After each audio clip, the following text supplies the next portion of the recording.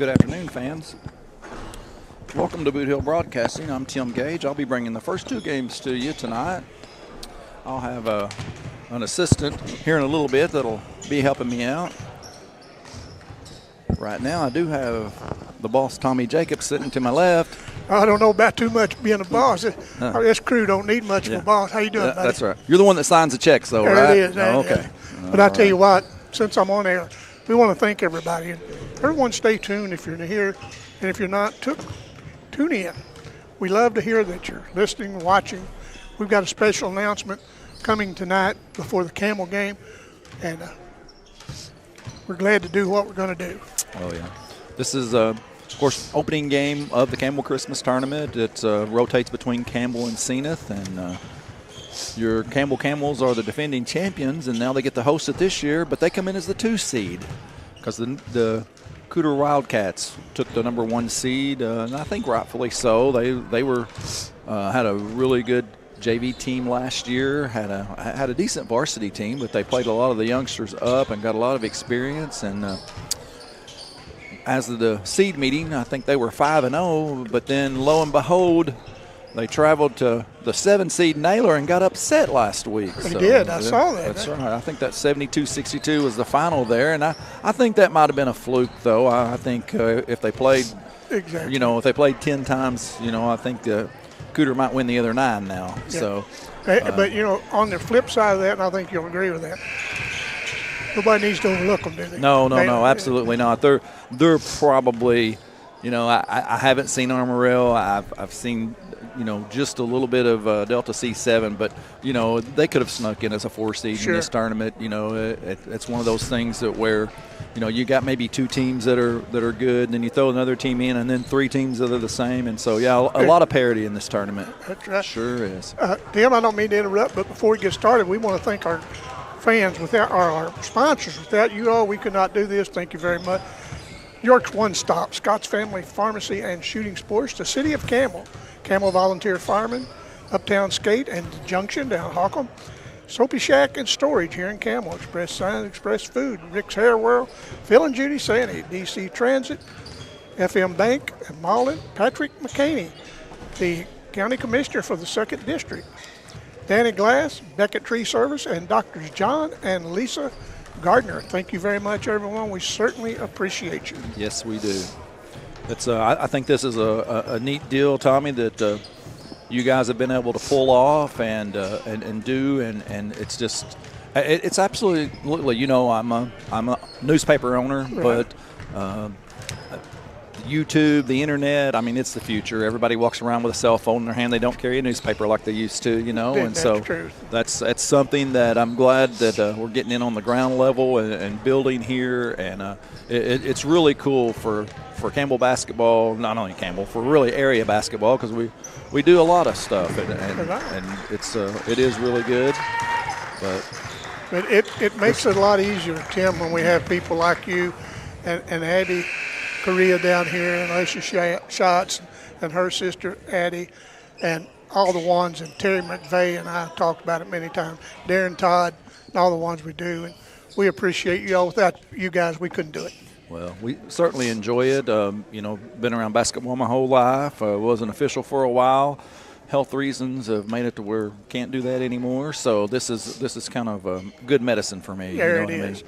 We're certainly glad to have you. Well, thank you much. Well, it looks like we're getting ready to go here. You're fixing to see a Cooter team that's going to really get after it, man. They like to press and go, and I guess we'll step right into the starting lineups here.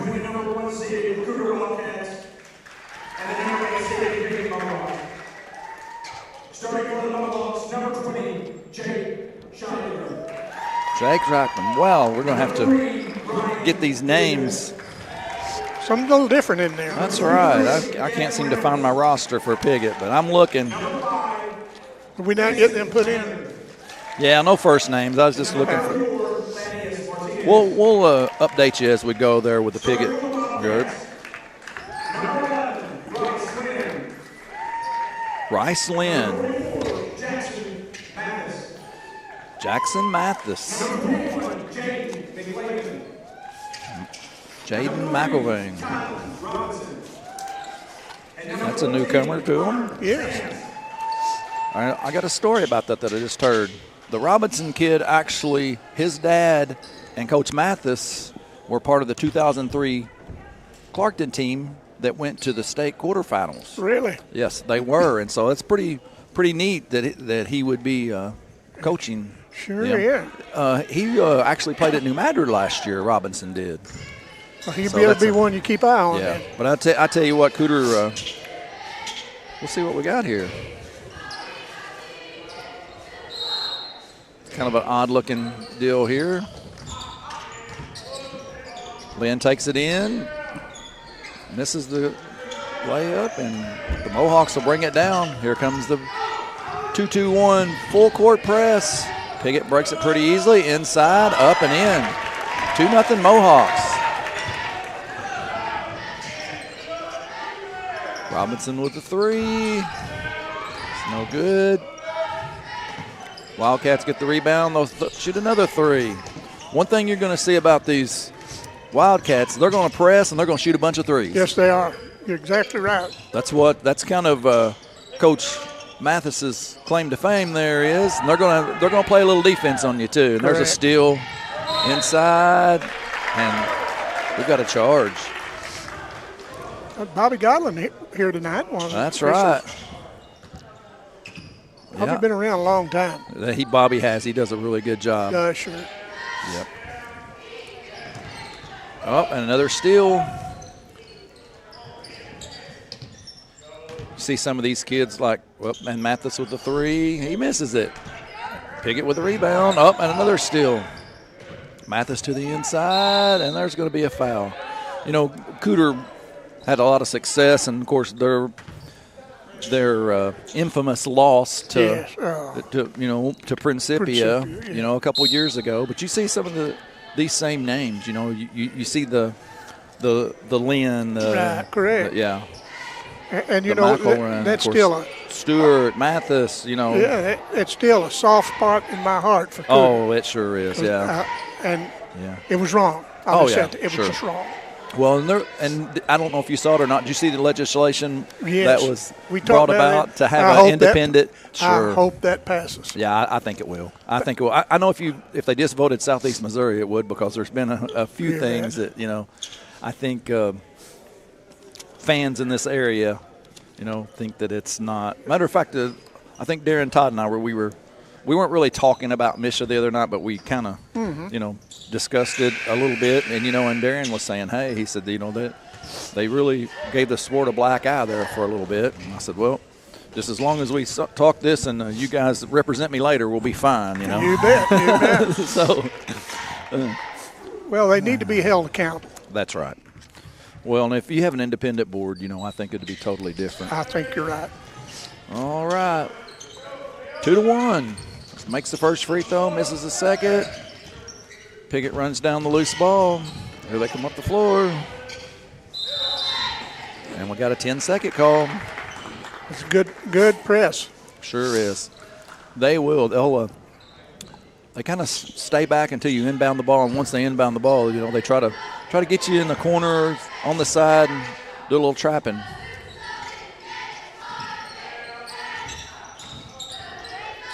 Nice drive in the baseline. Can't make it.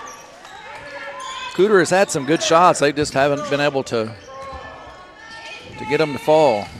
And another steal, and here's going to be a layup. See if they make this one. Oh, they missed it. Wow. Coach Mathis, he said, hey, we got to do something different here. Yeah.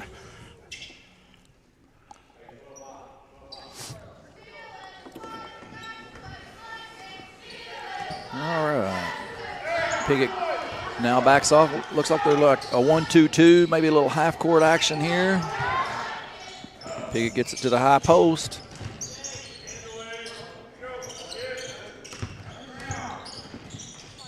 Inside again. I think he walked. Let's see. Nope. Foul. Denver Stuckey with the call there. Another good official for us. Yes, right. He's been around a while, too. Yep. The reason he walked is he got fouled, and that happens too.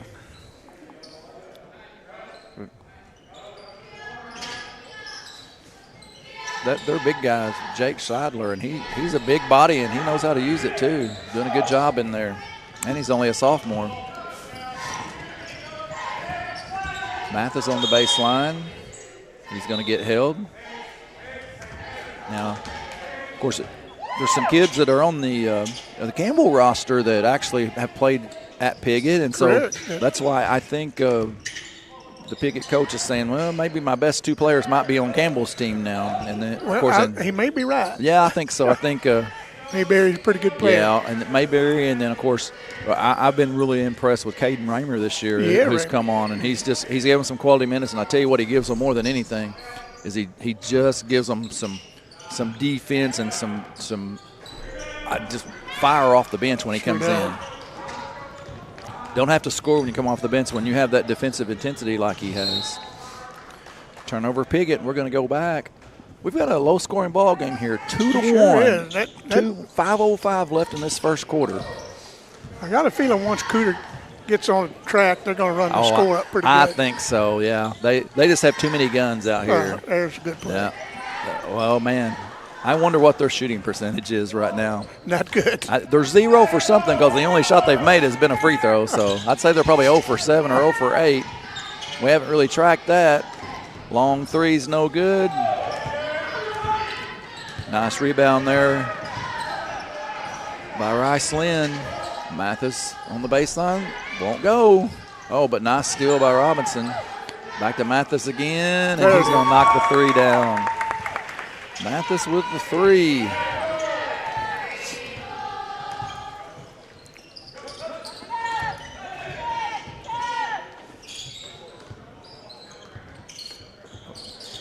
There's another steal. Lynn's going to go all the way. I bet he doesn't miss it. That's right.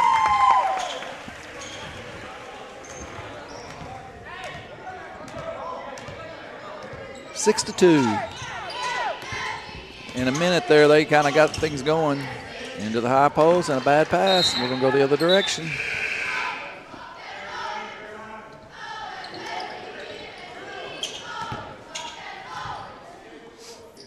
Mathis has went to his bench here. Pretty good. Looks like he's about 7 deep right now. I think that's right. Mathis with a long 3, a little short, but they get their own board. Rice Lynn for 3, just a little long. Piggott gets the steal. Bring it into the front court. Trying to let you guys know some of these kids that are playing here. We'll get there in a minute. Another nice pass. Mathis with the 2. 8-2 is our score now. Just over 3 minutes to play here in the first quarter.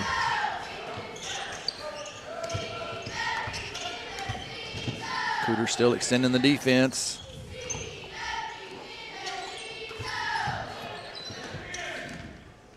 Mathis with a deflection, but Piggott comes away with it, and another deflection. Mathis is really busy on the defensive end. Robinson in for 2. Number 34 for Piggott and number 20, I bet, might put the pads on and play a little football. I would almost bet they do. If they may hit the Mohawk field. Looks like Robinson's going to pick up his first foul.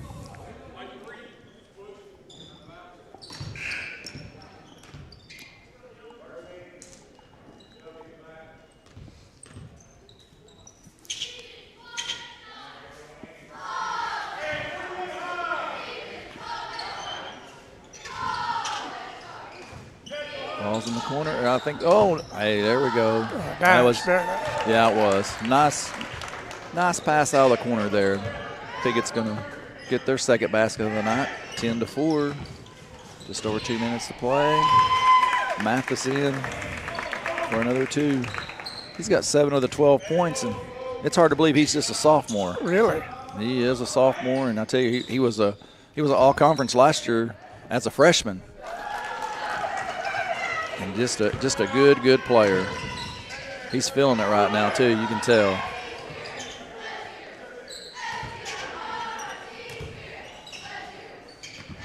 Nice first step, and it's up and in. You were right, Yep. Tommy. Once they hit the first shot, they're getting after it now.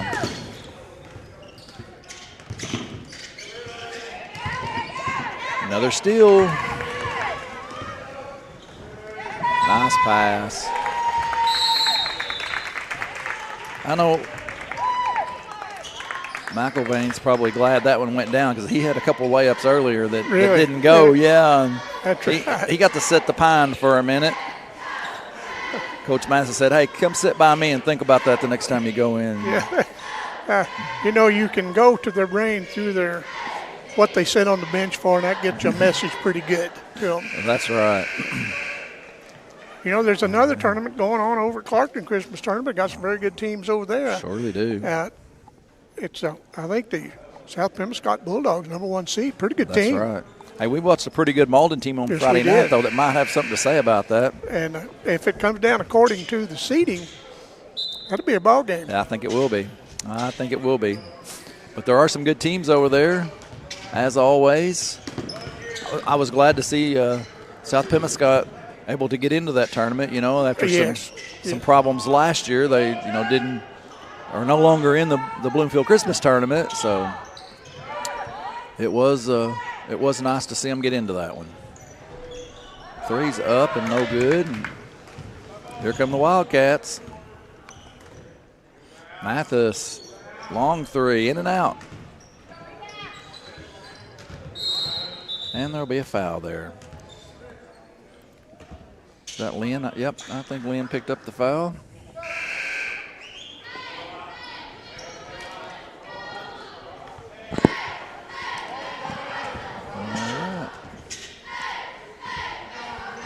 They extending that half-court trap a little more down. Now it's almost like a three-quarter court trap.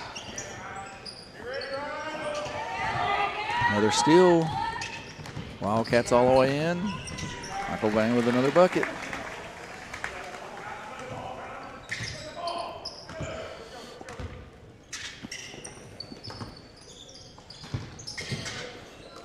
That defense is just relentless, isn't it? It sure is. I think McIlvain thought about dunking it there, but thought, man, if I miss it, I might have to go back to the bench. So I think I'll just go ahead and just lay it in. And there's a steal by Robinson, up and in. All of a sudden, we went from a 5-1 ball game to a 22-6, and we're on the last. Robinson picks up his second foul. That wasn't good there. 5.8 seconds left. We're going to shoot two here.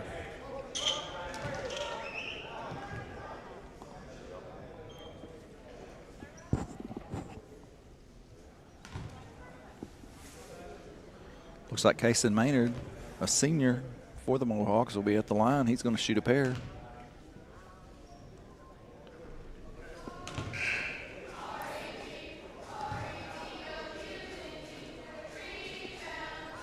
First one's no good.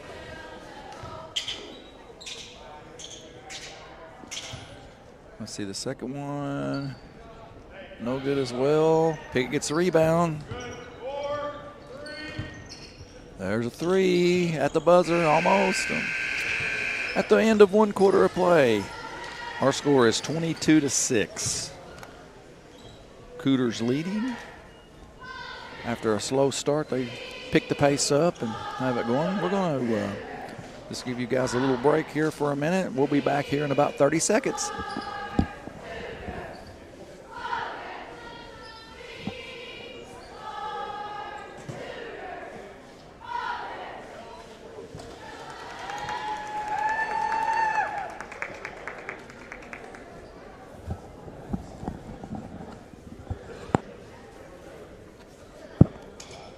Once again, let's thank our sponsors. York's One Stop, Scott Family Pharmacy and Shooting Sports, the City of Campbell, Campbell Volunteer Fire Department, Uptown Skate, and The Junction. Soapy Sack and Storage, Express Signs, Express Foods, Rick's Hair World, Phil and Judy Sandy, Duncan County Transit, FM Bank, Patrick McCanney, Danny Glass, Beckett Tree Service.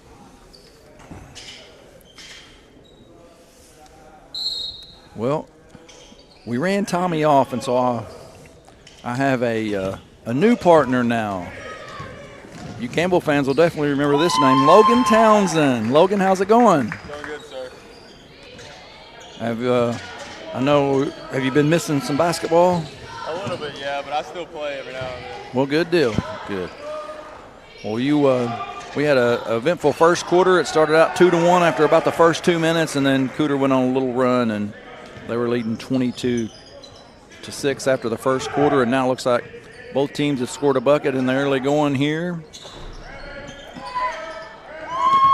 Long three by Sykes is no good. He'll try it again. Short again. Piggott with the rebound, and they're coming down. Logan, they've been in like a 1-2-2 full court press, and then they dropped it to a three-quarter press, then a half court. It just kind of depends on that lead guy. Long three. Dutka for the Mohawks. But most of their points have come off the thing. Hey, right back. Brooks, he said third time's a charm as he's going to knock down that three.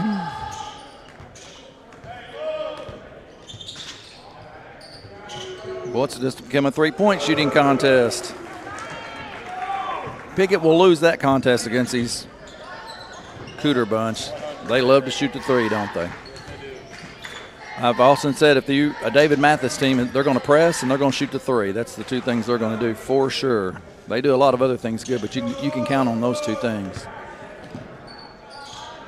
Here's another three. Oh, that one's a little long. Wildcats with the rebound, but looks like they stepped on the end line.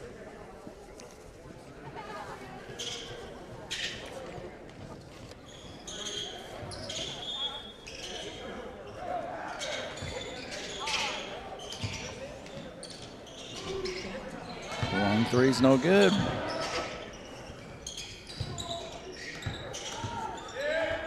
I don't know. Do you know how you say his last name? Is that Dutka? Do you know him? I don't know him. Okay. All right. I thought you're a youngster, so you might know some of these kids. We're going to say Dutka unless somebody wants to jump online and tell us we're saying it wrong. Cooter with another steal. Gonna come down. Lost it. Sure did. I think he looked at the defender and kind of took his eye off the ball there for a minute. You ever done that? Multiple times. It happens, doesn't it? It sure happens.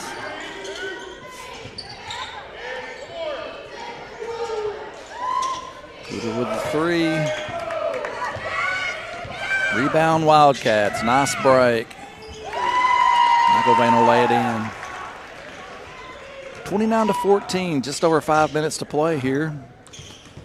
1 versus 8 seed, so you kind of think it might be a little bit, and Piggott hung in for a little while, but I really think the quickness and the depth of Cooter is kind of showing its head now, so to speak.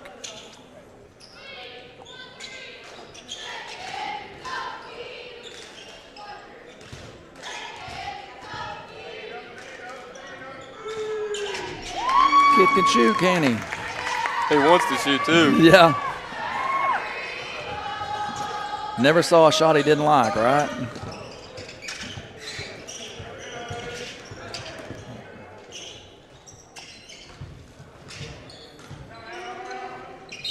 Once again, oh. Timeout Piggott. Gotcha. I thought maybe there was a foul there. Got the timeout before the foul. Like a while ago, we got the foul before the walk, so it happens, right?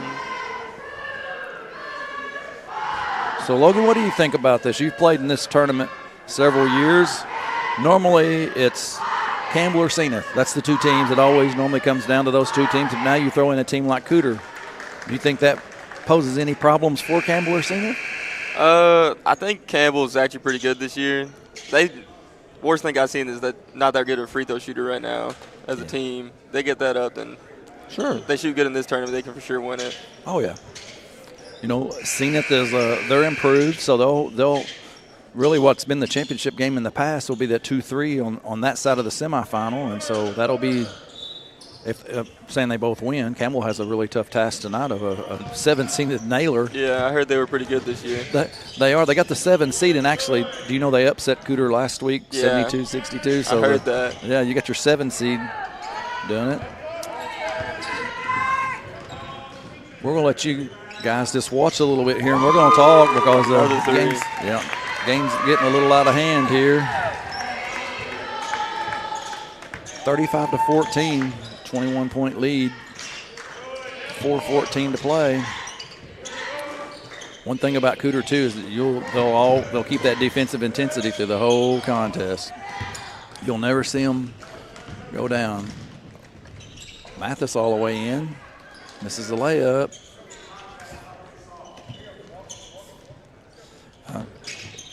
Had Cooter made their layups, this game could be a 50-point game right now. They have not shot the ball very well at all. We'll try it again. Mathis in. He got that one. Yeah, he was going to make sure the second time. But, you know, we were talking earlier with Tommy, too. These Mohawks, they are a little short-staffed. Campbell does have a couple of Piggott natives on their squad that could absolutely help them. You know, if you say, hey, Caden Mayberry, he's on this team, you know. And then the Raymer kid, he'd be on this team. I mean, they would be a lot better with those two guys. Not saying they're bad, but you know, they're the 8th seed for a reason, but they play super hard. Have you watched Campbell play this year very much? I watched him play against Bernie and Malden. Gotcha. Those are the 2 games I got to watch. Well, you saw their 2 losses. That's not good. You're going to have to pick a different game to watch then, okay? Hopefully today. That's right. Oh, I'm hoping they play well tonight and do what they're supposed to do and come away with a win and move to the semis.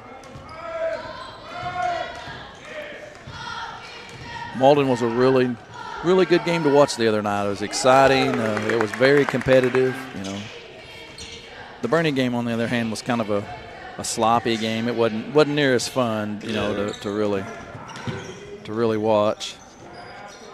We're going to shoot some threes and another 3. I've been sitting here talking. I don't have all the scores, but we'll run down and we'll let Miss Siebert get us in on what the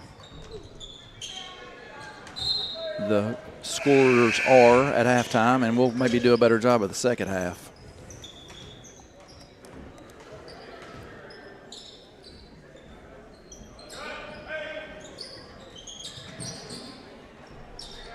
So what's the percentage of 3s versus 2s in this game?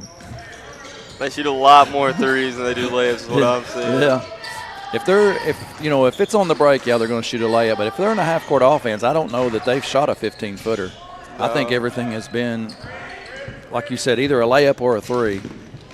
And they're shooting the heck out of them. There we go.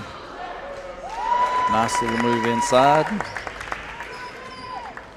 Looks like Brooks will pick up a bucket there. And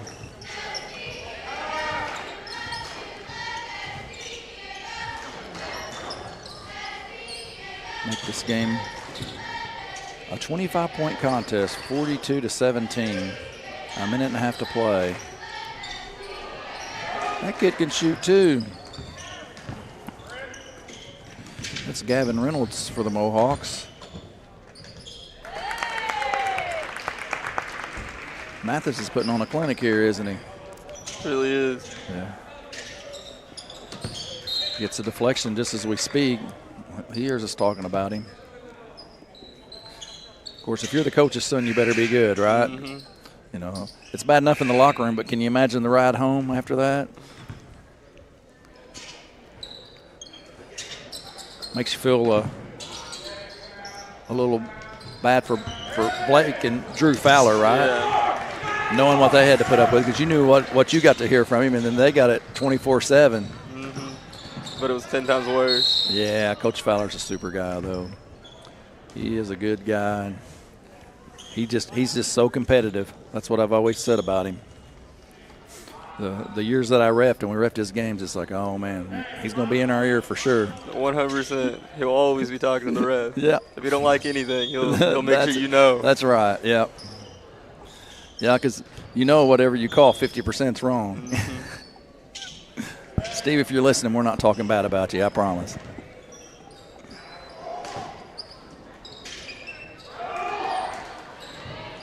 Mathis will get the steal. He'll bring the ball in the front court. Long pass to Rice. Rice will shoot a 3. Rebound, Mohawks. You know, the three-point line has definitely changed the game of basketball. I grew up in the two-point era before there was a three-point, and it was bang the ball inside, you know, inside post play, post play, post play.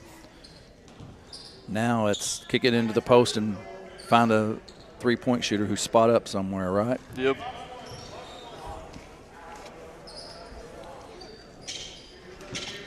Piggott will inbound the ball. And we'll shoot another three. Short. Gets his own rebound. Gets it back. He'll shoot another one. That one's a little short, too.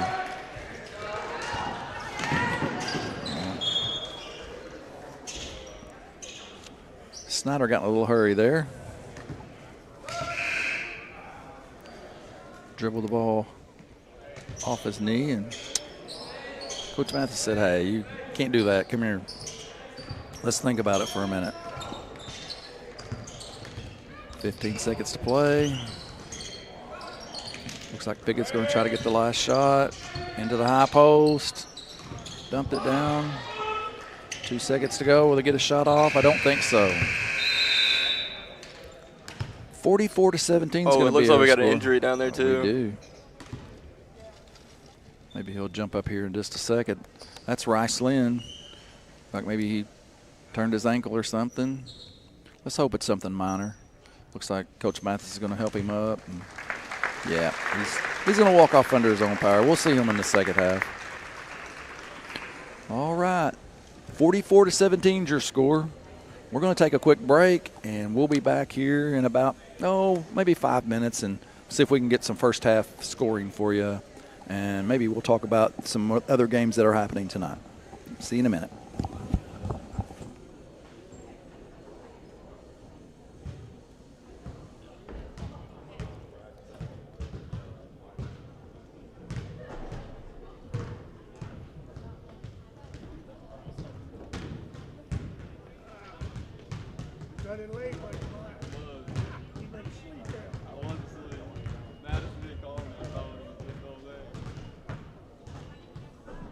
Saved you again.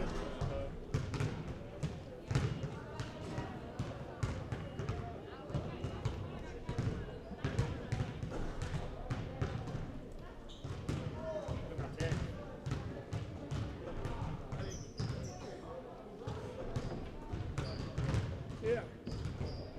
No, you're right.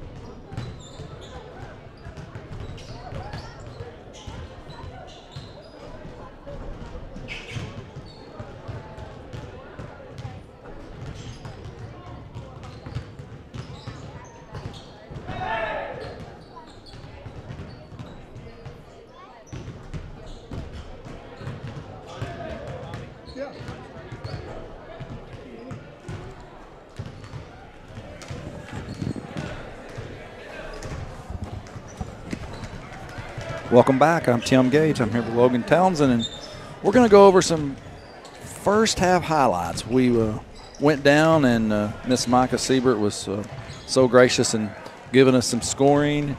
And I'll start out with the Cooter side, and Jaden Mathis, 15 points. He had 1-3, but then the rest of them were mostly layups, weren't they? He had one nice little baseline shot. McIlvain had 11, Sykes with 9, Brooks and Lynn both with 2. Robinson had 4. Robinson set the second quarter out, though. He picked up that second foul there right at the end of the first quarter, so he set for the entirety of the second quarter. Over on Piggott's side, Dutka with 6, Maynard with 3, Scheidler with 4, Reynolds with 3, and Martinez with 2. That brings us to our score of 44-17 here at the half. Just a few points away from having the mercy clock running in the fourth quarter. That always makes the game go by a little quicker, doesn't it? It really does. But I just was looking at the program that we got here, and I always called this the Campbell Christmas Tournament, but I guess it's not. I guess it's called the Campbell Invitational Tournament. Did you always call it the Christmas Tournament? I thought it was, because then I thought the Bernie Invitational switch between us, Bernie, and Hawcom. That's exactly and right. every year we just That's changed exactly right. But since Bernie hosted this year, I guess we did that. But it's always been called the Campbell Christmas Tournament or the Senath Christmas Tournament, as it does rotate back and forth. And but it's always a good time. I know Campbell's probably won the lion's share of the tournaments in the last 10 years. As a lot of talented squads come through, and this year's is no different.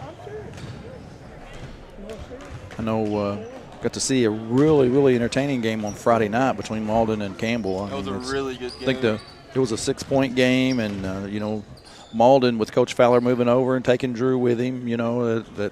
And they had a couple of kids that didn't play last year that are playing this year. A couple bigs, 6'4", 6'5", and I thought Campbell played really well against a really talented team. A team that was in the ball game with Dexter, and we saw what Dexter did.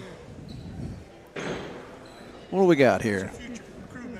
Oh, gotcha. Hey, we sure do. Well, that sure is.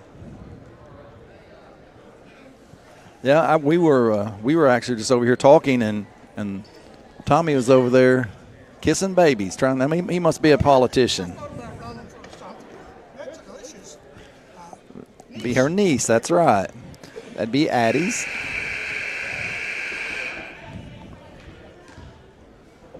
Looks like we're here within a minute to play, and we should have an entertaining second half of basketball here. We'll see if Cooter stays in that pressing defense or if they back off a little bit.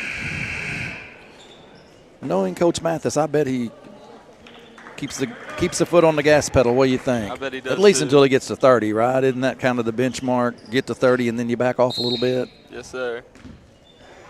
Yes, sir. Sir's over here. That's when you call with him, okay? I'm Tim. I had never been called sir. Lordy, that makes me feel old.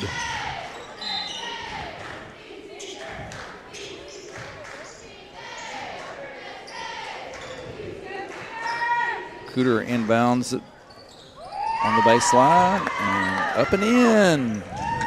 Got to get my things back. I do not know these kids, so it's a little different if we were calling Campbell's or Bernie's or even Malden's. Know them a little better, but don't know these kids as well.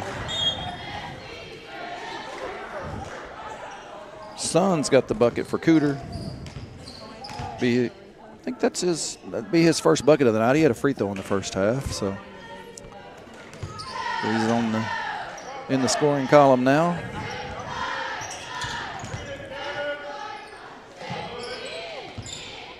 Piggott stayed in the 1-2-2 and done a pretty good job of defending the three. I guess that's when you can get your wings out like that. It kind of takes that jump shot away, or the three-point shot, whatever you want to say that it is. Oh, Trying to hold on to the ball. No, he was ready to shoot before he called it, wasn't he?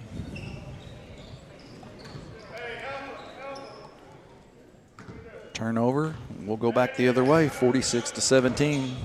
We played a minute here in the third quarter.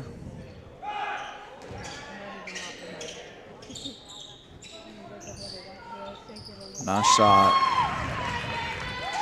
All right, I got to ask, what's the 3 in the eyes? That just a celebration, I just think. a celebration?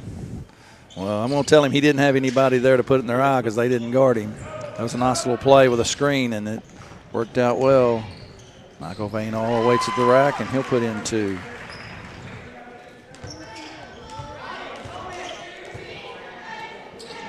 Quickly, it's a 34-point game. And there's a long 3. It's no good. Rebound Cooter, and they're off and running.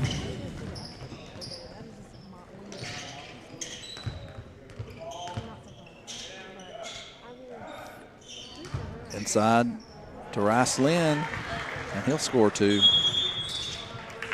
Timeout Piggott. They're going to talk it over here a little bit. A lot of those shots that weren't falling in the first quarter, they are falling this third quarter, and all of a sudden we've got basically a blowout on our hands. You know what the bad thing about a blowout is, don't you? No, we got to come out with a lot of stuff to talk about, okay? So you got to be thinking over there, what are we going to talk about for this entirety of the second half? Nobody wants to hear our play-by-play when the score's 53-17. So we got to think of something that would be interesting.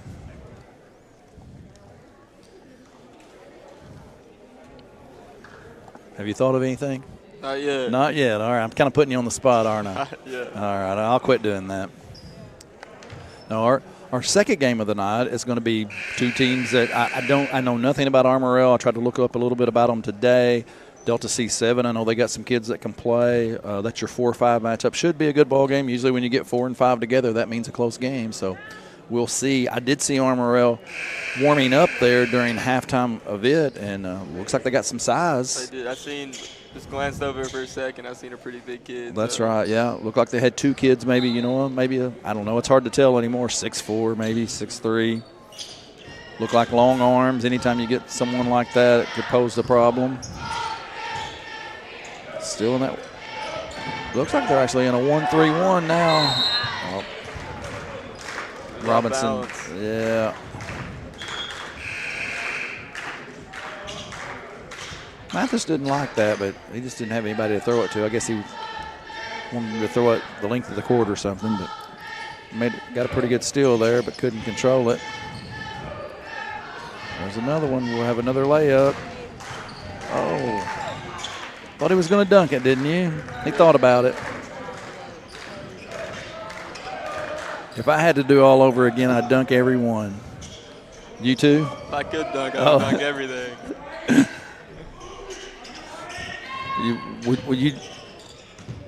You would be a Caden Mayberry then? Because he loves to dunk, doesn't he? Yes, he does.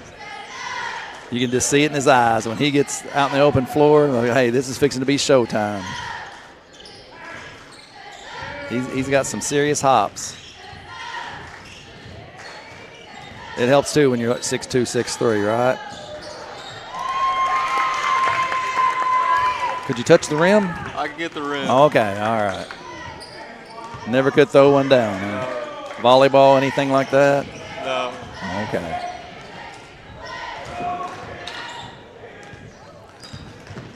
Cooters on their way back. 40-point game here.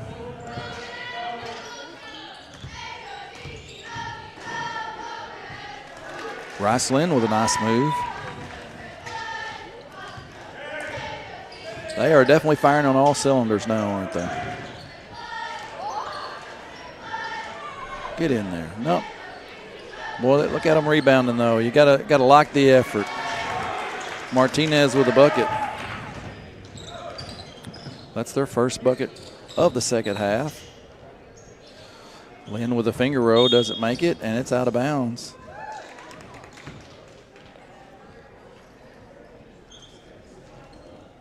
We're going to have a substitution. In comes Snyder with a nice 00 number. What was your number? Number 2. Number 2, that's right. And your brother's number was? He was number 11, yeah. Gotcha. All right. 2 and 11. Something about having 00. You better be pretty good if you wear that number, right?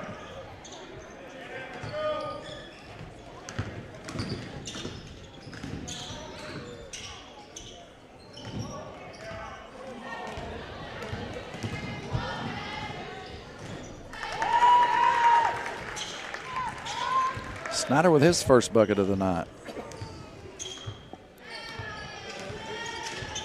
One thing about it is, Logan, we'll have a quick fourth quarter because it'll be a running clock, so that is something.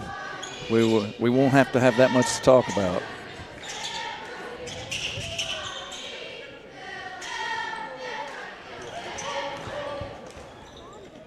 Our last game of the night will be Senath playing a much improved Gideon team. You know, Gideon has kind of taken their lumps, but I think at last point, I think they were 4-2, something like that. So that's, you know, 4 wins, maybe the most wins they've had in a season in a while. We'll see how that game goes, but I know Senath, they're pretty tough too, so we'll see. Usually the first day of these tournaments, there tend to be a few lopsided scores. But, you know, like down at the Bernie tournament on the first day, you know, you had a 7th-seeded Bloomfield upset a 2-seeded Portageville. And so that was, you know, it does happen. So. It does.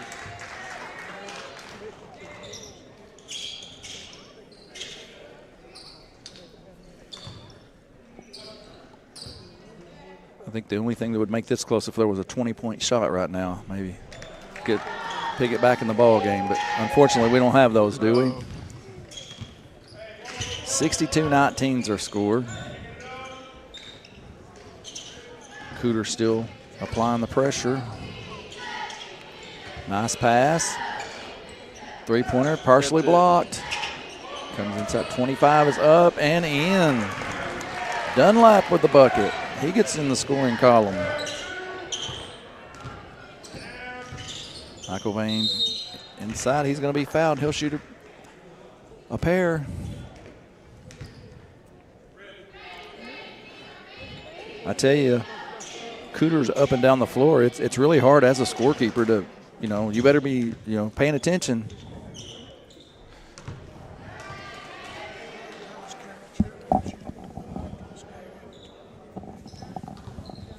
All right, it seems like we'll have a special guest at the end of the contest that we have here before we get in our second game of the night. Speaking of scoring, and this is kind of still a sore spot for Cooter fans, but do you remember a couple years ago, when did you graduate? 24. 24, well in 23, Cooter made it all the way to the quarterfinals. In that game, they played Principia. I think I do remember that. Do you remember this? And then there was the official score, it was at Principia, and the official scorer didn't do a good job. You know, I mean, they actually just missed, you know, a three-pointer, and then I think somewhere along the line, Principia got an extra point given to them. So instead of that game, which should have been, I think it was 43-39, Cooter should have won, they lost by 1. So it was one of those games that, and of course, Cooter went to Misha and did that, and Misha just kind of said, hey, no, it's once the game's final, that's it. Too bad, so sad, you know, worry about it next time. But anyway, that's still, I'm sure that's still a sore spot with the Wildcat fans, and so we better make sure that we keep up with the scoring here. Speaking of that, 65-24, 1:46 to play. Piggott's at the line. Dunlap's going to knock it down. Another long three. I tell you what, that Sox kid, he can shoot, can't he? He wants to shoot, too. Yeah, he can shoot. You kind of had a few of those games where you were feeling it, didn't you? Knocked a few down. Had a couple. Yeah. It's a good feeling, isn't it? It really is. When you know that you got it and you're going to let her fly and it's going to go. The shooters do get in a zone. I mean, it's his confidence, isn't it? It really is. Mathis is going to get the loose ball and going to go in with the left hand. Looked like he even gave a Campbell 5 on the sideline there. Piggott's going to retain possession here. Just under a minute to play in the third quarter. This game got ugly quick. We're at 72-25. Almost another steal. Get in there. Nope. No good. Sox with the rebound. He'll semi-walk it up. And that's a logo 3 that he dismissed. If that had went down, man, we might have had to stop the game for a minute.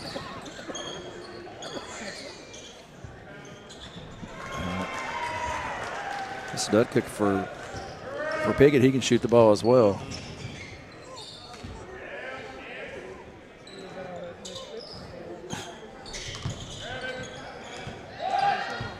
I tell you what, these kids have the green light. No doubt about it. See if Piggott can get a shot here as we're in the last 10 seconds. No. Oh, he missed the dunk. Mathis had a shot at it there, but missed it. See what Dad says when we come to the sideline here. I think with the score like it was, I don't think he'll say much, right? If it had been a close game, he might have been on him a little bit, huh? What do you think if you would have missed a dunk? What Coach Fowler would have said to you? I think I've been sitting right next to him on the bench for a minute or two. Got to. Might have been having a few choice words for you, huh?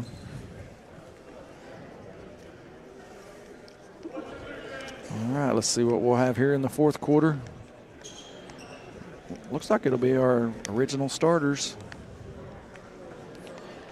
You know, we had talked about Lynn having the little injury there at the end of the first half. He's been back out, been on it good, so that's not a problem. Sykes did get to sit back on the bench. I bet his arm's tired. What do you think? Probably is.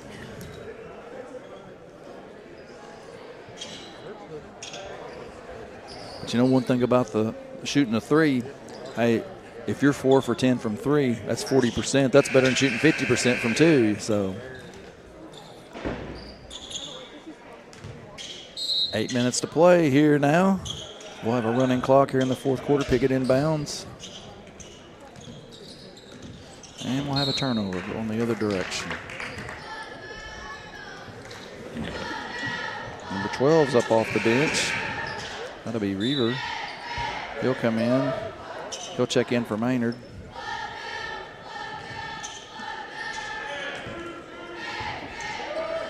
Now, there's an old trick here if you're an official, and that's if anything's close to a shooting foul, Mathis knocks the 3 down. Anything close to a shooting foul, you call it, because if you're shooting free throws with the clock running, that means you're not having to work as hard as a referee. How about that? Robinson out with the rebound. Michael Vane, he'll shoot a 3, no good.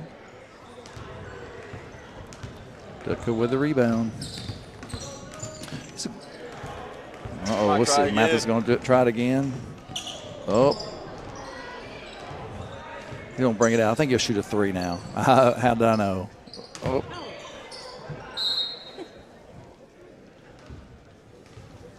Maybe a little winded. It's kind of a little early in the season. Maybe they don't have their legs all the way under them yet. Let's see. Dutka for Piggott is a senior. Good looking player for them. Mathis is going to shoot a layup this time, I bet. Yes, he did. He's going to make sure.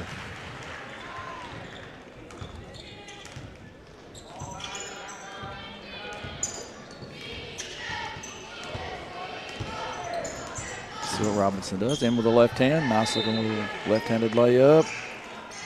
Quick timeout for a substitution.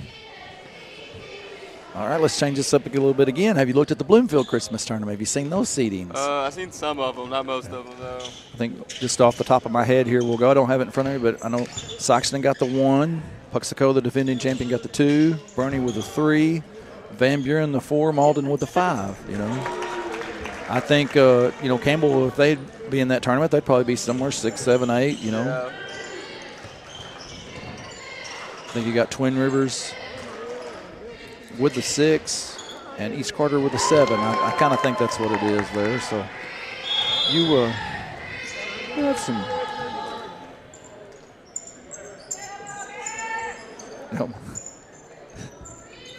Never seen that before. Piggott coach called a timeout. referee Bobby Godwin said, "What do you want?" He said, "Just whatever." Bobby said, "All right, we'll give you a 30-second timeout then. No sense being here for a minute, right?" But I think he may have only had a full timeout left because it looks like we are going to have a minute. But anyway, that should be pretty good. Now, Dexter, of course, they made it to the finals of the Seymour Conference against a really good Sykeston team. Was in the ball game pretty well. So they're going to be a tough task for the smaller schools that are in that Bluefield Christmas tournament. In that championship game, they were up by 10 at one point, maybe even more. So that will be, of course, Puxico, who just loaded. They were a Final Four team a year ago. They've got the core of theirs back. I know they lost a couple of guys off that team, but they're going to be a really tough out. We saw what Bernie can do when they played against Campbell. They've got a lot of talent too. I know they're young. They're juniors. They don't have a senior on the team, but they could give people some trouble. Van Buren, a team we haven't seen, because they play out west, but people say that they're really good too,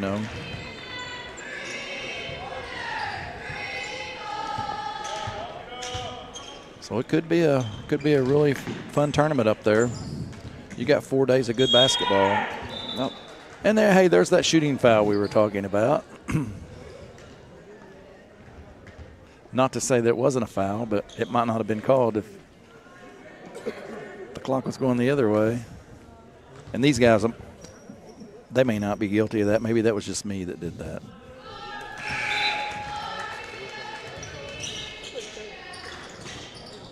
Looks like Kyler Real will check in.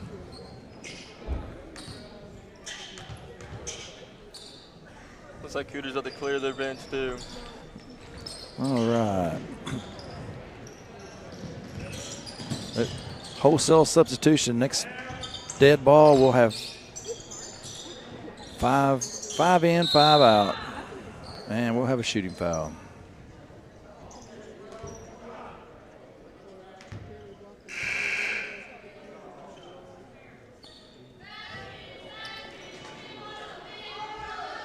Well, I guess we're going to go ahead and substitute them. Got everybody but the shooter. Having a little fun here, I guess. What do you do when the score's 85-32 and you still have 3 minutes to go in the game, right? Hopefully celebrating on the bench and not playing that much. That's right. But as a player, you're looking up there and saying, hey, we got 85. We can get 100, right? Isn't that kind of the go? Hey, we want to bust the clock. We try that multiple times. That's right. Doesn't always work out, though, does it? Because of the way Oh, that was kind of a funny-looking shot, wasn't it? Almost got his shot blocked, but stayed on the ground. He didn't walk. Most of the time I think a player would walk in that situation. I think he thought he was about to walk is why he just chunked it up.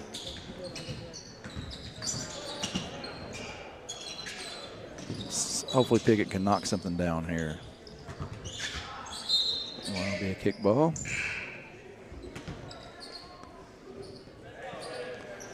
Brooks will check in for the Wildcats.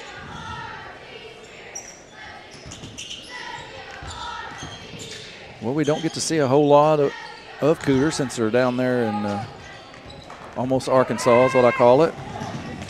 But they're all that they're cracked up to be.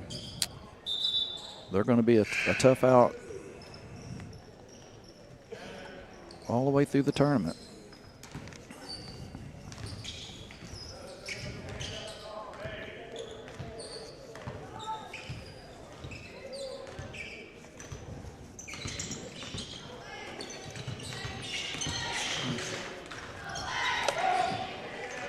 Cooter with the rebound. We're going to go the other direction. White line 3 again. Yep.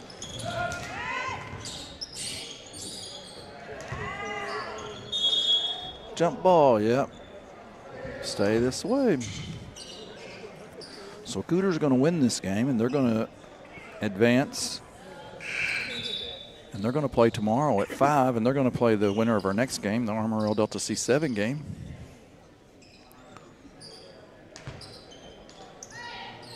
You guys stay tuned. Hopefully it'll be a little more entertaining game. It'll be next. We're going to let Logan do the play-by-play in the next game, and I'm going to sit over and just kind of do a little bit of the color. Does that sound like a good deal? Yeah. All right, he's agreeing to it, so we will. Logan, have you called many games? How many games is this for you? I believe this will be my 4th one. 4th game. Well, good deal. This is my 3rd, so we're doing good. How about that? We tag team it. We can get through it, can't we? Yes, sir. Under a minute to play. They're not going to bust the clock. We know that. Let's just hope the Mohawks can find a bucket here. I'd like to see them score something here, especially some kids that probably don't get to play a lot. Nice to see them get a bucket sometimes. Nice move there, and a nice block. How about that? Reaver with the block. There's Sykes for the 3 again. And he missed it. Oh. Yeah, he probably should. He'd get in trouble for that, though, shooting that. He should have kicked it out for the 3, right? 90-32 is going to be our final. We're going to take a break for a minute. We're going to hand over the headset to Tommy Jacobson. He's got a special interview that he's going to do, and we're going to be back with you. We'll give just a couple minutes for them to do the interview, and then we'll be right back.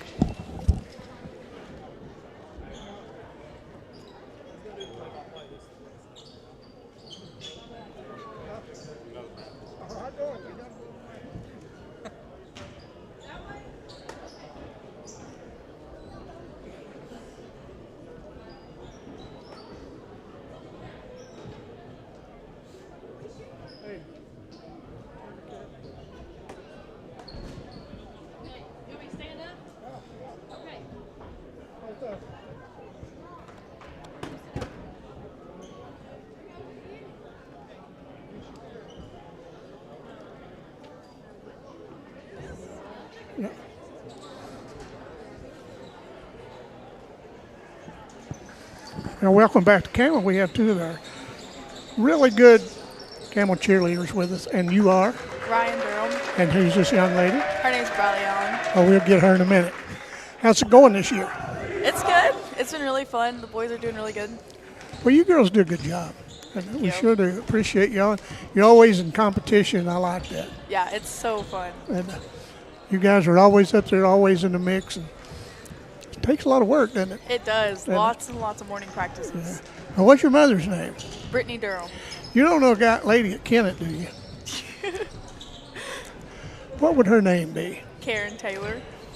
I know Karen. Karen and I serve on the board together now. She's a wonderful person, but don't tell her I said that. I won't. And, but we just want to recognize you ladies for the hard work that you do. Well, thank you. And see, when you get old, your voice gets raspy. Now, George Jones made millions off of having a raspy voice. I wish I did. Well, I would trade with you. But anyway, it's really, really good, and I'm really proud of you ladies. And any time that you all want to come up or send some other 2 up, whatever, we'll always be glad to visit with you. All right. All right? Yeah. Well, now we'll talk to this young lady over here. Oh, yeah, come on, you. Oh, look at this. You're going to have to work on her. I got you. I'll talk with her. Okay. Well, anyway, what'd you think about the first game? It was good. Yeah. Cooter, when Cooter got started, they didn't have no off button. Yeah. But I still think, I may be wrong. I'm not, still think to win this, you're going to have to go through Campbell. Yeah. Campbell played very good over at Marlin the other night. Marlin got a good team. Yeah. It was anybody's game, and there's some good teams in this tournament. You know, Senath's got a good team. Yeah. And Naylor seeded 6th or 7th in this team. Earlier this week, or last week, beat Cooter by 10. Really? So, you know, when you're 6th or 7th seed, whatever it was, knocks off your number 1. And yeah. But that probably woke Cooter up a little bit. Yeah. And, well, listen, it was really good. And where's your car keys? They're in my bag. They're in the concession stand. Okay, well, I think you'll probably, if you live to be as old as me, you'll always take care of your keys. I know now. They don't go anywhere. No. Well, listen, it was very nice talking to you and this young lady. We'll get her one of these days. Yeah. She got those dimples, and, you know, she don't want nobody seeing one, do. But anyway, thanks for coming up, and tell all the others that we'll get to them. I will. Thank you very much. Thank you. Bye-bye. Good luck tonight. Thank you.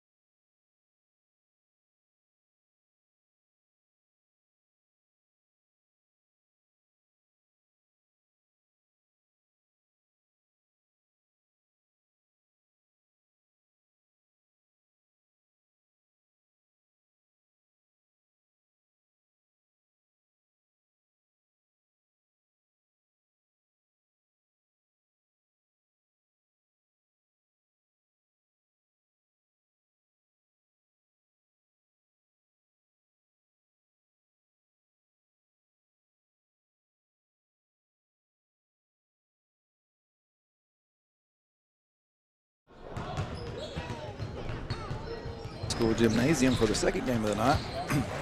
Fourth-seeded Armorel Tigers against fifth-seeded Delta C7 Chargers. Winner of this contest will move on and will face the #1 seeded Cooter Wildcats, who took care of business in their first round game against Piggott. Logan Towns will be right back here in just a minute, and he's going to help me call this second game of the night. See if we can have something a little more entertaining than that first contest.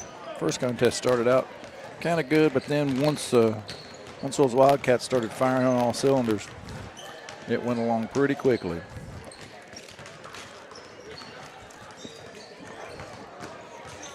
As we said before, we don't know a whole lot about Armorel. They do look like they have some pretty good size and look like they might be pretty athletic. We know Delta C7 to be very athletic.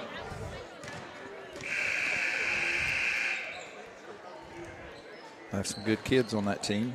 Had some young kids. They're not young anymore, though. They had kids that were young that have come through the system and have had some success there.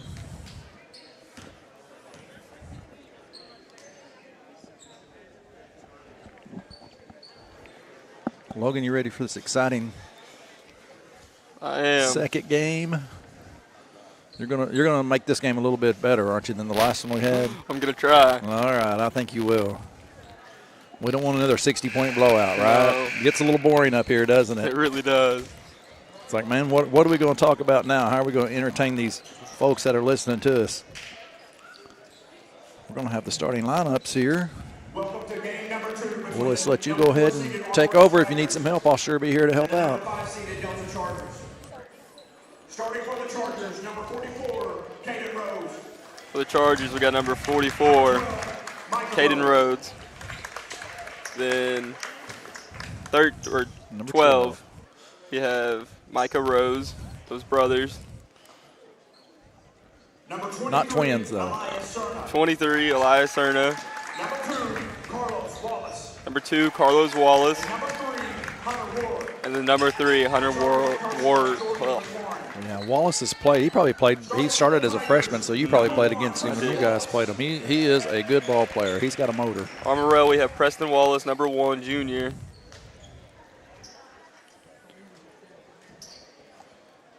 Number 3, Ben Braswell. Number 3, senior Ben Braswell. Number 5, Jacob Welch, junior. 15, Braylon Williams, senior. And number 25, Thomas Gow, junior. Well, Armorel will definitely have the height advantage, won't they? Those last two kids, they're up there. We don't have a height and weight or anything like that, but I'm going to say 25 there. He's probably a good 6'4", 6'5", isn't he? He's up there for sure. It's hard to tell from here, isn't it?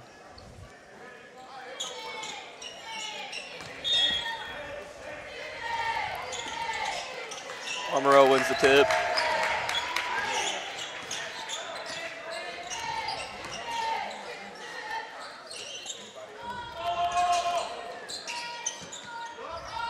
That was a really nice play. Sure was. A back pick down the baseline, a little lob. For a second there, I thought he was going to jump up and grab it, alley-oop it. Looks like Armorel's in an extended 3-2. Yeah, they are. Almost like a matchup zone. Yeah. And look, the same play exact play you on the other end. And we're 2-2 quickly, and we can tell this is going to be a competitive game. Both teams running a good offense, I can tell you that. And again, He tried to do it again. it was good defense, though, wasn't it?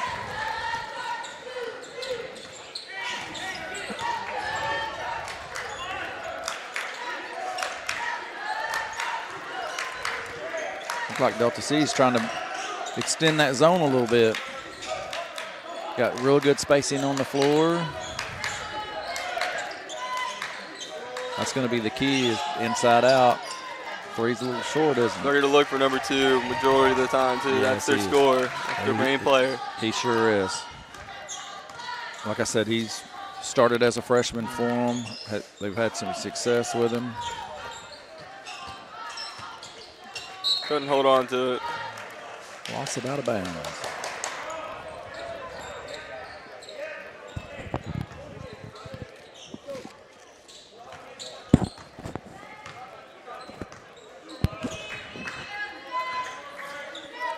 during the starting lineups, I sure would have thought 44 would have been an inside player. But he's on the point. Big guard. For the Chargers, a very good-sized guard. Like a deep three.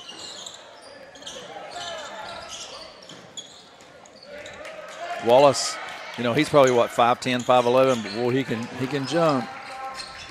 He's a long 5'10", though. Look, he just has long arms, long legs, and get up at it. Almost a steal there.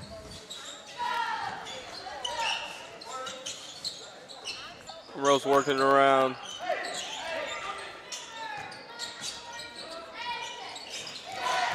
Nice ball Number movement there for a 3. three. Sure was. Nice ball Jacob movement. or Ben Braswell for a 3.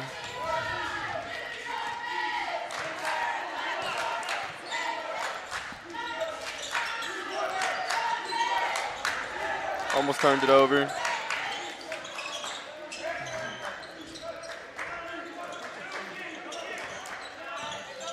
Both teams seem to be just real patient on their offense, Of course, we were Cooter a while ago, one pass and a 3, but not the same here.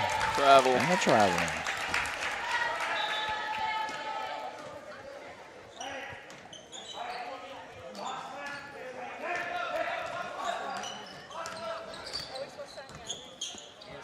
These the game that we watched a while ago versus the game here is just totally different, isn't it? It really the other one is. was just a track meet, and this one here almost put us to sleep. They're going to make sure that they get a good shot.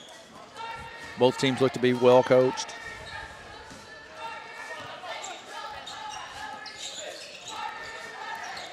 Nice play again. Nice little give and go there, wasn't it? They really like going to him for a layup.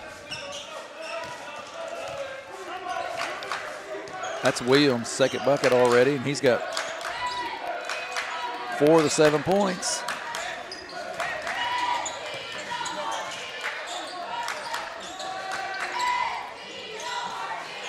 In and out, that one looked good. Looked to be good. I thought it was down. Ooh, almost traveled. No, that was almost, wasn't it? The skip pass is used a lot for the three-point shot now, isn't it? Came up a little short there.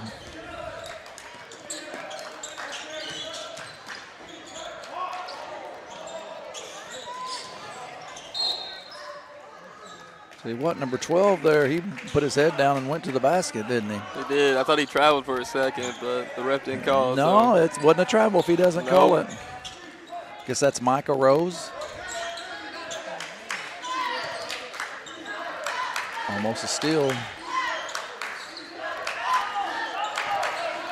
One thing I've noticed is that no telling where Wallace will be on the floor because he's been on the baseline, he's been up top, been in the post. Whoa.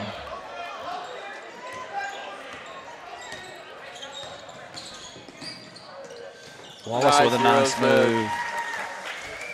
A little up and under there for the bucket. 7-4 is our score. Just over 3 minutes to play here in the first quarter. And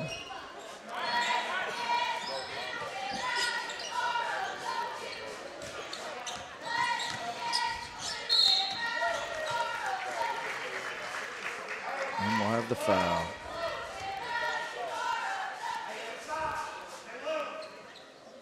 Who'd they call that foul on? Let's see if they put it on the board up there. Number 12. That'd be his first one. First foul of the game, right?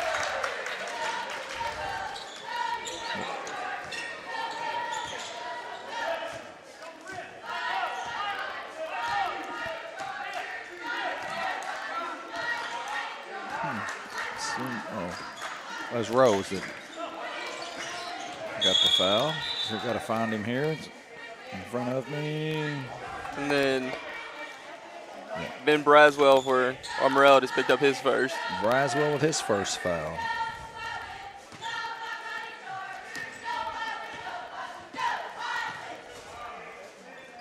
Well, so far it's been the Williams versus Wallace show here. Wallace with the ball here, looking to do something.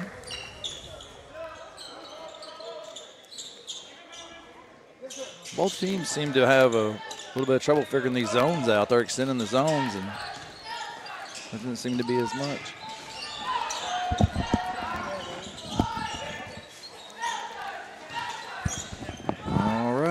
inside. That was good defense, Armorel. It sure was. Straight up, hands straight up.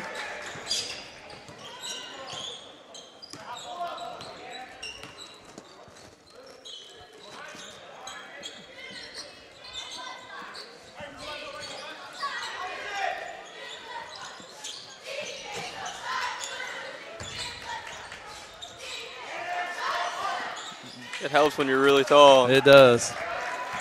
Nice rebound there, but he couldn't get the stick back. Wallace for three, he's just off the mark.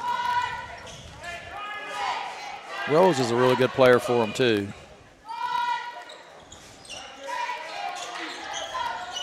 Another three. Oh, no good.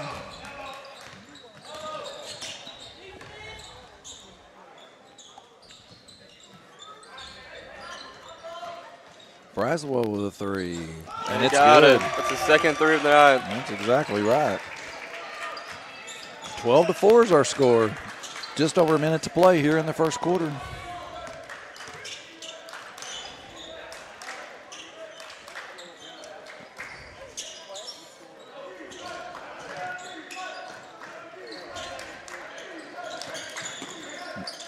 Nice ball movement. Should have been a kick. Yep.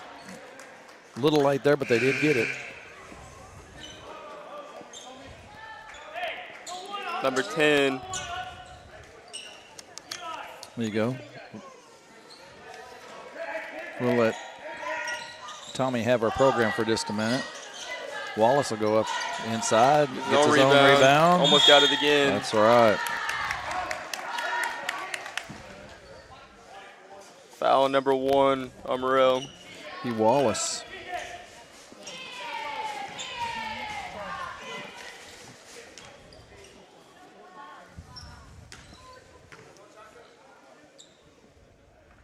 First free throw's off the mark.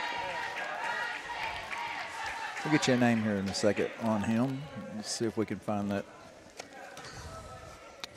But these programs are awful nice, but once you turn the page and you lose your place, then it's hard to find it again. There we go. That was Senath. Knocked down one of the two free throws. I don't see him on the book. No, we don't have him on our book. We're going to have to fire Tommy. He's not on here.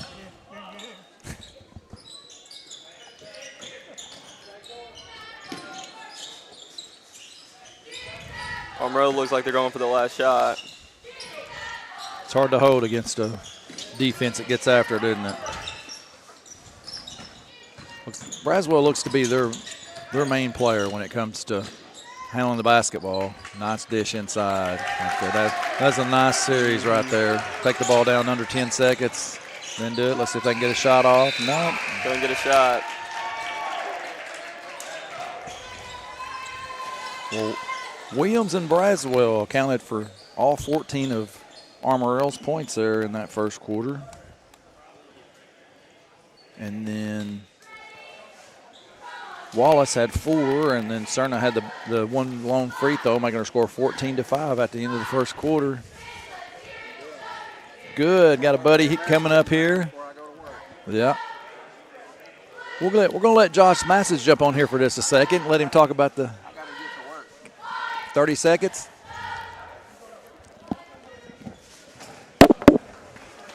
We want to talk about, we got Josh Mathis, who, matter of fact, former Delta C7 head coach, and now actually the JV coach for those Cooter Wildcats. You guys like to like to press and shoot some threes, don't you? Oh yeah, I love it.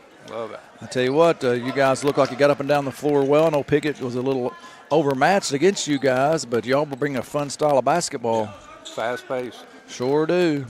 They got 2 good squads. I mean, really, they can right. get it up and down. So, Yeah. I mean, they got a bright future there. That's right. Well, you had your JV team won the conference outright and the tournament last year, right? Yeah. And that was without Jaden, right? He played on the varsity. So you add him to the mix. The future's bright for the Wildcats. It's good to see you there. We would get your brother David up here, but he probably wouldn't come talk to me. Oh, probably not. Snob, man. I can't say that. He just big leagues everybody. Is that what it is? That's what okay. it is. Yeah. Well, you know, to his credit, he is a Missouri Coach of the Year in baseball. You know, they won a state title under him. So, Yeah. man, you get to be big dog after you win a couple of those. Well, I mean, it's good to be under the learning tree of him. I wish I could have, you know, got some experience under him before, you know, I was a head coach there at Delta, but we did pretty good. We did pretty good for ourselves when we was there. That Wallace kid, he's a pretty good hand. He's a stud. Here he's going to go all the way in after the three and going to get a layup. And all of a sudden, this was a 14-5 game and 2 trips down the floor by Wallace, and he makes it a 14-10 score and a quick timeout by Armorel. Their coach is doing a pretty good job there, too, at Delta C7. Oh, I think he has. Sure do. Absolutely. He's got them playing hard, and he's got them being very patient. You know, they're not just throwing up stuff. They're taking good shots, and you know, they haven't all fell for him here in this first, you know, early going. But hey, I think he's doing something good there. I would just tell him to turn Wallace loose. Yeah, I think that's kind of the plan right now. Yeah. The last couple of trips down the floor, and he plays good defense, so he makes his offense too. Absolutely. Well, man, it was good talking to you. I just wanted to bring you in for just a minute and say hi, and good luck to the Wildcats in this tournament. I know whoever you guys get on the bottom side of that, Campbell or Senath, if the seedings go like they're supposed to and make it to the championship game, it's going to be one heck of a ball game. Absolutely. Thanks for having me. All right, yes, sir. We'll talk to you later. Always nice hearing from coaches that we don't normally get on. Josh is a really good guy, and I've known him for a while. We'll get Logan back on here. Logan was gracious enough to give his headset up for a minute so I could do a quick interview. We're back here, 16-10 is our score.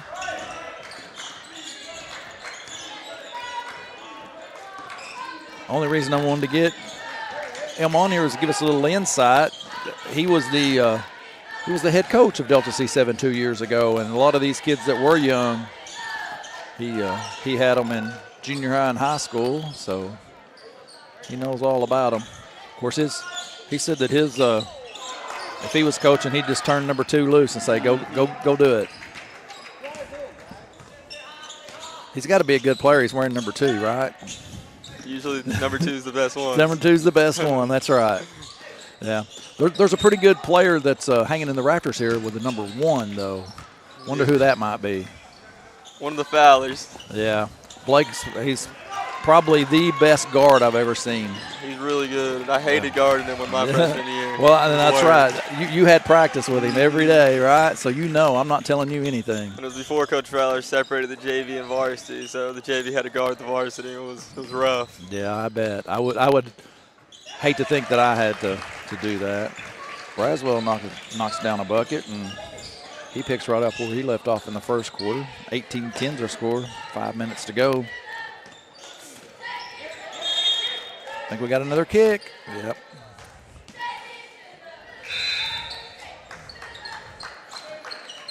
We knew this would be an entertaining contest. So far, it's been good. Looks like we're going to have a quick 30-second timeout here. We'll take a quick break and let us catch our breath here and let you guys kind of take a break yourself as we have a timeout. We'll be back with you in just a minute.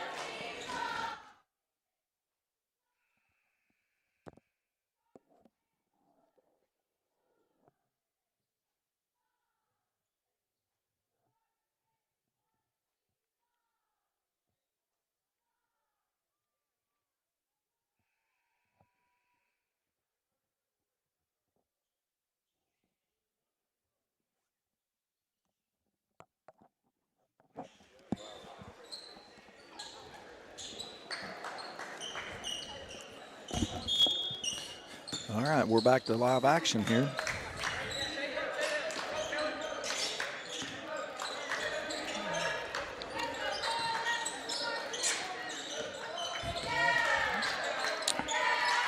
Looks like Armorel's going to stay in that 2-3, 3-2, whatever, kind of a matchup type zone. You know, speaking of defenses, oh, there's a three. Good. Nice three. Hunter Ward with the 3 ball. Man, I guess that's a new cheer that we get. Every cheerleading squad now has that. Braswell's going to go all the way, and he's going to be blocked by Wallace. Nice block. He's going to be fouled on the floor. So, say you got a player like Wallace. Would you go to a box and one here and have somebody just face guarding him the whole time? I think that's what we did. We got my senior year, we got to play him at the FedEx Forum. And it was always my job to face guard. I think I had to face guard him full That's court. what you did? Gotcha. So, if I'm as smart as Coach Fowler, man, I'm pretty good on That's what we did. One guy or one team had just one guy that can absolutely just do everything. Take him away. It's a different ball game. Yeah, that's definitely Wallace for them.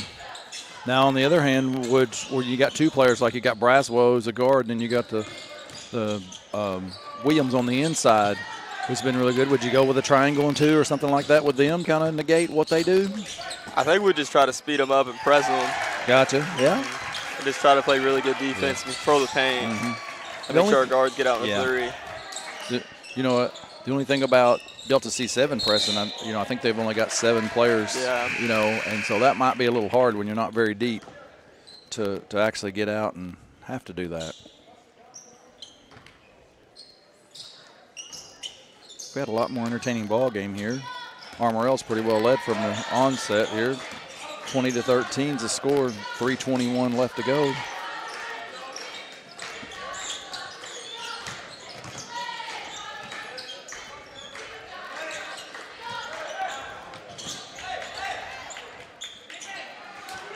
Good defense again there. That was a nice play. Anytime you can get it into the post with a good passer like him. Another 3 by him. It's good. It's the second one. It sure is. Again, that's Hunter Ward. 20-16 is our score now. All of a sudden, it's a 4-point ball game.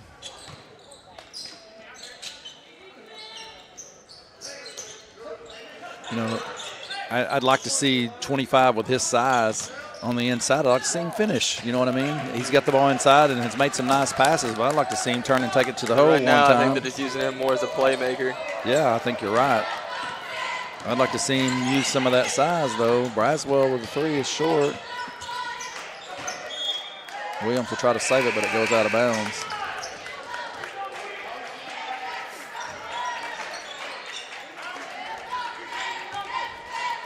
Looks like 1 and 5 for Armorel. Preston Wallace and Jacob Welch came in.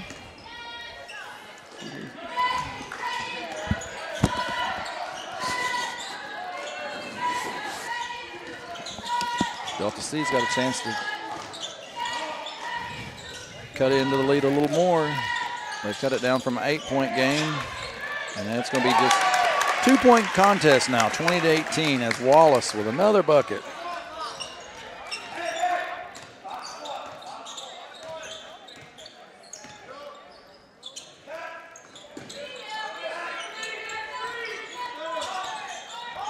Braswell with it out front. Looks like Delta C switched to a man-to-man. There we go. They got 4 on 5 right now. Braswell's going to knock the 3 down. Nope. Just rims out.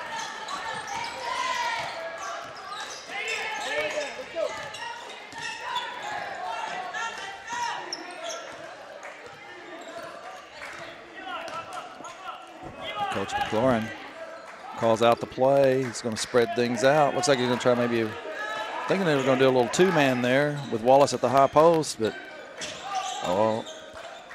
another 3. Is he going to hit another one? Nope, no good. Under a minute to play here in the first half of a very competitive ball game. 20-18 is our score. Armorel's going to work it down, work it inside.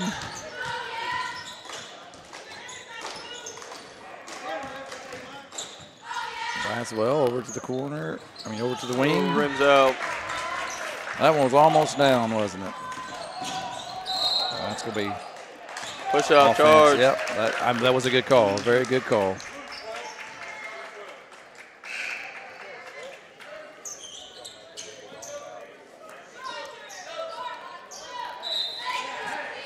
More than anything, I mean, it was the right call, but that's going to be the second foul. He's going to have to take a seat for a minute.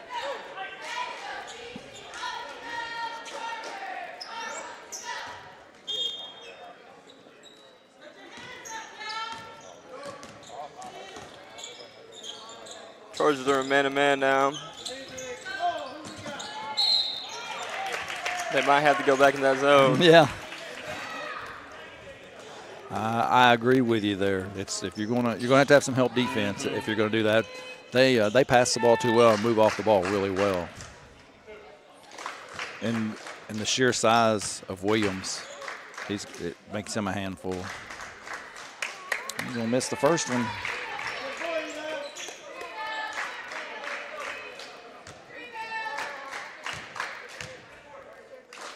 Second one is up and good.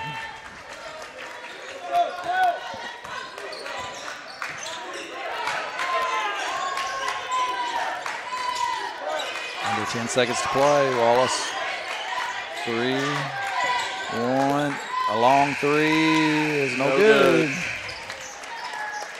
21-18 is going to be our score.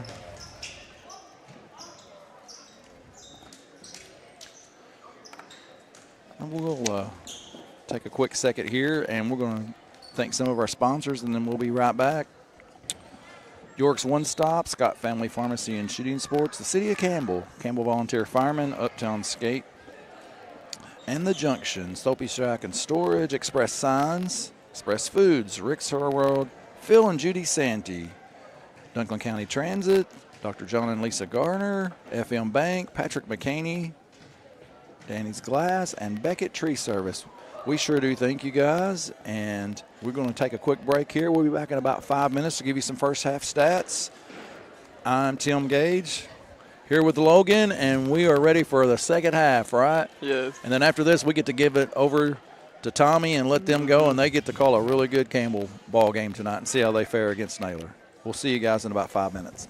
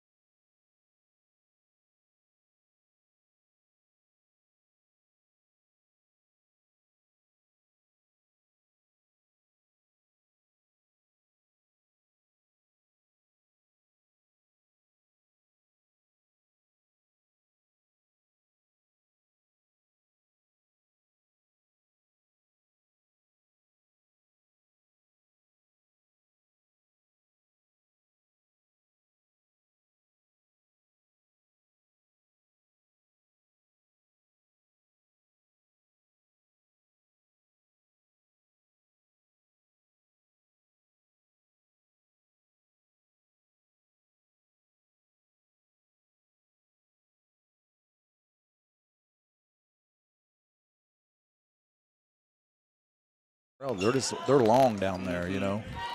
We don't have sizes, but I'm just telling you, it is. Wallace with a floater. What a pretty shot. Floater on the baseline, up and in. 21-20.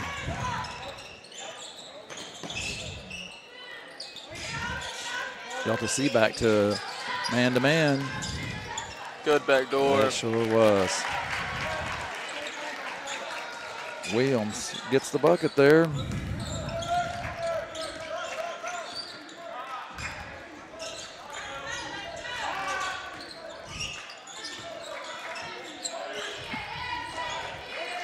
Wallace with 3. Got it.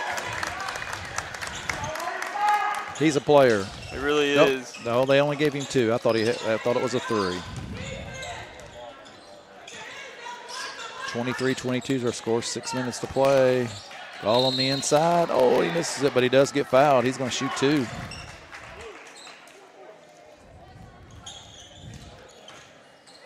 Are you like me and think that he needs to be a little more part of the offense with his size? Yeah, 100%. If you're that tall and that big. Yeah. Especially Delta C7 is not tall. You know what I mean? So if he gets it on the low block, I mean, he's going to do what he did right there. He's either going to score or get fouled, you know. Yeah. But he needs to make his free throws, right? He does. Free throws win games. That's right, and that's what you said earlier about Campbell needing to make sure that they make their free throws, right? And he's going to miss both of those. So we still just have a 1-point game, 23-22. 6 minutes to play here.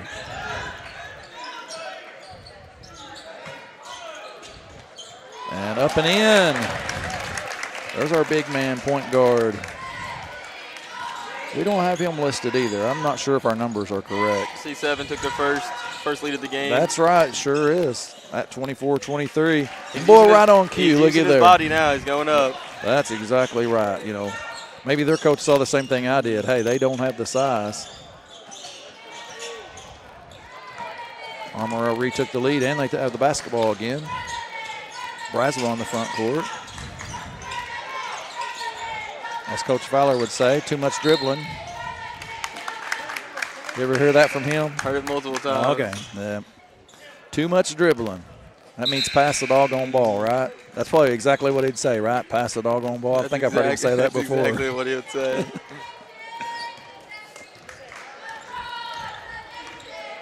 I might have seen a Campbell game or 2 in my life.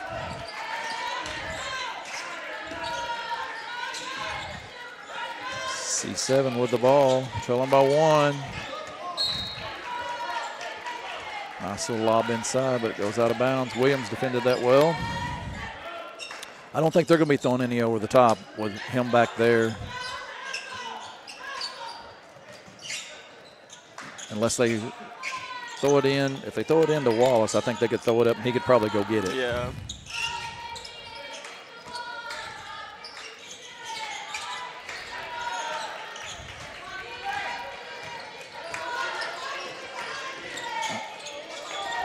Oh, no one's guarding the basket. That's right. That's an easy one. That's an easy one. And then that's Wallace for Armorel.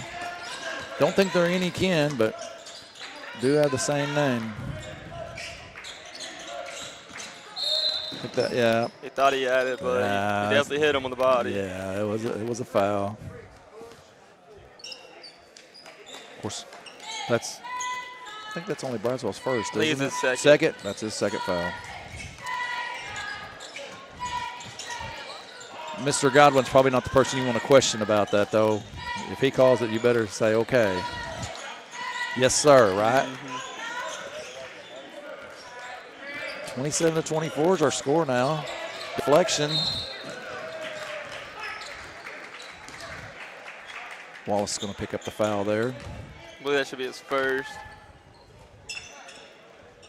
That is. That's pretty good to go the whole game like that with only 1 foul, right? Did you ever foul out?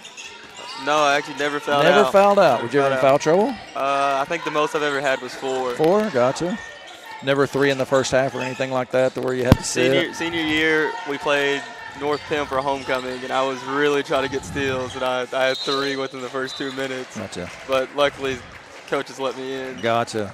I got to play. So were they all legitimate fouls, or were they? Yeah, I was reaching. Oh, okay. They weren't just picking on you then, No. right? Okay. Just making sure. Because, refs do pick on you sometimes, No, they don't. They don't care who wins. That's one thing you can say about the officials. They're just here because they enjoy doing it. And the money's pretty good, too. Would you consider it? I thought about it a few times. Well, I refed a few, AAU games. Sure. Well, I'm sure we could hook you up. I may even have a shirt and a pair of pants you could wear. There's a Campbell celebrity, Janice Schatz, getting ready to root her Campbells on.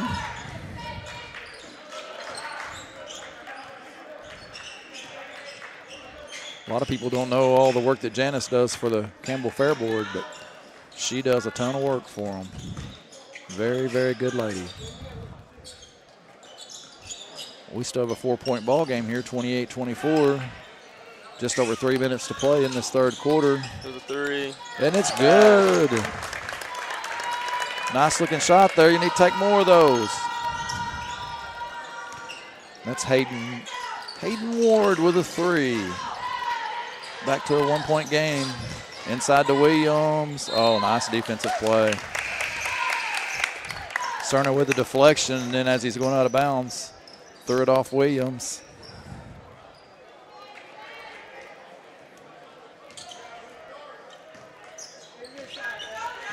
Comes Delta C with a chance to take the lead once again.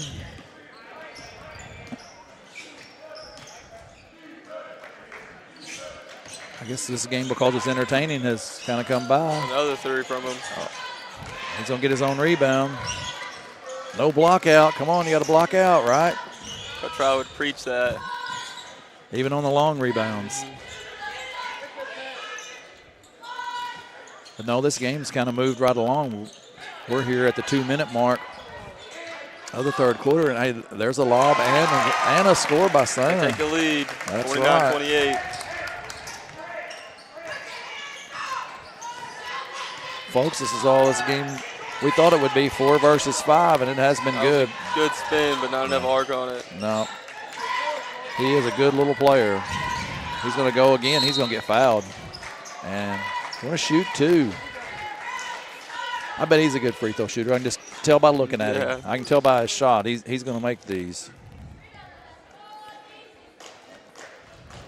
I'll probably jinx him, though. I seem to always do that when I say, hey, I'm going to make these free throws. The announcer's curse. But the first one is short.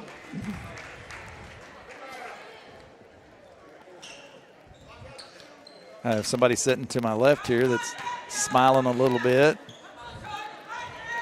She's made the second one. Made the second one. I think she's kind of enjoying my broadcasting. I won't call her out right now, but maybe later. We got a tie ball game. It's the first time it's been tied, right? Other than the first start of the game, the two, okay. yeah. All right. Other than that, it's just Armorel taking a lead. First time in the second half. There's a three, no good. Starting with the board. Yep.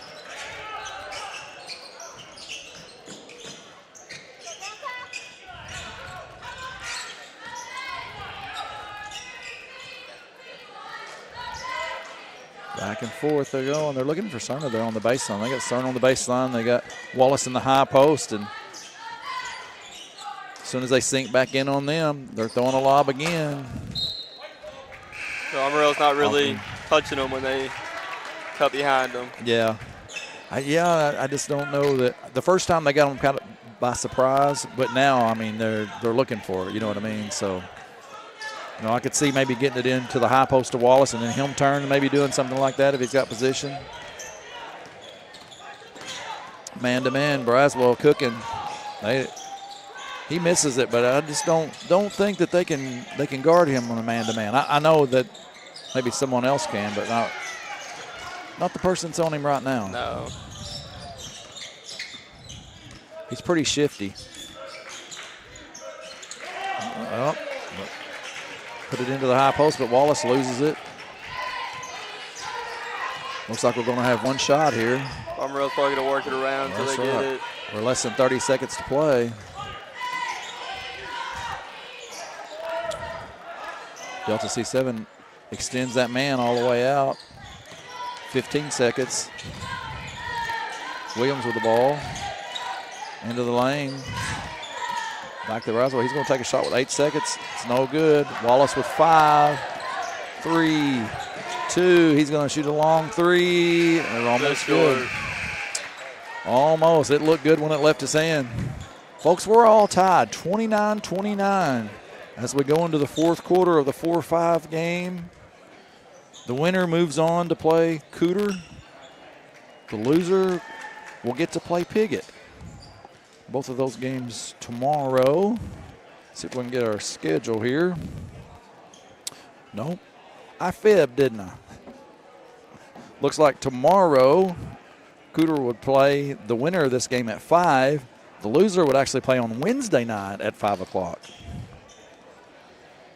And then in the bottom bracket, the 2 winners will play at 6:15 tomorrow. The 2 losers will play at 6:15 on Wednesday. So 2 games tomorrow, 2 games Wednesday. And then your championship, 4 games on Thursday, right?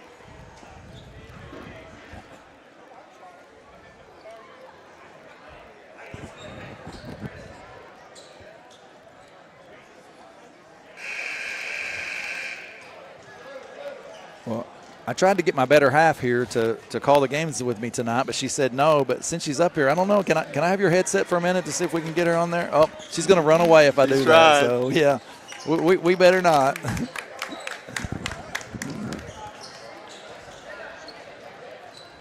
She's not the one that likes to talk like I do.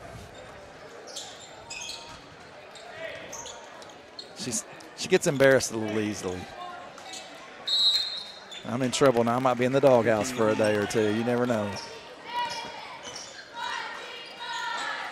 Delta C7 will take the ball to start the fourth quarter in this tie ball game we have. Looks like they'll set up the offense.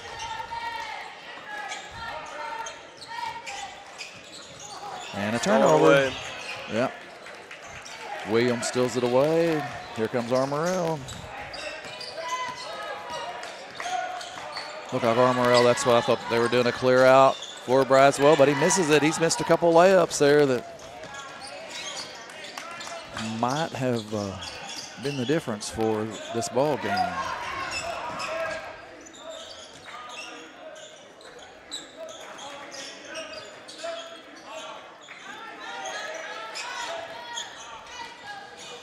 Delta C7 being very patient, and as soon as I say that, Senath launches a 3, but it's no good. They're definitely spreading the floor so he can get downhill. They are. Well, you know, I know you being a point guard, the isolation, that's kind of the fun sometimes. I wonder if he'll spin back. He should have. He had that spin. Yeah, I thought that's what the play would have been for him to go across the top and then spin back. But, hey, they get a deuce anyway. They take the lead 31-29. 6.5 minutes to play here in our final quarter.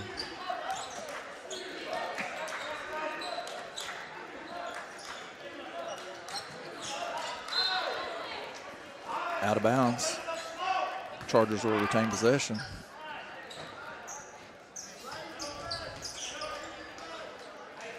I like that move.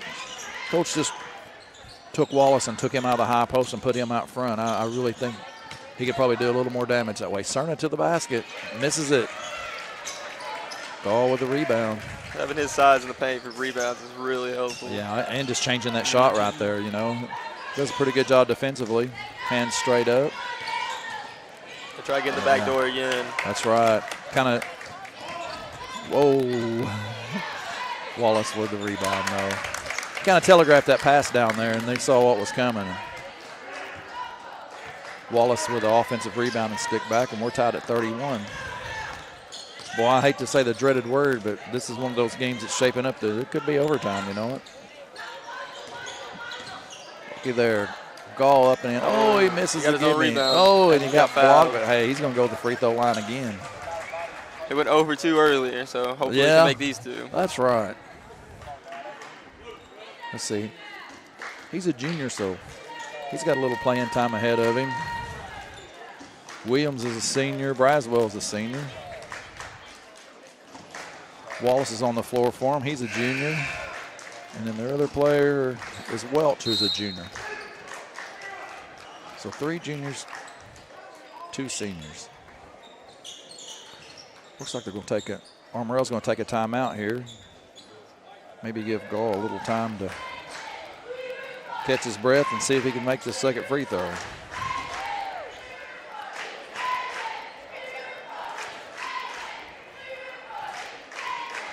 You think it's a good decision to bring Wallace out of the high post and put him out front, see if he can create a little more? They haven't really been guarding that baseline, so, and he's probably their best passer. So that's probably going to be more open if he's up top. And then he get downhill faster. Yeah, I think so too. Maybe run a screen for him around the top and let him do something. I wonder on the other end, though, does Delta C stay in the man? Or do they go to something a little different? I know Braswell seems like he's giving them fits. They've been guarding it decently, making them miss. So they might stay in it until they figure it out, but then once they do, they're going to have to get back in the zone. Have they been making him miss, or has he just been missing? I think he's just been missing. I think so, too. It's not really contested. He's been down there. Might be in his head a little bit. Gall misses both of them.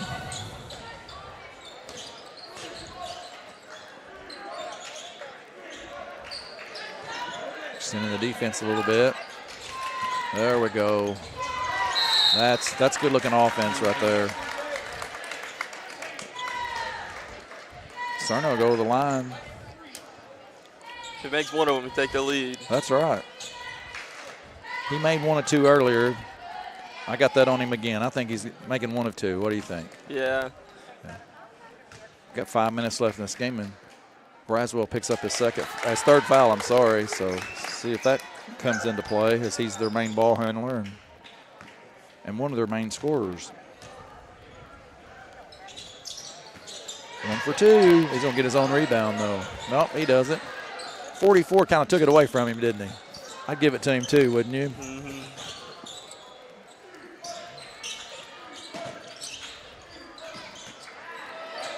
Good if it goes. Nice rebound there by Williams.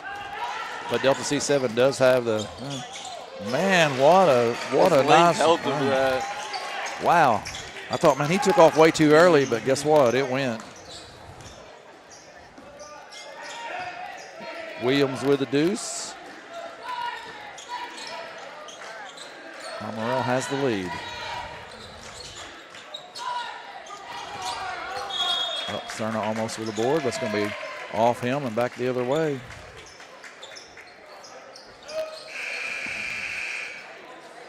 Woosley comes in for Armorel. Wallace will sit down. A lot of basketball left to be played. It's 4 minutes and 20 seconds to go. Armorel in the front court, over to Williams. Back to Braswell. Braswell's going to go again, and that's 44. Perfect defense there. And Wallace will be fouled, and he's going to go shoot 2 as Williams hammered him.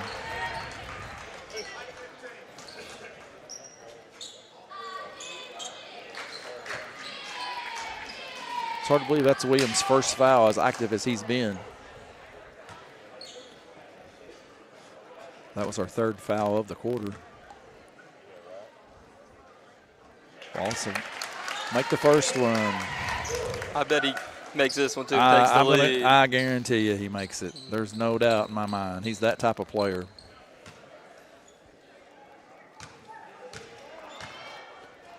He's a good kid too. Very respectful. Usually good players can be full of themselves, but he's not at all.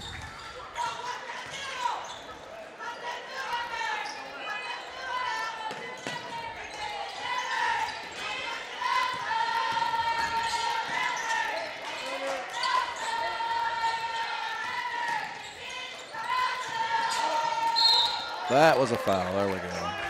That's a blocking foul. 44 just has a good size to him. You're not going to move him. You are not going to move him. We're talking about Caden Rose. Senior guard, forward type, because he's played both positions. Now he's playing the inside. Williams with a spin. He's going to go up. Couldn't get it, but he got fouled. Yeah. Yeah, I'm pretty sure they got that on 2, yeah, because 44 was straight up, but Wallace kind of grabbed him from the backside. See what Williams can do here at the line. Let's see if he knocks both of them down.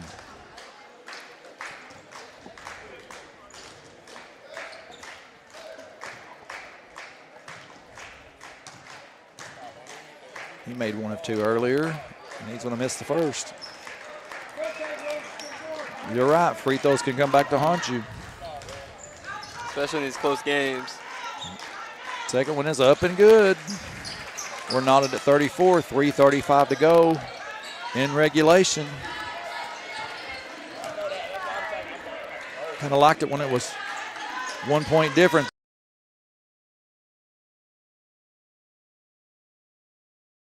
Yes. Still trying to figure out this Armorel defense. Three's up and good.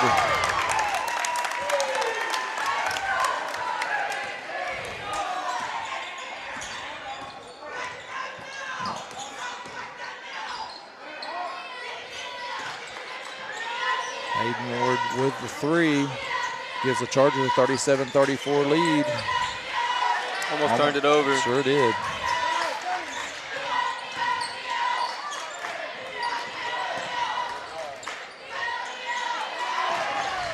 This man-to-man defense by the Chargers is very active.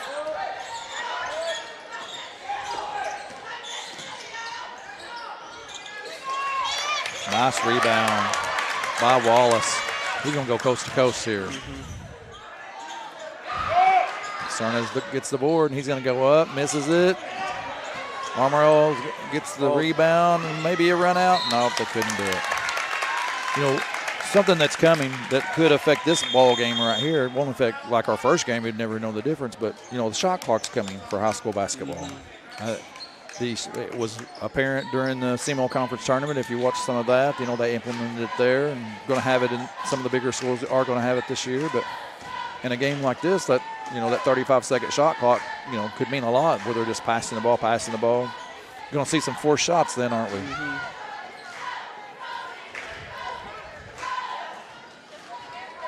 Also, with the new rule brought down by Misha where you don't have 1-and-1 anymore. You got 2 free throws no matter Yeah, what. that's right. Do you think that takes a little pressure off of the shooter? I think it does a little bit, yes. As a coach, do you think it takes any of the strategy out of a game?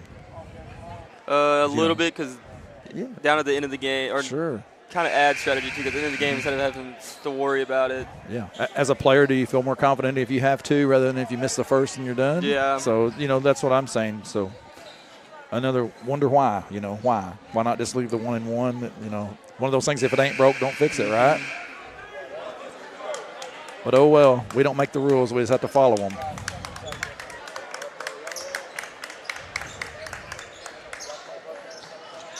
All right, we'll give you guys a reset here. 2 minutes and 11 seconds left to play. 37-34. Delta C7, and they have the ball. Look like they may look to take some time off the clock. Got stretched out. Braswell and still, he's going to pick up his 4th foul. Need to be careful. There's still 2 minutes left. That's right. That's only the 3rd team foul, so we're still not shooting free throws.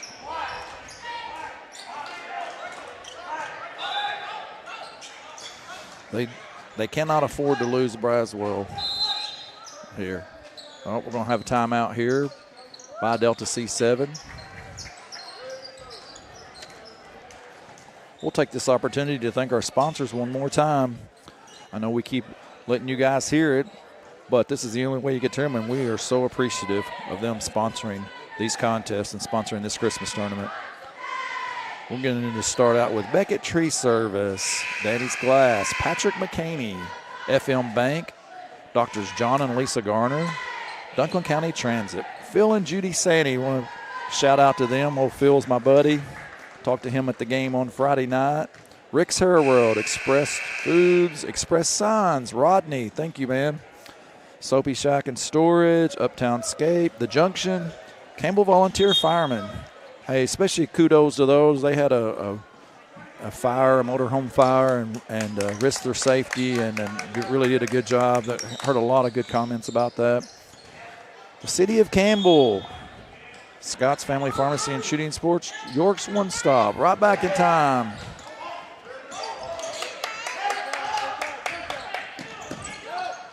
Trapped out front. Looks like we're going to have, before the jump ball, we got a timeout. Yep. Well, Delta C come out and spread the offense, and Armorel countered with a trapping defense. And so that's what you got to do against that. And they actually got the trap, but the coach was on the ball there and was able to get the timeout quickly and prevented a turnover.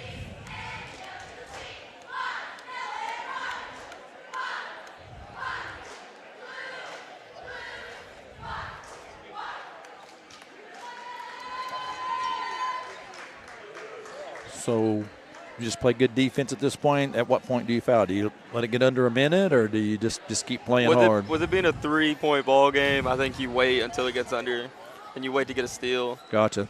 Just try to play hard defense, and if a foul happens, it just happens, right? Mm-hmm. Even though that you've got 2 fouls before you shoot? I think once it gets on a minute, then you'll foul, and then you try to get a stop or still inbound, and then if not, you foul. Okay. Number 3, he does not need to be the one fouling. No. With 4, because now they have no solid ball handlers left. Here they go again. Trapped again. Throw it up top. Ooh. Almost a turnover there, but he didn't. Oh, he's just going to go all the way to the bucket. He's going to get fouled. He saw Williams was well out of position, and he forced the issue there. He's going to shoot 2. We're down to 1:27 to play.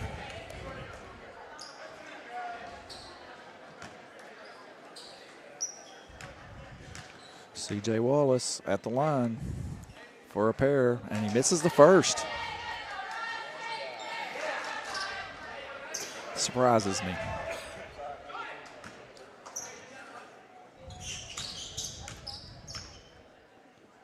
Second one is up and good. Made that one. That's right. 4-point ball game. 2-possession game here. Still over a minute to play, though. 1:20 as we speak here. Braswell thought about the 3, passes away.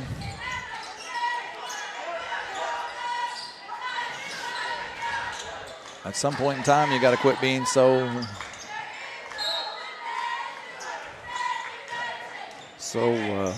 patient, I guess. Mm-hmm. You're down to 1:05 to play, and you got to have 2 possessions here.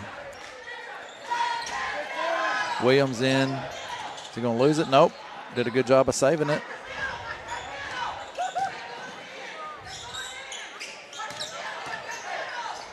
Five all the way to the basket. He got fouled. He's going to get fouled on the floor, though. Bobby says on the floor. We're going to take it out of bounds. That's going to be the 4th team foul. Next foul, by either team, will be shooting.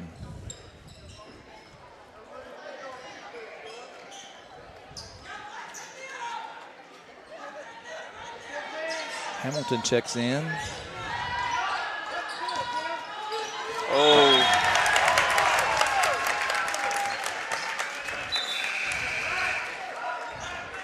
You know, he was worried about the back court there. I could tell by the way, but he should have just grabbed the basketball because there's no back court. When it's thrown from the front court, it doesn't matter because there had been no possession. So he should have just. High school, that's allowed. Yes, he should have just grabbed it and went. They're going to be fouling here. Who are they going to foul? Yeah, I would rather put 0 on the line than 2. So there we go. Braswell was doing a really good job telling them to foul, so he didn't have to do it. So That's he could right. save his 1 foul. Yep. Hayden Ward will be on the line. He's a really good 3-point shooter. Let's see what he does from the charity stripe. First one's up and no good. make sure you block out here. You got two really good rebounders there for Delta C, but then again, you don't want over the back and put them on the line either. So, second one's up and good. 5-point ball game. Still a 2-possession game. Braswell will get fouled. Yep, he will attack and get fouled. He's going to go to the free throw line here.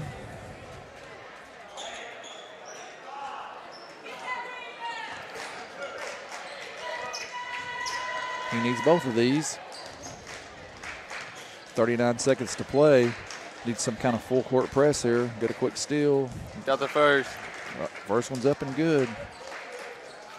He makes this one have a 1-possession ball game. He misses it. Still a 4-point lead. Fouled. Yeah, good sportsmanship there.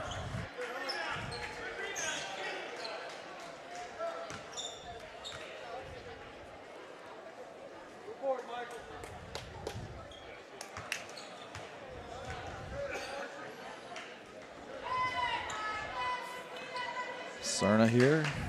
He's 2 for 4 on the night. Let's see what he does with these two. Logan, any predictions here? Is he going to make both of them? He's been going 1 for 2 every time, so. So we're going to say the same thing again. Yeah. Huh? All right. Seeing that he missed the first one, I guess that's a good call. Just don't go 0 for 2 in this situation, right?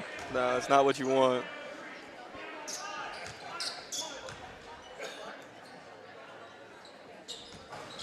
And he does miss both of them. They got a rebound. Yeah.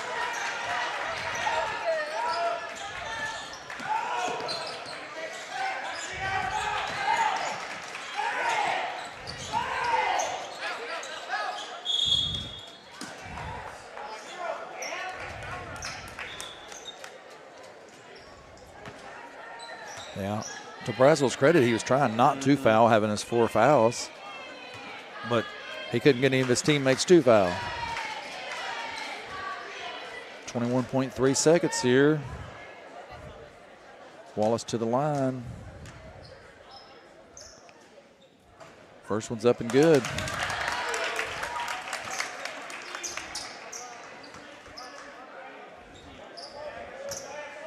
And the second one. Short. Do they get the rebound again? Wow. Same team fighting for the ball. That's what you not want.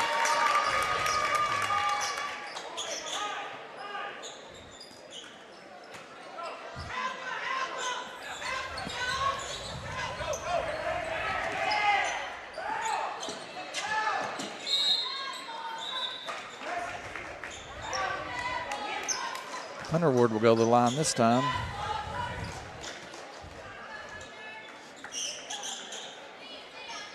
Down to 15 seconds to play. It's going to be a very tall task for Armorel to come back from this. Ward knocks down the first. If he makes this one, it's a 3-possession ball game, which would be virtually impossible with 15 seconds to go. And it's up and good. So it looks like tomorrow we'll have 2 Missouri teams playing, and on Wednesday we'll have 2 Arkansas teams playing. And Delta C7 will that'll be it. Yep. That's going to be the ball game. Well, hey, Logan surely enjoyed it. Well, I'll see you later in the week. Maybe we'll call another one. But we'll sign off right now, and we'll turn it over to the important guys that'll come in for your next 2 games.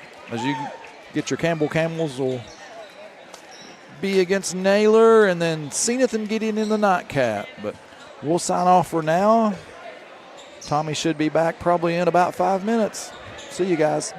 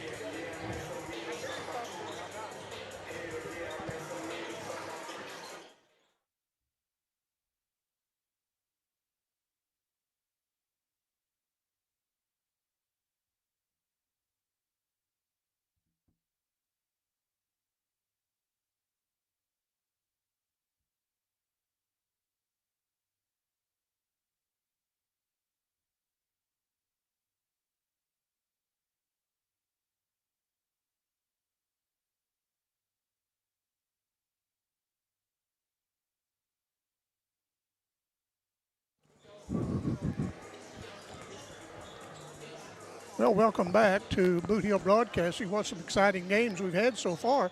This next one, I don't think will be any different with Naylor and Campbell. I think this will be a well-fought contest. And Terry hadn't made his way up here, but we're going to go ahead. We want to make an announcement. We want to dedicate the rest of our broadcast in this tournament to Caden Siebert. Caden played basketball here at Campbell, graduated in 2021, was a member of the state championship team. When we broadcast over here under YHC at that time, it was always Caden that ran for us if we needed some score. But Tyler Wagner was very, very good, but he was always late. And if we needed a scorebook, he'd say, get everything ready so I can, as soon as I come in there, I can just set up my broadcast. But Caden would be the one to go get us some pages out of a scorebook. He was always the very first one to lead the line down to shake hands with the opposing team. And then it just seemed to be the glue that kept that very, very talented Campbell team together.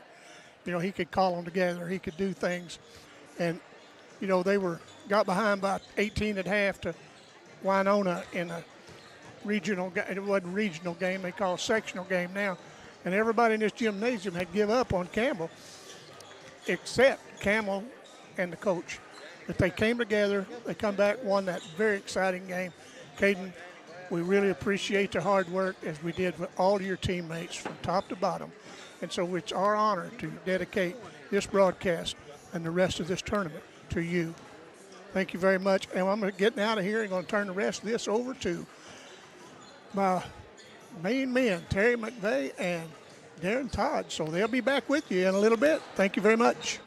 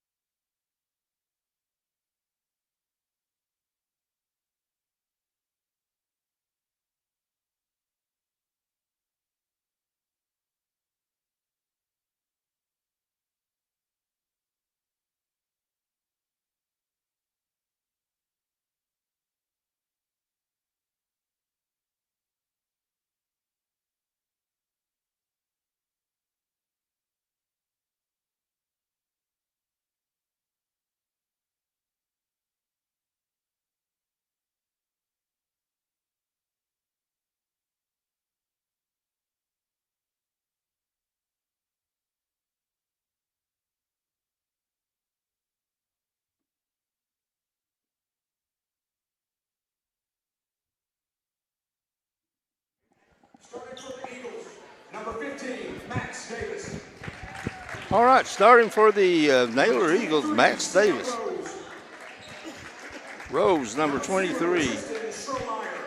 Strohmeyer, number 0. Colby Sullivan. And number 22, Colin Thomas. Sullivan, 35, and number 2. 22. 22.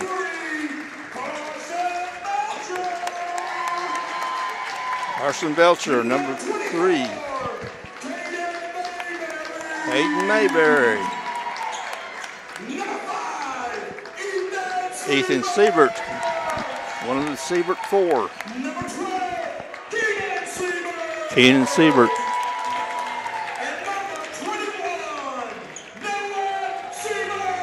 Noah Siebert. Yeah, Campbell does have some Sieberts. Siebert 4 plus 1. Actually, we got 2 non-Sieberts in the starting lineup. You're watching Boot Hill Broadcast. This is the 3rd game of the first night of the Campbell Christmas Tournament. The number 2 seeded Campbell against 7 seeded Naylor. Jim Vaughn, one of the officials, will throw it up. And the tip is controlled by Naylor. You know, Terry, good to be here with you on Boot Hill Broadcast. Interesting setup. You know, number 7 Naylor has already beat in the regular season the number 1 seeded Cooter Wildcats. I saw that. So I think this is going to be a very competitive game between Campbell and Naylor. Long 3 is no good. It's way long.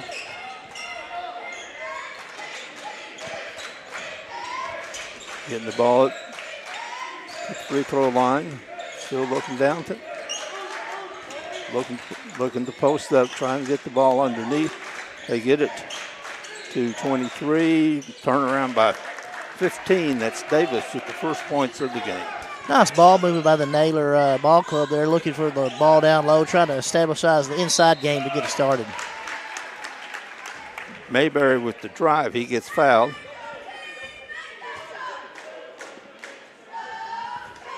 You know, Terry, one thing on Boot Hill Broadcasting, we like to thank our sponsors, York's One Stop, Scott's Family Pharmacy, City of Campbell, Campbell Volunteer Firemen, Uptown Skate, Soapy Shack and Short Storage, Express Signs, Express Food, Rick's Hair World, Phil and Judy Sandy, and DC Transit for letting us bring you this game tonight.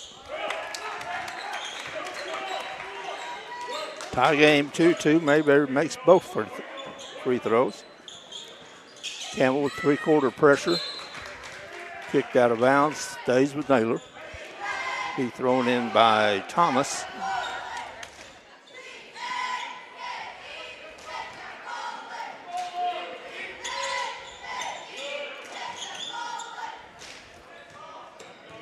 Sullivan with the ball. 6 foot senior.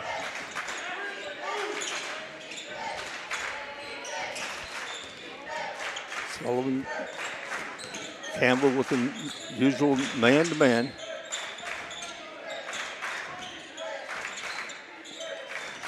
Just working the ball around. Good block by Mayberry. You know, Mayberry's very athletic for the Campbells. He was a very good player last year on the team that went had a great season. He does a great job defensively. Number 24, Mayberry for the Campbell Camels. And there's a jump ball. Great defensive play by Siebert. That's Noah Siebert. Campbell had the ball on the alternate possession. You know, early in the season, Campbell still trying to find their starting 5. You know, they've had Wyatt Siebert in there a little bit with the other Sieberts kind of alternating in or out. This is probably the 3rd or 4th different combination. So, you know, early in the year, trying to figure out who can play where and where they need to play with each other. One thing Coach Crockett does is use his bench. Nice spin by Siebert. No good. Rebound underneath. It's going to be a jump ball. Rebound by Noah Siebert. Jump ball. Alternate possession goes to Naylor. Campbell comes out full court. And a little unforced air ball thrown out of bounds. You know, early gone's 2-2 here with 6 minutes left in the first quarter, Terry. I think both are feeling a little nerves. They're trying to feel each other out, see what's either trying to do on the offensive defensive end. Kick out to Siebert. No good. Rebound. There's another rebound with Noah Siebert. Good move underneath, puts it up, and will not go. He'll shoot 2. You know, Terry, we'd also like to thank our sponsors, Doctors John and Lisa Gardner, FM Bank, Patrick McCaney, Danny Glass, and Beckett Tree Service for allowing us to bring you this game tonight.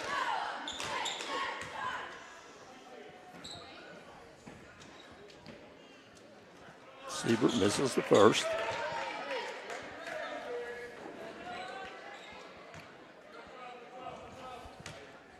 Foul was on Davis. His first, team second. Misses the second. Rebound to Rose. Almost gets past the timeline. Over to Strohmeyer. Sullivan being guarded closely by Siebert.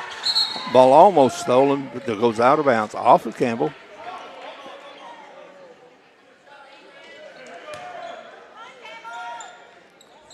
And Campbell's using full court pressure, but they're not letting up on the pressure even after they cross the timeline. Looks like we got number 5 for the Campbells with a hold, Jim Vaughn.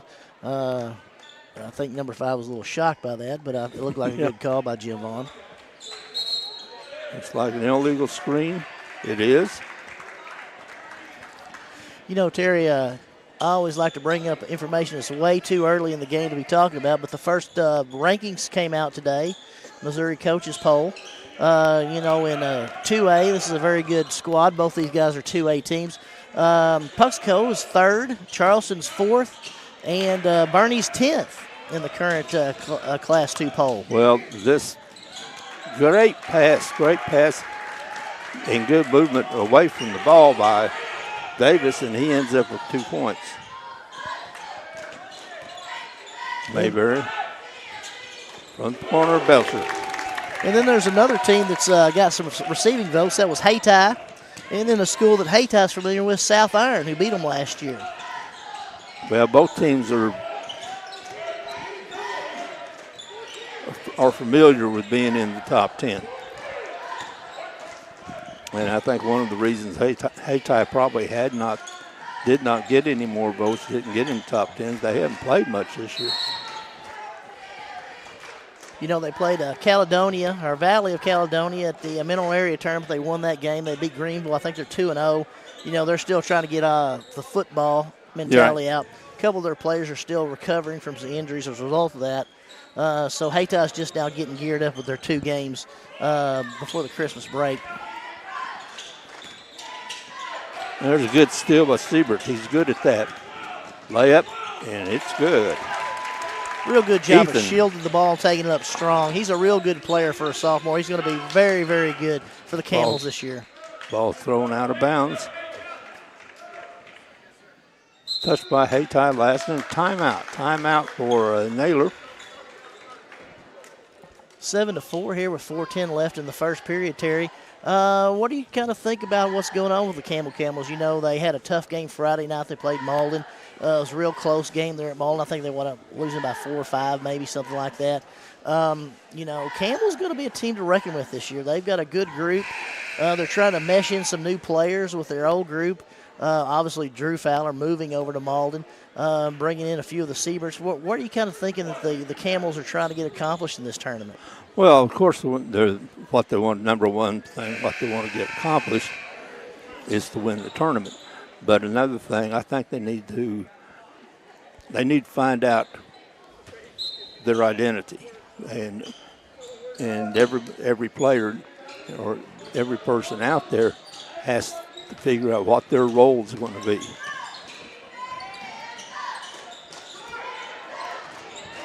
Good rebound, good block out. And Thomas makes it 7-6 in favor of Campbell. Siebert for 3. I think he found his role. Keenan Siebert with his first 3 of the game. 10-6, Campbell leads. Strohmeyer looking underneath. They're looking for the big man. They're trying to, they got a size advantage underneath, and they're looking to capitalize on that. You know, Terry, you talked a little bit about Naylor. They started the year losing their first 3 games. They played Puxco and lost 75-39. Then they won 2 in a row. They beat Clearwater 73-59. Then they beat Cooter 72-62, the number 1 seed. And then they played a team that we're familiar with, the Twin Rivers Royals, and they lost 82-60. So it seems like it's an up and down season so far for Naylor. So far, they've got some good players, good shooters. Siebert misses the shot. Strohmeyer. He almost gets it stolen by Siebert.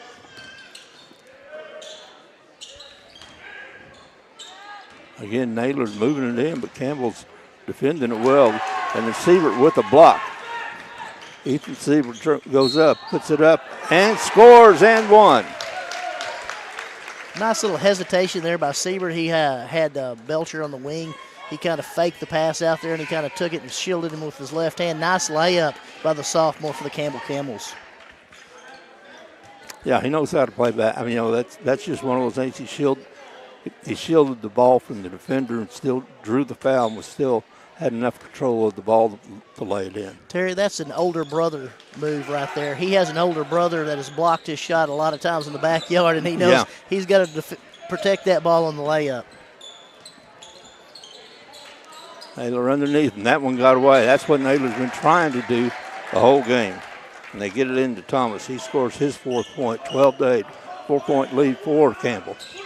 You know, talking about the Campbell Camels, they come in 4-2. Started off really good at Cuba at the Riverbend tournament. They lost to a very good Bernie team in the Bernie tournament. Then they lost to Malden. So they're 2 quality losses on the season. Campbell's a very, very good basketball team right now. And I think they're only going to get better as we continue to play through the season. Wyatt Siebert is no good. Rebounded underneath by Keenan. And out of bounds off of Naylor. Off Campbell, be Naylor's ball. Noah Siebert back in the game. Replacing Mayberry and Keenan Siebert. Full court press by Campbell. Thomas breaks it. Back out to Sullivan at the top, over on the wing to Thomas. Stop, gets inside. There's a wide open wing shot, and it rattles in and out. Raymer in the game. He has his first rebound. You know, Terry, and a little interesting quirk of scheduling, the first team these guys will play after they come back from break, Campbell will be playing Naylor. Well, they'll be familiar with each other by then. Siebert takes it all the way, gets it stolen. Thomas gets it past the timeline. Thomas looks at the 3, tries to get inside, gets stopped by Noah Siebert over in the corner. Looking underneath again. Sullivan with the ball, gets it underneath, and strong move by Rose. Score 2. 12-10, 2-point lead, 20 seconds left in the first quarter. You know, I didn't realize this, Terry, but Naylor has taken the spot of the Malden Green Wave in Class 2 District 1. So there will be district foes in addition to this game today.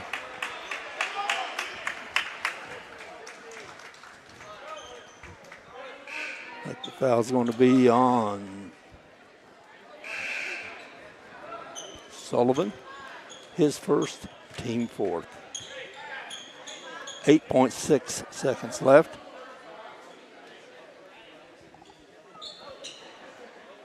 Coach Crockett's questioning the number of fouls. Now it is going to be a shooting foul.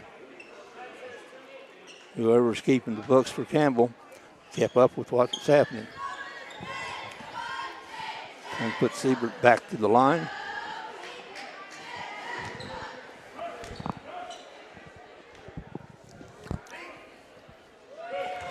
makes the first. 13-10 with 8.6. I think Coach Crockett like Siebert knock this win in, go up by 4. But you don't want a silly foul when Naylor brings the ball in if you're the Camels, because that's one of the things you can't lunge at the player. Because Naylor's really going to try to get it up the court and get this last second shot in this last 8.6 of the first period. Strohmeyer in for Naylor in place of Bunn.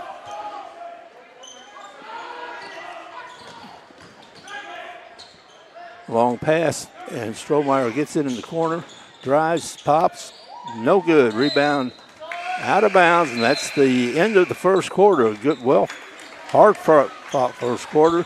The Camels 14. The Naylor Eagles 10.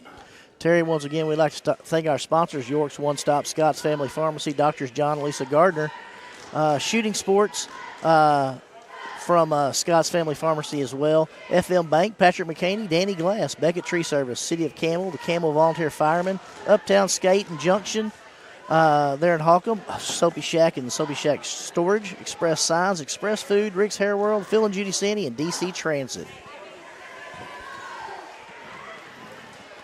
You know, Darren Todd and Terry McVeigh here at the first night of the Campbell Christmas tournament. The number 2 seeded Campbell Camels against the number 7 seeded Naylor Eagles. As we talked about, the 7 seeded Naylor Eagles come in having beaten the number 1 seed Cooter Wildcats, which is always an interesting situation. Campbell coming in at 4-2, having lost Friday night to a very good Malden team. I think that was a very crisp, well-played first quarter by both teams, you know.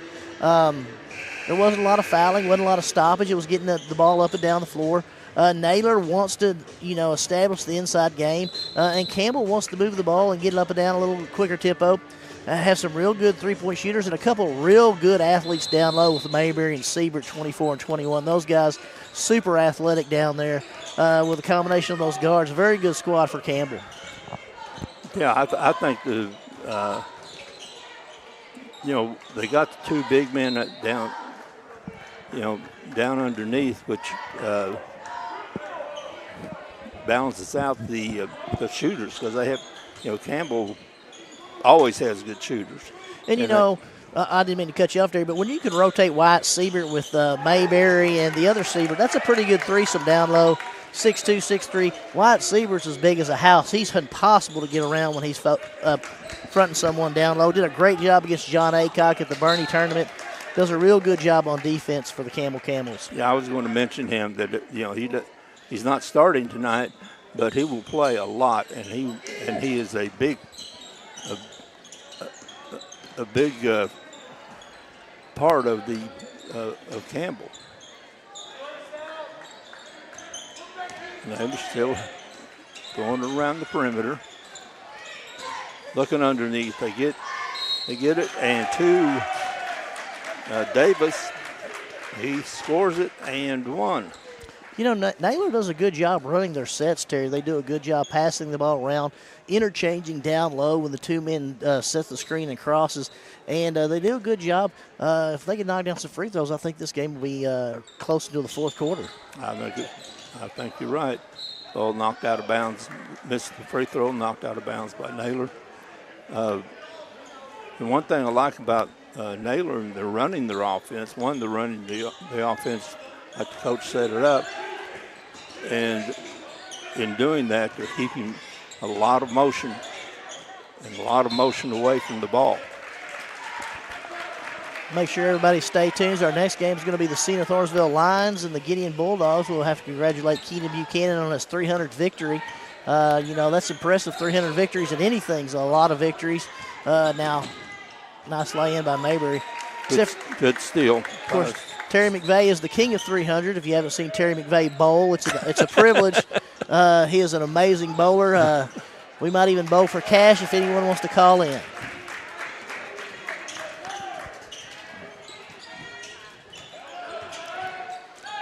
Mayberry with the spin move. Put it up, put it in. That's what Mayberry does. 21-14 with 6:21 left in the second, Terry. I mean, it seems like Campbell's pulling away a little bit. They were extending that to a little 7-point lead. Their man-to-man defense is really putting some pressure on Naylor, and I think it's causing some turnovers. That one did. That was a forced turnover. And you can kind of see whenever the offense starts pushing north and south instead of, backwards instead of towards the goal, it causes a real problem for your offensive set. And that what happened to the Naylor Eagles that time. Mayberry back out to Siebert.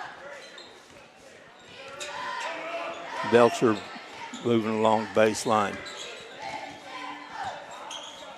Mayberry to Belcher on the weave. Good screen, and it won't go. There's a good screen by Siebert out front. Again, hard defense all the way down the court by Siebert. Ends up committing the foul. That's Ethan Siebert, and that's his second. Probably going to sit on the bench for most of the rest of this quarter. You really don't want that man, because who you absolutely have to have in the fourth quarter. You don't want him to get a third foul in the first half. You know, they're bringing in the other sophomore that plays quite a bit for them. Zero is Raymer there for the Camels. Does a real good job. Two sophomores running the show for the Camels. Mayberry on the wing. He drives. Pulls it out. Back to Siebert.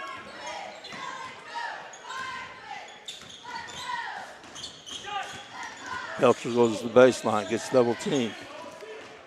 Back out to Siebert. It's Ethan Siebert with the ball. His brother's asking for it down low. He's trying to post up. Little back screen. Takes it to the goal. Knocked out of bounds by Naylor. Good defense there, Terry. You know, they kind of collapsed on the driver. And that's what you have to do. You have to help out when you're off man. When that guy comes in, you have to help defend the goal. So, and in that situation, the help defense got in front of the Campbell player. There's a drive down by Thomas. He gets fouled. He's going to shoot two. You know, one thing about the Camels, they're a little different when Kenan Siebert is not in the game. They're a little bit different the way they run things. You know, he's the senior. He's kind of the leader, kind of the engine that keeps them going. It'll be interesting to see if Campbell can pull this out a little bit longer, because I'm like you can't have him go out there with possibly picking up 3 fouls in the first half, no. 2 in the first. So, you know, I think you need to lean on Mayberry and you need to lean on Siebert down low and really pound the ball down in the inside and get some big shots by those guys. Second free throw is no good. Rebound to Mayberry. Gives it up to Ethan Siebert. Walks it up the court past the timeline. Good fake. It's going to be a blocking foul underneath the basket. Good fake by Siebert. It's Noah Siebert. Got the ball underneath, fed it outside, and got fouled. 21-15 with 4:23 left in the second here, Terry. You know, it'll be interesting. Campbell really needs a bucket here to push this lead back up over 7. That was the third foul by Davis. Double dribble called on Siebert. Turnover, gives the ball back to Naylor. Naylor's down by 6. 4:12 left in the first half. This is the first round game.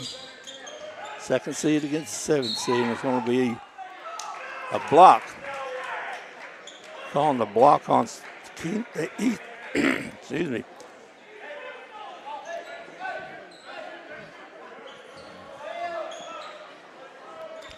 I don't think they agreed with that one in the stands, Terry. I don't think they did. That looked like a tough one.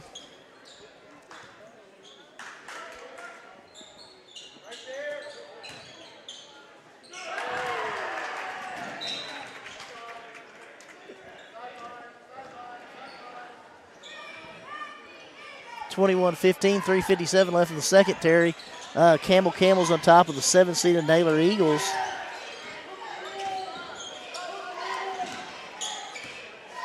There have been several times today where Naylor has a size advantage, and they've been able to do that. They tried to get a backdoor and knocked off of the Naylor player's foot. Campbell's done a real good job of pressuring the ball out front. Sometimes when you pressure the ball out front, it's hard to get the ball down low when you can't get a good passing angle because of the pressure the guards are putting on the other guards for the Naylor Eagles. There's a good steal by Raymer. Stop, pop. It's good. Raymer with his first 2 of the game. Looks like Campbell's going to extend the pressure full court, kind of see if they can catch the Eagles napping. They're doing a good job of handling it. Good move by Strohmeyer. Nice pass to get it to him. Here comes Thomas. Thomas. Back out to Bunn. Bunn has the ball. Over to Sullivan. Sullivan underneath. Again, they're they're capitalizing on their size, but can't get the ball to go. But Campbell did a good job of double teaming the man with the ball underneath. Corner for Siebert's long. Picked up by Naylor, back to Raymer. Raymer gets it, no good. Thomas with the ball. Stolen by Noah Siebert. A little sluggish by the Camels. I think they were just looking for a shot that wasn't quite there. Let's see if they kind of run something right here. And a good hands, but there's Belcher to pick it up underneath Siebert. He puts it up, puts it in. Nice fake. Ethan Siebert with 10 in the game. Right. 25-17, 2 minutes left in the second quarter, Terry. That's what you like if you're the Camels. Kind of stretch it out a little bit. Long three's going to be wide. Siebert gets it down to Mayberry. Is he going to do it? He missed it. Missed the dunk.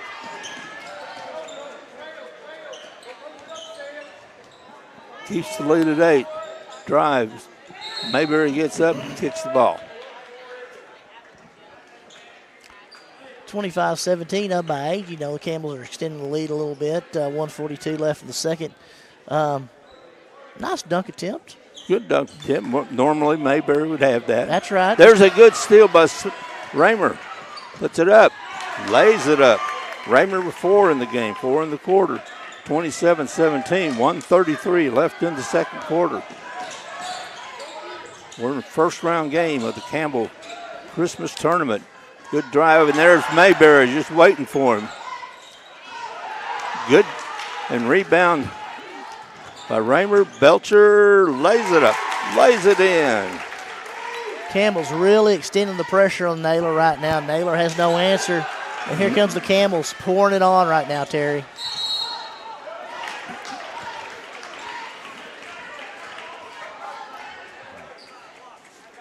Siebert gets fouled. He's fouled by number 35. Sullivan, his second, just team second, 103.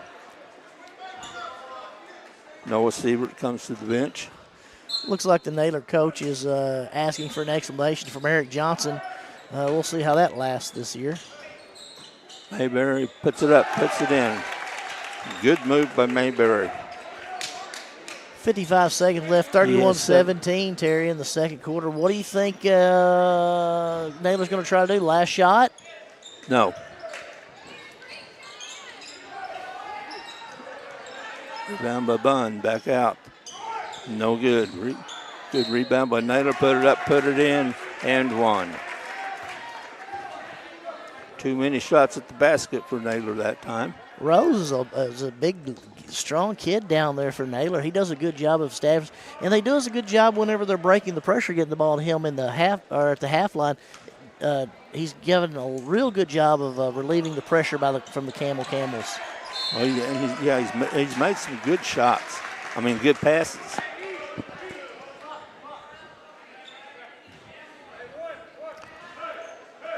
Wyatt Siebert in the game. Now, I don't know 32. I don't know if Coach Crockett is saying let's run play number 1 or one shot, because I don't know if the Camels want to keep it. They can probably get 4 shots in 24 seconds. They might be holding it for one. Yeah, 4 shots and a couple of steals. Siebert has the ball, dribbling out front. He's being guarded.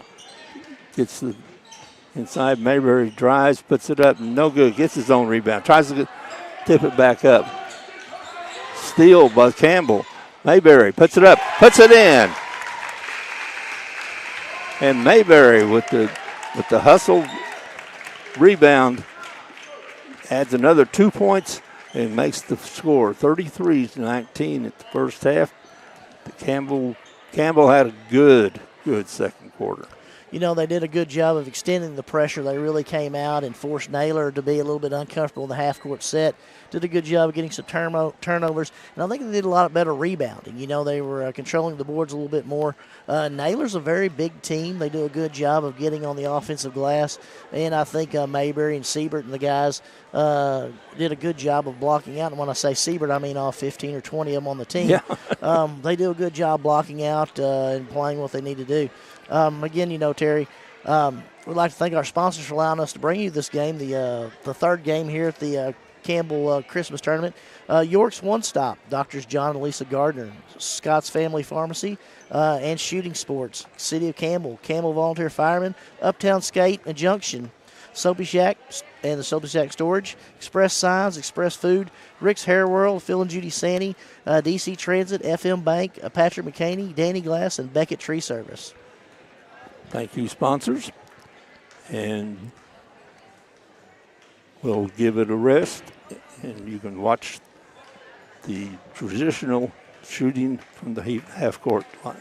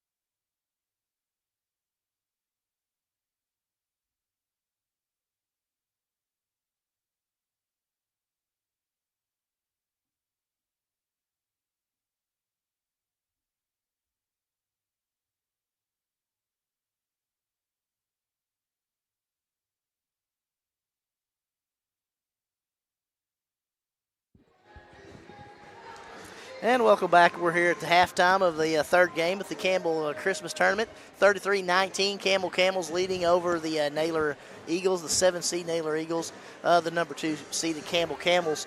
We're here joined by our good friend Big Mike. Mike, how's it going? Hey, how's it going? Pretty good. Can't complain. Come out and watch some good basketball tonight. How long you been here, Mike? How many games you taking in tonight? I've been here since the start. I missed like the first minute of the first game, Cooter. And you know, tell me a little bit about the Cooter Wildcats, the number 1 seed in the tournament. You know, they lost to the Naylor Eagles already this year, who's playing Campbell. How'd Cooter look in that first game? That first game, Cooter shot the basketball. They're a heavy guard-oriented team. I think I counted 4 kids that made at least 4 threes apiece. One kid, I think, made like 7. So they can shoot the basketball pretty good. And then, you know, in the second game, we had the Armorel squad from Arkansas come and take on the Delta C7 Chargers. Looks like Delta C7 has a really athletic player, number 2. Is he the one that pretty much carries the load for the Delta C7 Chargers? Yeah, he's been carrying the load, I think, since he was a freshman. I think he actually broke the Missouri State freshman scoring record when he was a freshman. So he's been putting the ball in the hole for basically his whole high school career. It looked like Armorel had some size, but it didn't seem to affect Delta C7. Did Delta C7 do a pretty good job on the boards? Yeah, they done pretty good toward the end of that second half there. They pretty much controlled the boards. And, I mean, I think Delta C7 could have put it, Mr. C.J. Wallace, number 2, in, you know, better position to score the basketball. The kid can score the basketball, and I think him made a few plays. They made a few free throws late, pulled away from him. And, with the last game of the night is going to be the number 3 seeded Senath Hornersville Lions taking on the Gideon Bulldogs. Have you been able to see Senath or Gideon play this year? Yes, I actually have. I've seen Senath. I had one of their games over in Senath. Senath, pretty young squad. They've led by sophomore, I think, maybe a junior. I think he's a junior now, Mr. Caden Sawyers, yes, sir. Tell me a little bit about have you had a chance to see Gideon? Keenan Buchanan got his 300th victory. I heard about that. Which earlier in the season, that's a lot of wins for any level. Yes, I don't think I could win 300 games in Little League, let alone high school basketball. With the way the kids are around, and the basketball has changed so much since. To get 300 wins, that's a great accomplishment. At one, I think it's at couple schools, but still 300 wins is 300 wins no matter where you get them at. And that's exactly right. Back when we were going to high school, the things you did, you played sports. Nowadays, there's so many different things. And heaven forbid you try to coach a kid or correct anything they do, then the next thing you know, then they're just going to quit on you. So you got to give a hands up. Congratulations to Keenan Buchanan for doing a great job with the Gideon Bulldogs. Been there for a long time. It's my understanding you're going to call some games tomorrow night. Is that correct? Yes, sir.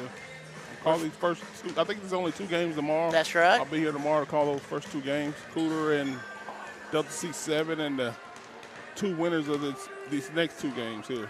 And we're excited to have you. We're going to take about a 4-minute break. We'll be back here in about 3 or 4 minutes. Big Mike, tune in next week. He'll have more information for you tomorrow night. And we appreciate him helping us on Boot Hill Broadcasting. Again, it's 33-19. Campbell leads at halftime. The number 2 Campbell Camels over the number 7 Naylor Eagles. We'll be back in about 3 minutes.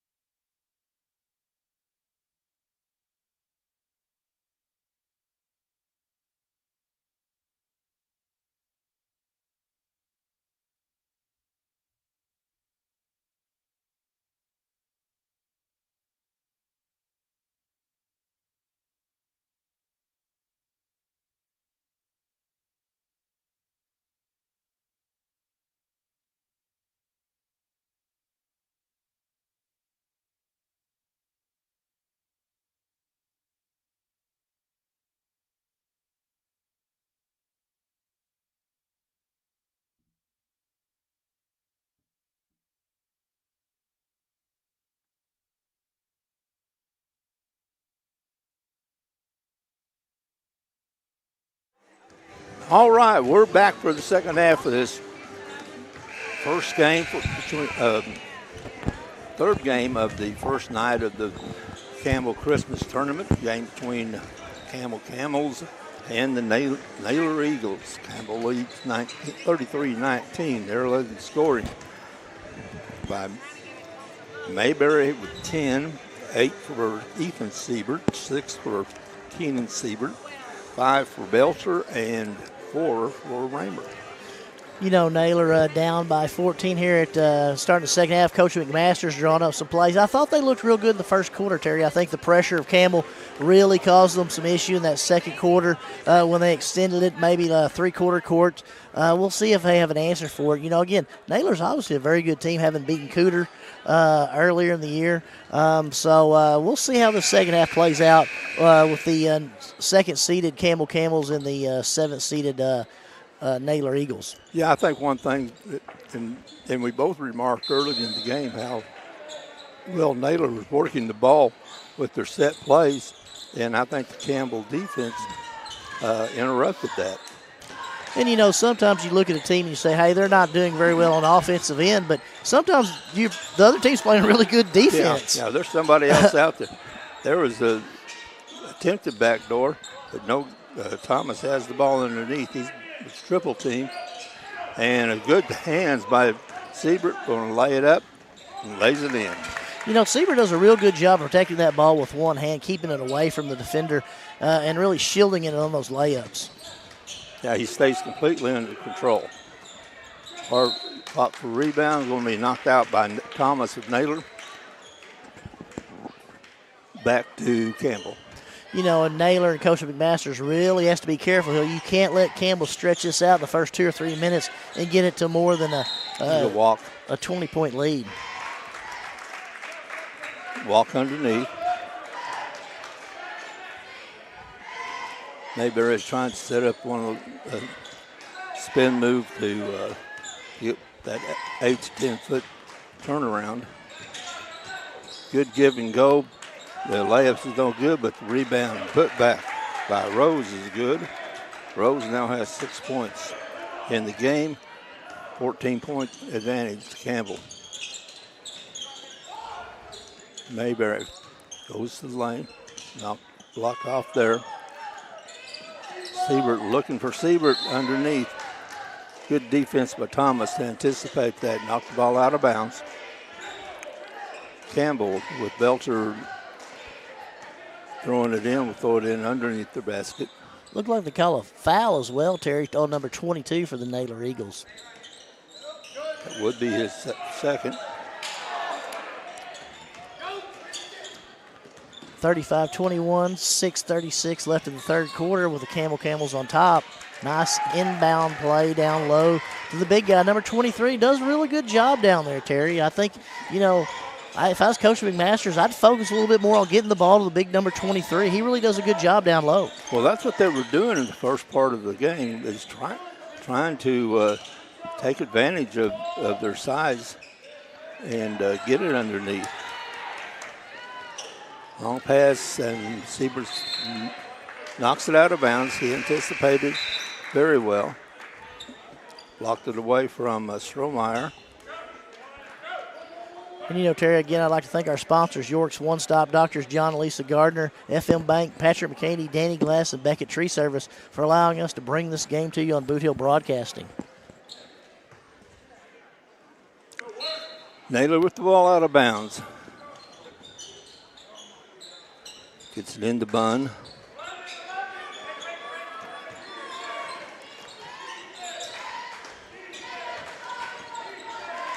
Strohmeyer with the ball over to Bunn.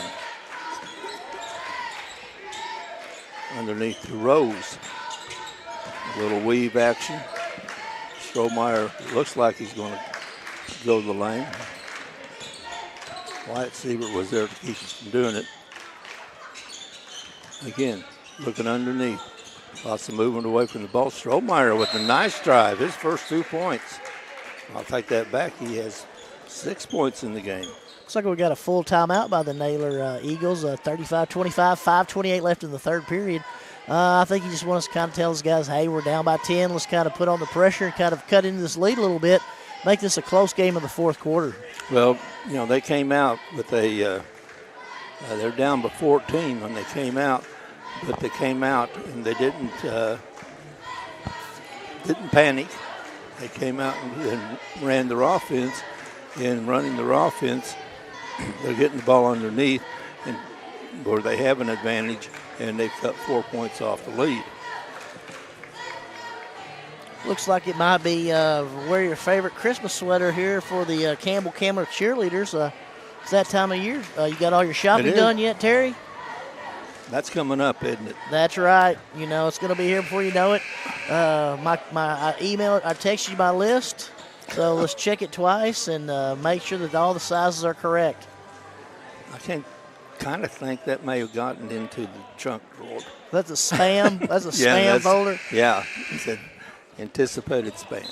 No, Terry, again, we'd like to thank our sponsor, City of Campbell, Campbell Volunteer Firemen, Uptown Skate, and the Junction, Sobe Shack Storage, Express Signs, Express Food, Rick's Armorel, Phil and Judy Sandy, and DC Transit.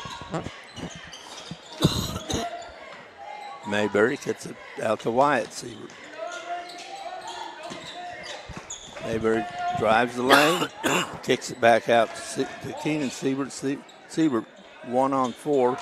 Can't get it to go. There's Wyatt Siebert. Can't get the rebound. Thomas with a good, strong rebound.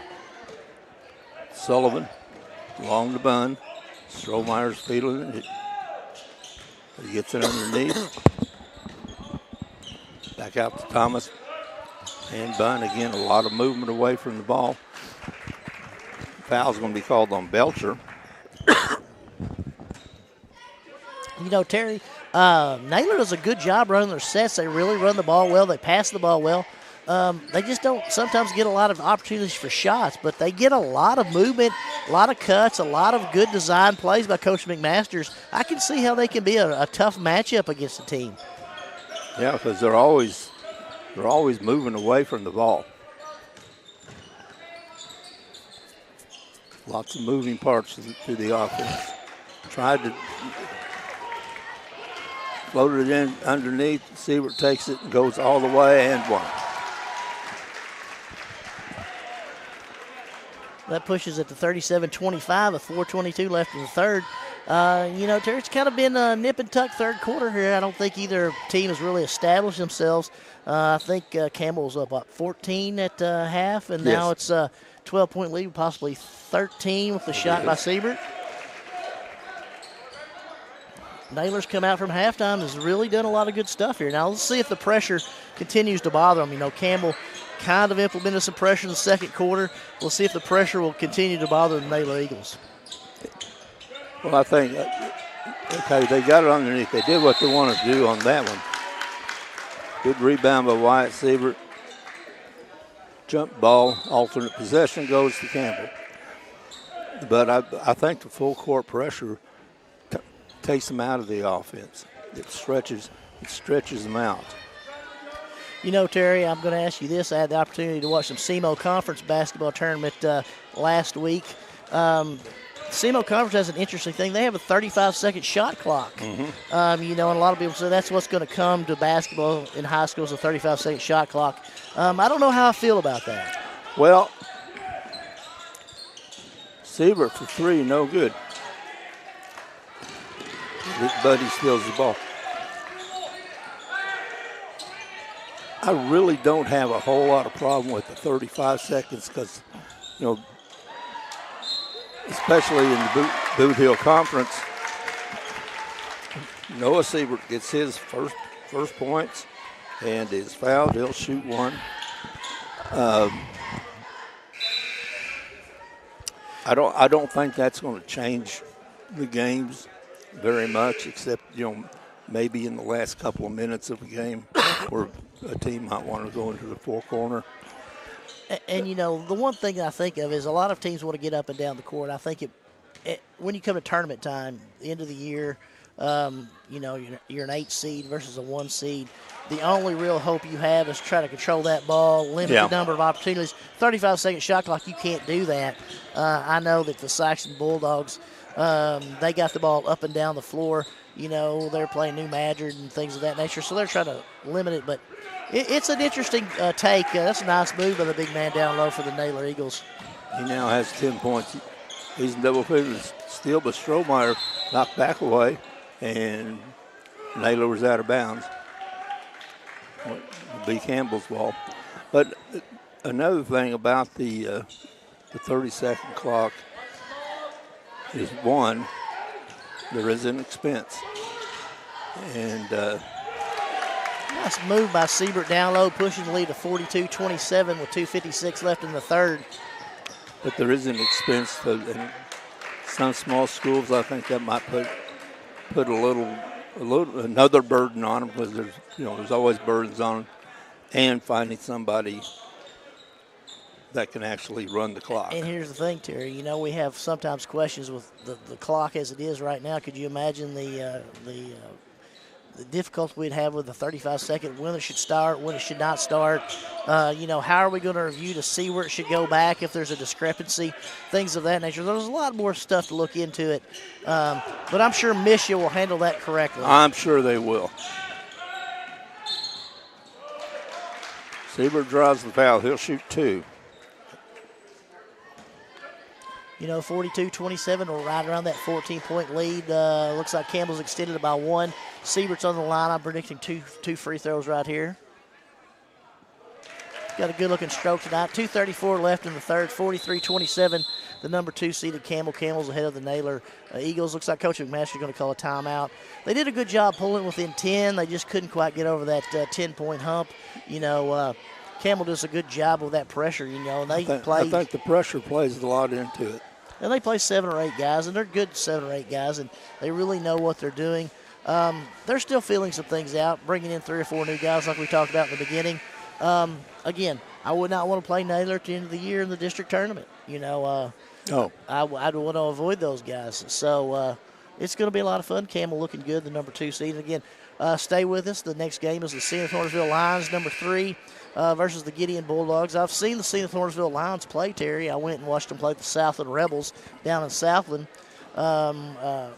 They play a lot of kids. Senath plays a lot of kids. They're very young, play a lot of freshmen. Of course, they've got White, the big kid down low. They got Cade Sawyers, and a bunch of good guards, So it's going to be an interesting game between, I'm going to go out on a limb, nothing against Coach Buchanan. I think Senath's going to have a little bit too much for Gideon tonight. And Campbell and Senath's going to be a nice matchup tomorrow night. Wyatt Siebert with a good rebound from the second position. Ball gets underneath to Noah, and he puts it up. 18-point lead. We foul out front. 45-27, the Camels lead here in the third quarter with 2:19 left. If you're Coach Crockett, you got to be pleased with them kind of exerting their will on the Naylor Eagles right now.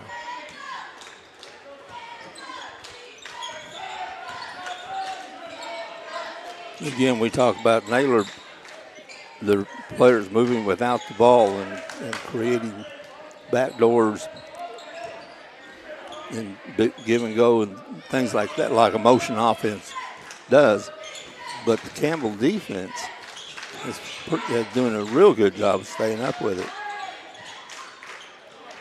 Good shot, nice little stroke by Davis. He has 8 points in the game. And, that was an opportunity where Siebert kind of gambled on a steal, got a little bit out of position.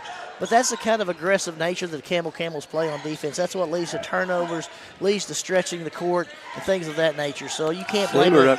To Mayberry, good defense. Mayberry gets the rebound, puts it back up. Mayberry extremely athletic down there, 47-29.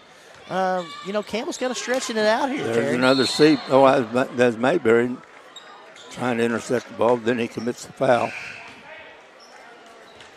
And that's going to be his third. Team fourth, 1:21 left in the third quarter.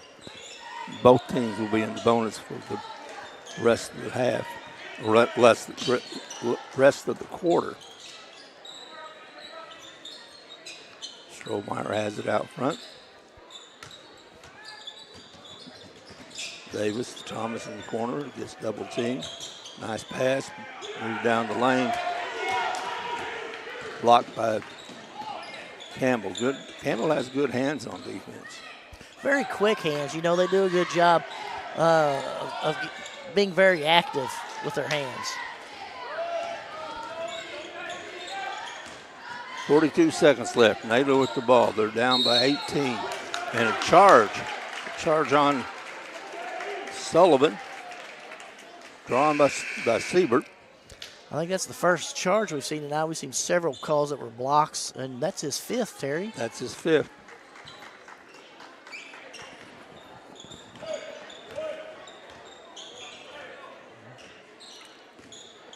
And really, you might want to question why he was even on the court still in the third quarter with 4 fouls.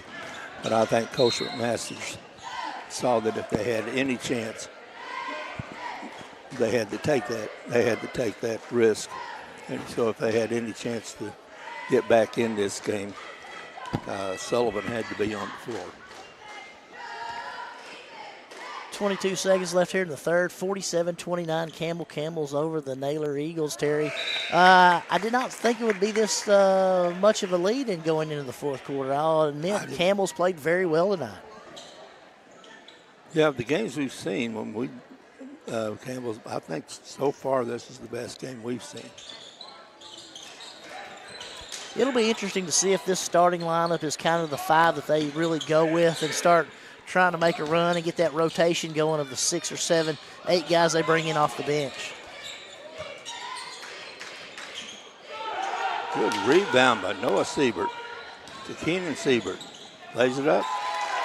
2 points. And that's the end of the third quarter with the Campbell's leading the Naylor Eagles 50-29. Campbell had 17 in that quarter. Terry, once again, we'd like to thank our sponsors, York's One Stop, Scott's Family Pharmacy and Shooting Sports, City of Campbell, the Campbell Volunteer Firemen, Uptown Skate and the Junction, Soapy Shack and Soapy Shack Storage, Express Signs, Express Food, Rick's Hair World, Phil and Judy Sandy, DC Transit, FM Bank, your good friend Patrick McCaney, Danny Glass, Beckett Tree Service, and Doctors John and Lisa Gardner. Thank you. Thank you for the sponsors.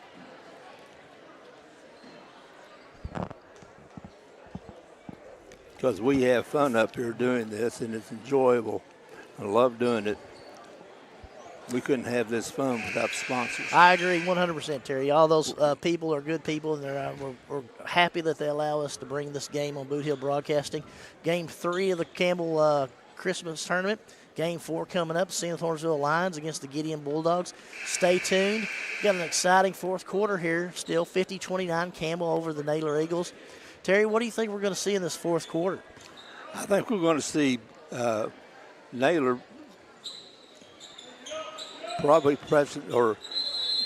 coming out the press, trying to get. They've been good about running their offense, and it's it's not a static offense; it's a moving offense. But they've been good about that, and they'll probably pick it up some more and try to speed up. Belcher from 3, no good. There's Noah Siebert, good defense again. Belcher drives the baseline, gets it underneath. Siebert, Noah Siebert with 2 more. Real good look, good passing, by the Campbells. That's one thing they do. Unselfish basketball, really move the ball around. Something I think has greatly increased since the first tournament I saw him this year. 2 more points for Rose. He has 12 in the game. Foul underneath on Foster, a senior from Naylor. Now has 2. Mayberry with the turnaround is going to be a foul on Siebert underneath, away from the ball. One thing I'm kind of surprised in is that Naylor hadn't extended the pressure, Terry. I mean, you're down by 21 here in the fourth. I think you've got to get some turnovers or get more possessions. I don't think you can run a half court because Campbell's going to continue to pressure, so that's going to run the clock down even more. And when you have turnovers, you don't even get it. There, Mayberry got it. Dunk by Mayberry. Sends the lead to 23. Thomas picks up the loose ball and lays it in. Looks like we got a timeout by Naylor. 54-33 with 21-point lead, Terry. Campbell's doing a good job of stretching it out here in the fourth. Do you have any predictions for the fourth game? No, I haven't seen either team play. And Senath's going to play a lot of kids. They're going to really play a lot of kids. They play a lot of young kids. One thing they have is their starting guard from last year's out. He's got an ankle injury. They play 3 or 4 freshman guards. So that's something, say what you want. When you're a freshman playing with seniors, it's a big difference, especially when you're running the show and running the offense. Absolutely. So we'll see how that goes. One thing about the Naylor pressure maybe they're thinking is Campbell is a team full of really, really good guards, and maybe they don't think if they press it's going to do us much good because they're going to carve us up. You never know. And they may be right. And you never know what Coach McMaster's. He knows his team better than I do or you do. He does a good job with them. And, it's easy for us to say what you should do, but sometimes that's not what they practice, so they may not ever have done that. So I can't really say one way or the other. Well, I kind of think you're right that Mayberry from the free throw line, that if Naylor tried to stretch the floor on defense, that Campbell's guards would eat him up. Strohmeyer all the way, and it's blocked. Good block by Noah Siebert. Ball came back and came off of the Naylor player, and ball to Campbell.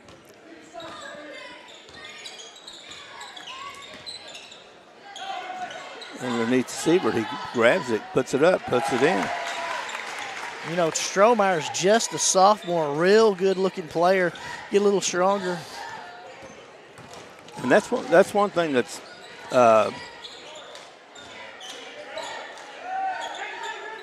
different in basketball now versus, say, when we were young, is that your point guard has to be strong. The defenses press the point guard more and use physicality against them.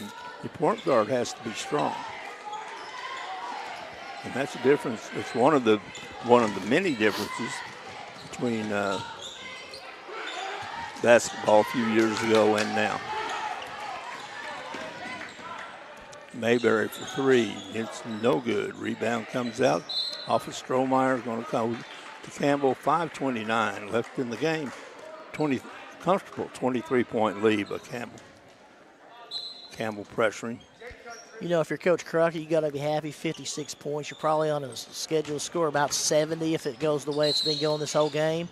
The defenses looked really good, holding Naylor to 33 points. You've got to be pleased with this first-round game. Kind of excited you'll be able to come and play Senath Orangeville. It is my understanding they're playing tomorrow night. Is that correct? Or is tomorrow night the tomorrow evening is winner's bracket. Just 2 games tomorrow, but they're both winner's bracket games. Rose at the line. This is both. Good move by the cheerleaders to get out of the way of the deflection over there. Some pretty good athletes on the sidelines for the Campbell Camels. The cheerleaders, they do a great job here at Campbell. They do. And you don't see very many games where their cheerleaders aren't there. Little floater by Ethan Siebert. He now has 13 in the game. 58-33, Campbell leads with 5 minutes left. You've got to be pleased if you're Coach Crockett with the efforts of his Camels tonight. They've done a really good job on both ends of the floor. And if I'm Coach McMaster's, his team has played hard. It's just tonight's not their night. No. Well, another dunk by Mayberry. Doesn't count for anything, but it's a nice dunk. Crowd liked it. Sometimes I was scrolling through some videos, and I saw a coach who said, big men, I want my big men, if you can, to dunk, because nothing excites a high school basketball gymnasium like a dunk. You may miss a few, but I promise you, if you make it, everybody will be extremely excited. And that's kind of what you like. The dunk only counts for 2, but it feels like it counts for about 37. Yeah, and you hear the thing, especially when they miss it, and a dunk's only worth 2, and the set shot's worth 2. But you're right. Nothing cranks up a crowd like a good dunk. Wyatt Sieber underneath with the good rebound. Raymer. Belcher on the wing.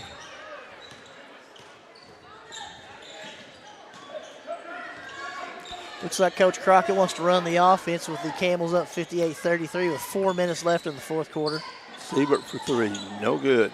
Rebound to Wyatt. Siebert underneath, Wiedenbender. Belcher for three, no good. Rebound to Wyatt Siebert. Raymer for three.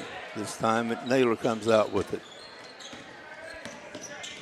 You know, 22, Weidenbender is a very good player for Campbell. He doesn't get a lot of playing time right now. He is a very good player for the Campbell Camels. He'll be a very, very instrumental player down the road for the Camels. Yeah, he's going to get more playing time. And he is, you know, you see him mostly in the JV games, but he's a good player. He's got skills and he knows where he is on the basketball court. Siebert with a spin. Muscles shot up. It's no good. Good rebound underneath to Davis. Strohmeyer gets fouled in the back.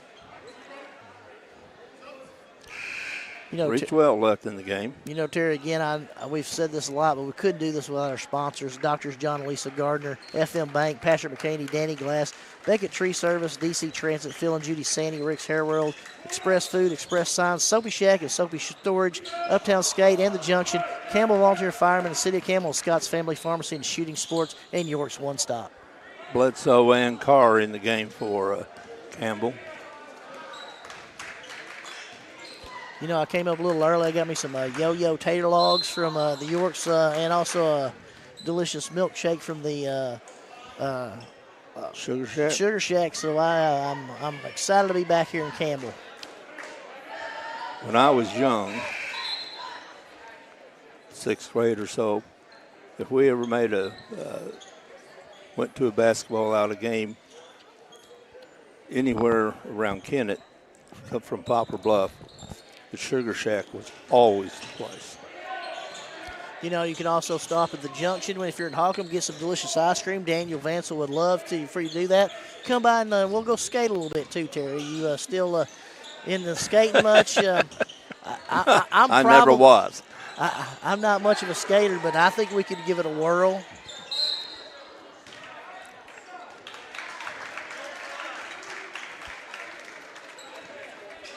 Campbell's really working hard on the glass, Terry. You know, they got some subs in right now, up 58-35 with 2:30 left in the fourth.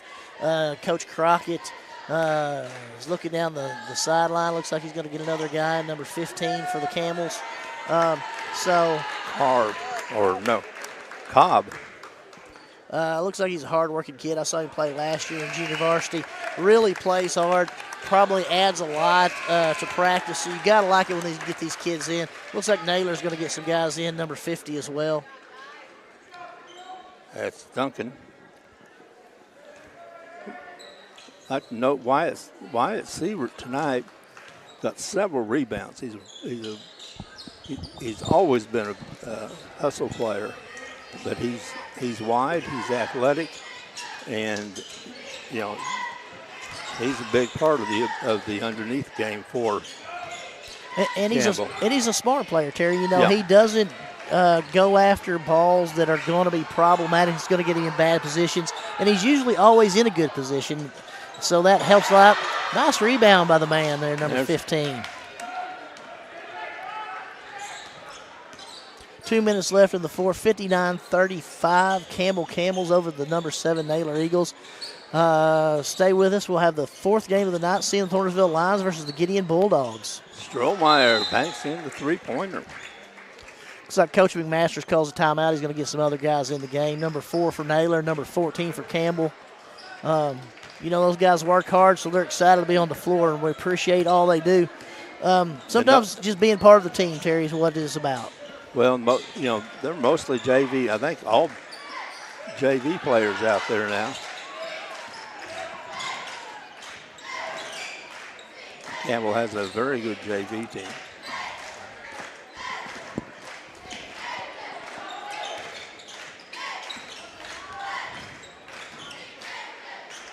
Wiedenbender, Cobb with the ball out front. He'll probably launch one. That's what he wants to do.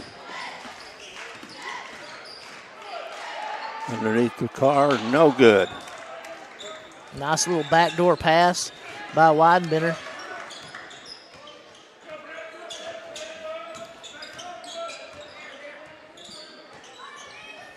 Thomas with the ball, gets underneath, and number 50, Duncan, draws the foul. He'll shoot a couple. See if the young man can knock these down and get himself in the book here.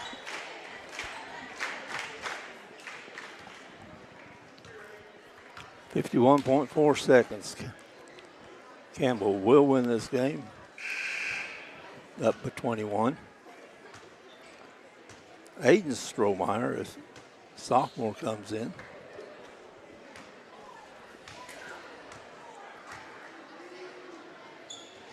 And makes one. Duncan's on the scorebook. He has one 20-point lead. Cub drives, double dribble. He's going to take it hard to the hole there, Terry. You got to admire that. I like that little spin move. Fan favorite here, the Oasis. Yeah, and he's been out there 2 or 3 minutes, hadn't committed foul.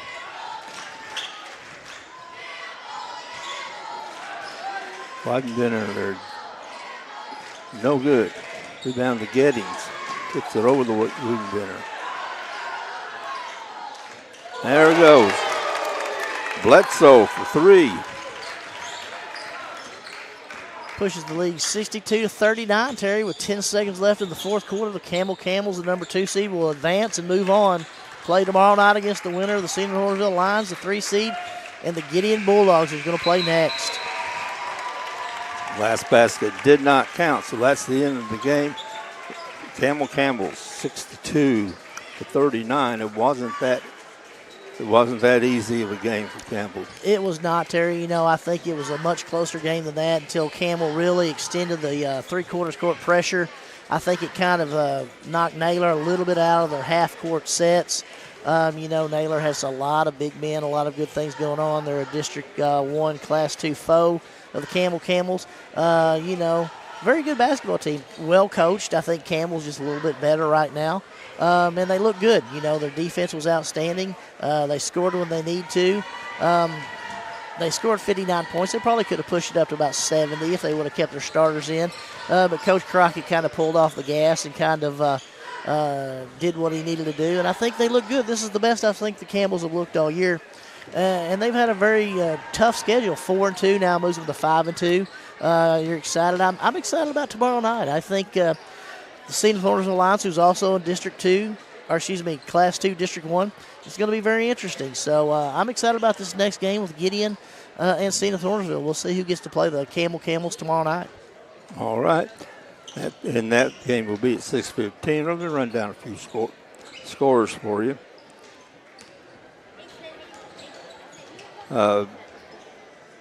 Ethan Siebert had 13. Keenan Siebert with 12. Noah Siebert with 10, all in the second half. 5 for Belcher, Mayberry, 14. Wyatt Siebert didn't score, but in his he had limited time, but while he was in there, he made a difference. And, you know, talk a little bit about Wyatt Siebert. Wyatt Siebert's one of those guys, he may not score a lot. Some games he may score 10. Like tonight, he may not score 0. But he does a good job. He's a glue guy, Terry. He's the guy that keeps everybody kind of engaged, accountable. Whenever they do something, you know, he can get on Mayberry, he gets on Siebert's, and he gets on himself. And he really makes them accountable for what they're doing on the court. And that's the kind of guy that you have to be a really good basketball team come February and March. Right, that's an important cog in that team. You have to have a guy that's going to be able to come off the bench, play hard, and get rebounds and play defense, and that's what Wyatt Siebert does. And it has to be somebody they're going to listen to. You know, there's a difference between people who talk and there's people you listen to. You know, there's people that they respect. I think everybody respects Wyatt Siebert. He does a good job in that aspect. So you got to be. Looks like Coach Crockett's going to come up. Looks like Terry's going to have an opportunity to talk to Coach Crockett. I know that he's going to be excited about the win. I'm going to give him the headset, and then we'll go from there.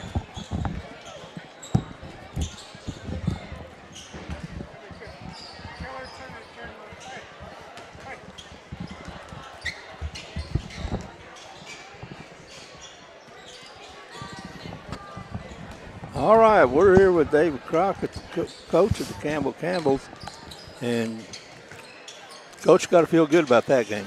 Yeah, we came in with a game plan, pushing it up and down the floor, pressuring the basketball, making them make plays off the dribble, and we did that. And I felt like we had a really good game plan. I thought we executed it well and came out with a big win. Yeah, they had, early on they tried to establish their underneath game, their inside game, because they had a size advantage. Right. And they were a little successful, but I thought, you guys stretched their offense more than what they wanted, that it took them out of the offense.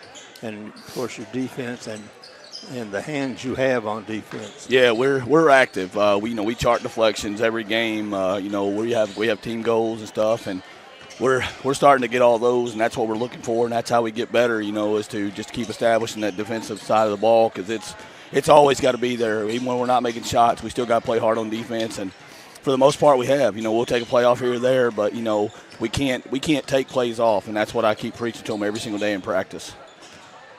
And I've seen most of the games this year, and I really thought tonight's game was as good as you've had this year. It was definitely the most complete game for sure.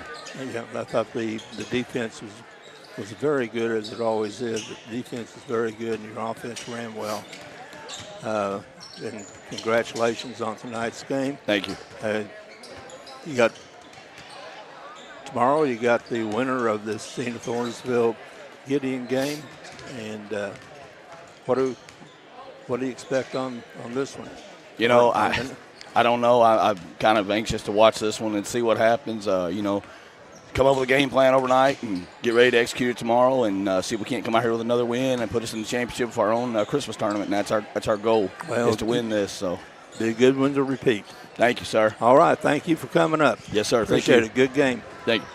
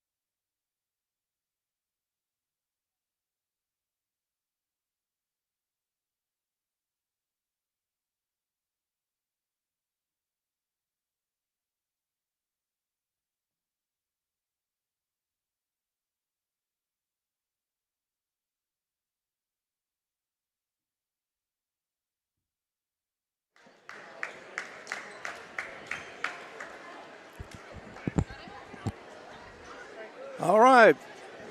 Welcome back to Boot Hill Broadcasting for the fourth and final game of the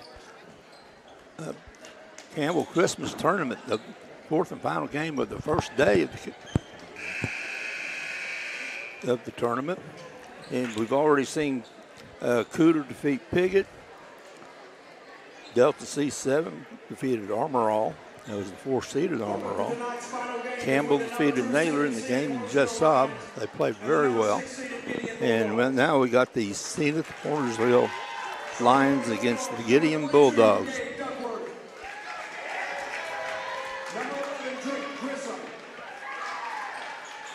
Number 3, Brandon Knapp. Number 1, Casey Lowry. Casey Lowry. And number 24, Landon Weaver. Starting for the Lions, number 11, Gerardo Castillo. Castillo, number 11. Todd Green. Number 1, Lawson Gurley. Number 14, Cade Sawyer. And number 12, Jamarius White. Dave Sawyer and Jamarius White. You know, Gideon comes in 3-2, having won their first 3 games, losing the last 2. Senath Hornersville comes in, as soon as they pull up, at 4-2, having lost their last game to Pocahontas by 20. But prior to that, having a 4-game winning streak. Senath Hornersville's an interesting squad. They got a freshman point guard out there. So we'll see how it goes between the number 3 seed Senath Hornersville Lions and the Gideon Bulldogs. One thing Senath will have, they will know they have a coach that will teach them to shoot. Because he's one of the best shooters in high school basketball. Nice move to the basket. Gurley. And again, we'd like to congratulate Keaton Buchanan on picking up his 300th victory for the Gideon Bulldogs earlier this year. It's a shout out. Very impressive accomplishment for Coach Buchanan.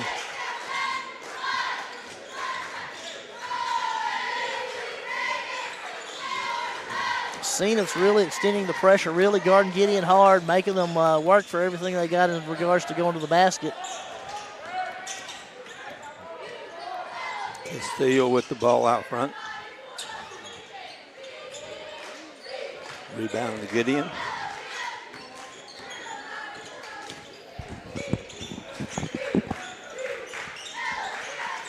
You know, kind of a funny story. I was talking to Coach Moore last year. He may not remember this. I asked him where his assistants played, and he played. And he said, mostly we play at the Paragould Rec Center. Really? Yeah.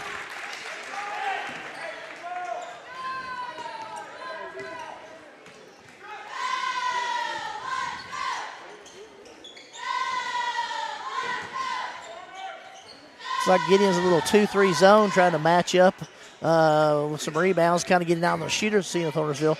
2-2 with 6:24 left in the first period. I think Senath's really going to try to use their depth. I think they're probably going to go 8, 9, 10 deep and really force Gideon into some turnovers, hopefully, as that pressure wears on them.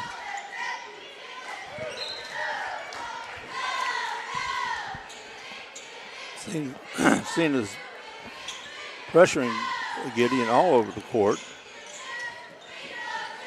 Gurley's out front. Gurley gets the steal, puts it up, puts it in. Gurley now with 4 points. Right now it's Gurley 4, Gideon 2.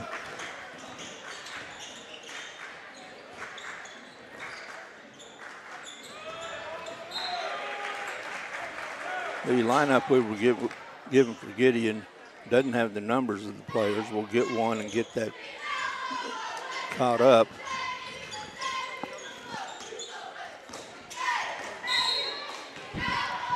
Well, foul called out front. That was on Castillo. Going to be his first, team first. Shot's no good.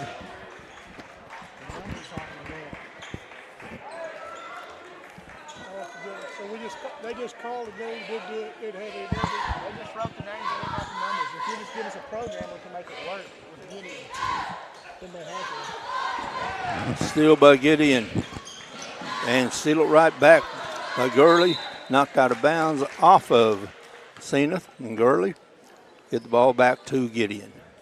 4-2.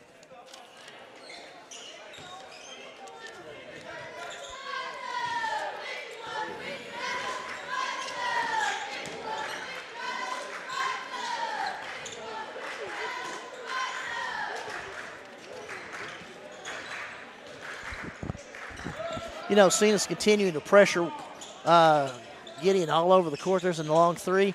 White with the rebound, pushing it to Sawyers. It's a nice give and go by the big man from Senath Orangeville. Senath's doing a good job really stretching the floor, Terry. Castillo underneath, puts it up, can't get it to go. The rebound, offensive rebound by that's White, the big man. He's a real nice player, Terry. You know, number 12 does a good job down low. Sometimes last year he got a little bit of foul trouble. So if he can continue to stay on the floor, he does a real good job for the Senath Orangeville Lions.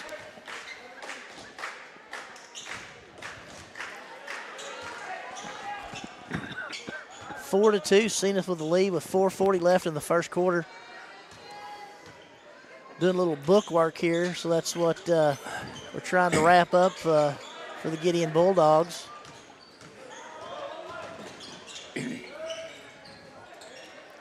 Senath's really trying to push Gideon into those corners for those traps, Terry.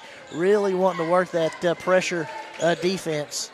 And that pressure defense works again. Senath steals the ball.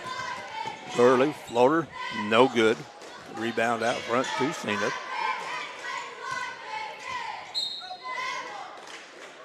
White gets it underneath and he's fouled. A non-shooting foul.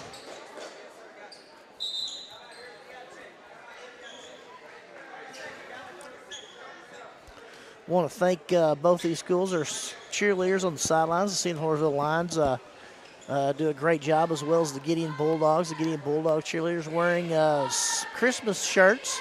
Looks like number 25 in the Gideon Bulldog. I was asking Misty why they were wearing 25. Then I realized it's 2025, Terry. Can you believe it's 2025? It is hard to believe. You know, I think both teams come out there looking a little sluggish here in the first period. You know, Senath took a tough loss, lost by 20 their last game out. I think they're kind of finding their way. You know, Gideon does a really good job with his matchup zone, really trying to match up with the shooters, Sawyers, and then look, kind of collapsing in on White down low. So we'll see how it goes. It's a very entertaining game so far with 4:04 left in the first period. 4-2, Senath with the lead. Senath looks like the quicker team. But they haven't made shots either. And, you know, sometimes, Terry, like we talked about last game, it's both teams are playing pretty good defense. And that was a nice steal by number 1. Really poked that away. End up with a foul on Sawyer. I think he kind of got clipped by White as he's going in, but that's good hands by number 1 for the Bulldogs, Lowry. Weaver at the line. Makes the first. Terry, you know, we've talked a little bit about this. We talked about the 35-second shot clock. What's your philosophy on the new 5 fouls in each quarter, and it's now 2 shots? What's your philosophy on that? Hard to get used to. And I wonder why. You know, I mean, it's different. You know, sometimes different's better, sometimes different's just different. And, you know, it kind of takes a little bit of the strategy out of the game. Back in the day, you know, you foul and it's a 1-and-1. You did it because it was the pressure on the other player having to make it. Otherwise, you could rebound. Now with 2 shots, there's a little less pressure, and it kind of changes the game and the format, I think. I think so, too. I think, well, it seems like a lot of the things they're doing in sports, such as the baseball's runner at second base in extra innings, and of course, football's always taking a lot of the strategy out. Takes the strategy out. I mean, I think the 5 fouls in a quarter, no 1-and-1s. There's a reason those made it exciting, and I still haven't heard a good explanation as to why they took it out. And shot from the corner, no good. Rebound to Gideon. Gideon's doing a good job of rebounding, I think. And another loose ball. And really hustling, picking up every ball. There's another loose ball. Senath using their hands well. 4-4 with 2:18 left in the first here. This has been kind of a, grudge match, a slugfest. And they've had good shots. Absolutely.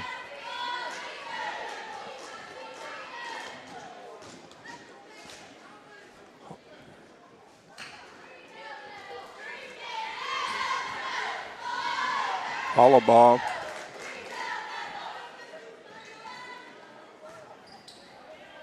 Misses the first, misses the second. White over to Johnson, back to White, no good. Terry, talking about the Gideon Bulldogs and shooting, I can remember Keenan Buchanan was one of the first coaches who ever got the automatic ball feeder return, what they call the gun. And he has really had a lot of good teams, They played some very good Scott County Central teams, and they won, and, they made some runs, some sectional games.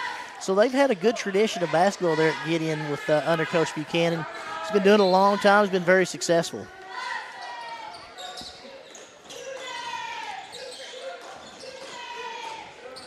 There's Garza, first time to see him tonight, and he scores 2 points. Gets on the court, and within 4 seconds, he scores 2.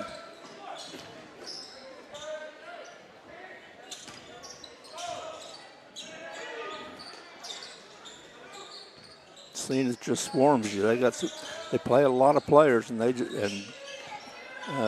play 90 miles an hour. There's a foul, no call.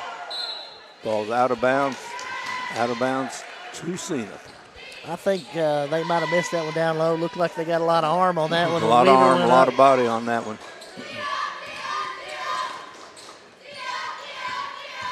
Driving on the baseline, gets it to White. Ball knocked out of bounds, stays with Senath.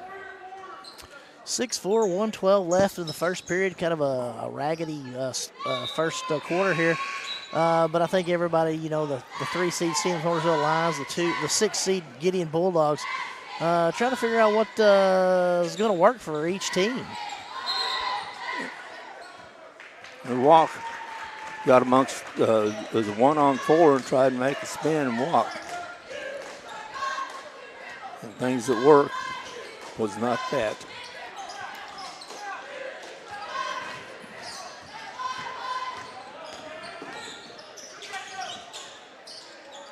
Like great literature, Terry, it was the best of times, it was the worst of times. Nice spin, puts it up, puts it in. Knapp with 3. 6-6, 50 seconds to go. And unlike some networks, we script nothing here on Boot Hill Broadcasting, Terry. No, we're all extraneous.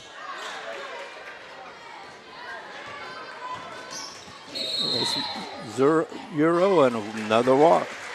Good job by Weaver, number 24, getting ready to take the block there against the guard. A little bit out of control. Really fast, number 10, but a little bit out of control for the Senath Hornersville Lions.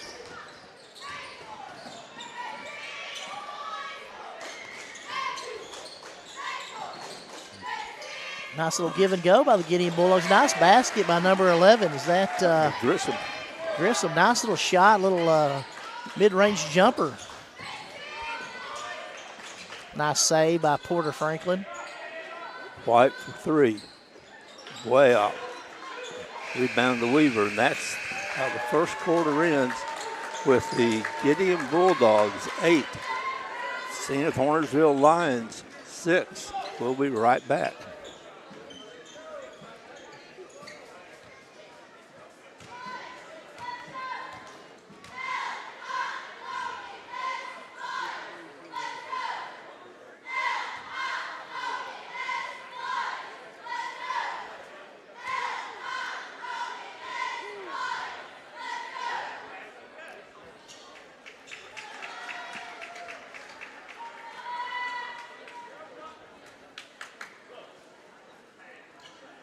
And welcome back, Game 4 of the Campbell Christmas Tournament. Terry McVeigh and Darren Todd on the calls.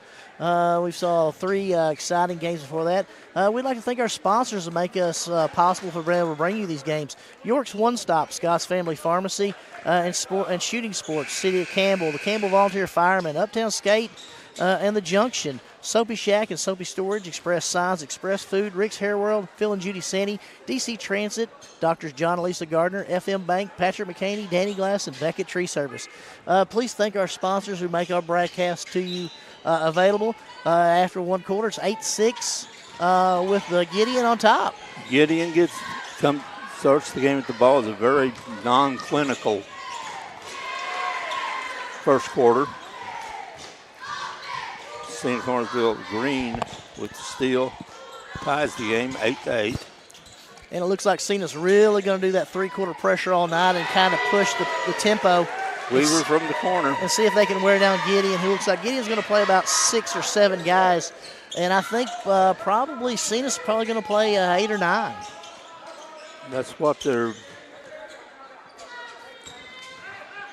looking like. Senath has a much deeper bench. Timeout, Gideon. Good timeout called. Saved the possession. Ball on the floor, and everybody scrambling for it. Gideon had it. Timeout called. One interesting thing down there, the Gideon Brain Trust, I believe Keenan Buchanan is the principal in the high school now, and Jimmy Brees on the sideline is the superintendent. So, nothing like bringing your superintendent and the principal along to make sure the coach does the right thing. Wait a minute, Keenan Buchanan is the coach. Yeah.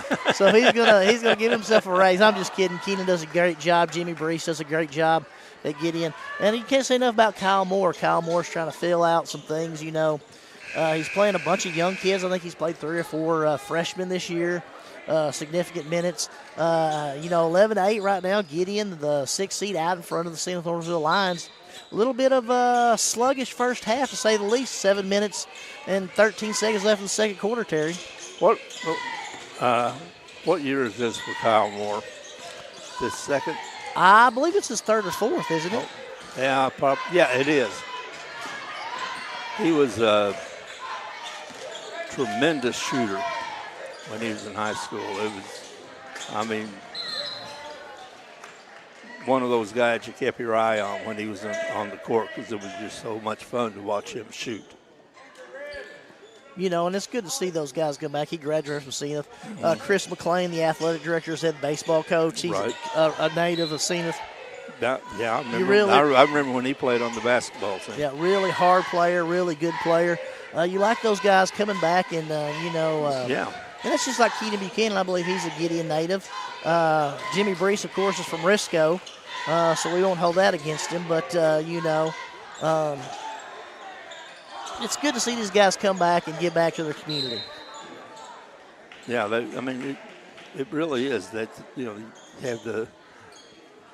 have a name that just stays around, and it's good for the community. It's good for the kids that are coaching. And there's a lot to be said about continuity. Yes. You look at some schools, 7 coaches in 9 years. That's not what you want to have as far as continuity. Good shot, good three-pointer by Lowry, his first 3 of the game. Gideon pushing it out to 14-8 with 6:18 left of the second quarter. Senath just doesn't seem to be able to find their groove. They have a lot of good pieces. They just can't seem to fit them all together right now and figure out who's going to be our go-to guy and what our main offense. Are we going to be an inside team? Are we going to be an outside team? Are we going to pressure? Are we going to play zone? It looks like they're still looking for some of those answers. Shots in and out by Garza in the past. Garza has shown that he's a good shooter. 3-pointer up, no good. Good hustle by Green. He stops, want to give it up. He did. To Gideon. Ward, ball gets down towards the corner. Offensive foul. I think Weaver's a little out of control there. He's trying to do too much, and the Senath Hornsville player did good position. One little thing about Todd Green, he's not only a good athlete, he's a very smart kid. Went to Boise State last summer at Lindenwood. With a bunch of other guys from the area. So it's good to see him out there working hard for the Senath Hornsville Lions. Duckworth in the game for Gideon. From the corner. No good. It's long. Ball off of Senath. 14-8 with 5:24 left in the second, Terry. I didn't see this coming. You know, one problem Gideon may have, their big guy 24's got 2 fouls. He's got to be careful. He can't pick up a third.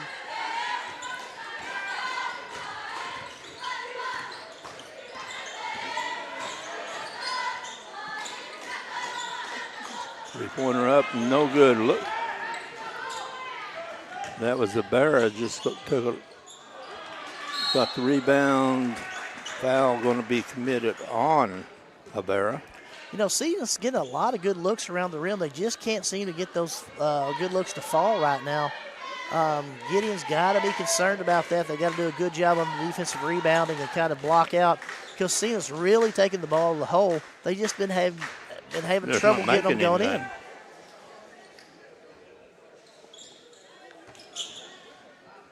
What's really surprising, because the last couple of years, Senath's been a very good shooting team. And again, you know, this 2-3 matchup that Gideon is kind of a good matchup. I mean, they pressure the ball well. They've got some big guys down low, so, I mean, they're playing hard. First time I've seen Gideon play in probably 5-6 years, and they're well coached. And they look like they walked. A little slide step there. Yep. He slid. He knew it.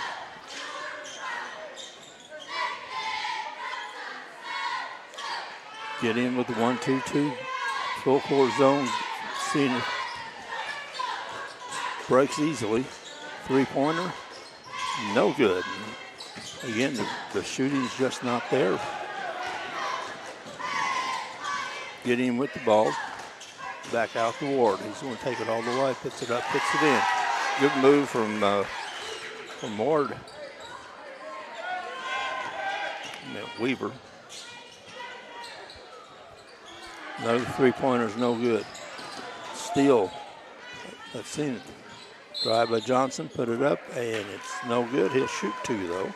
I think that was kind of a frustration foul by number 3. He felt like he got fouled out front on the behind-the-back dribble, and he went out and kind of extended a little bit too much on the shooter. 16-9, Gideon leading here in the second quarter. 4:11 left. Did not see this one coming, Terry. Still a long way to go, but Gideon's looking good in that 2-3 matchup, you know, doing a good job of subsing in 3 or 4 different guys. And Weaver looks real good for Gideon down low. Yes, he does. And, you know, one thing seen is the type of team that can score a bunch of points in a hurry. Nice pass underneath, good drive. Good job by Knapp, get it underneath the Duckworth, and he scores 2. Good drive underneath the White, he misses it, gets his own rebound, puts it up, and he's going to be fouled. He'll shoot 2. You got to like the hustle on White on the board. He went up, and then he went up strong, grabbed his rebound, went up again. You know, you've really got to put a body on him. He's super athletic, extremely quick jumper. Gideon's going to have to be aware of him the rest of the game. White rolls it in. It saw every part of the rim. That's only the second free throw by and third by Senath. Knapp with the ball. Weaver in the corner. He drives the lane. Cut off by White. Weaver out to Knapp. He's guarded by Gurley. Scramble and a jump ball. Jump ball's called. Alternate possession gives the ball to Senath. They can cut into the lead. I think that was a kick that might have been missed there. It looked like that ball was kicked by Senath, but that's a break for the Hornsville Lions. Senath Hornsville Line 18-12. Gideon Bulldogs leading, 3:22 left in the second period. Again, Senath not really getting anything into the flow. White with a good hustle rebound, picked up by Ibarra. No good. Back out to Knapp. Going to be a foul, probably not the type of foul you want. And, 24's out there. His philosophy is I got 5 fouls. I'm going to use them all. He does a good job of botting up his man. Oh, fumbled the ball. There goes Senath all the way to the basket, and he misses, and it's going to be out of bounds off Gideon. Back to Senath.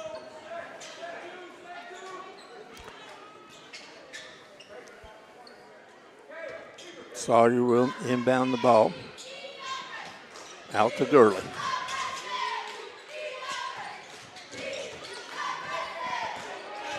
Sawyer drives, it goes off, and it's Senath's ball, goes off of it's Gideon's ball. I thought that might have gone off the Gideon player. All the ball with the ball over, that's Lowry. Drive, double team, going to be a foul. A bailout foul by Franklin.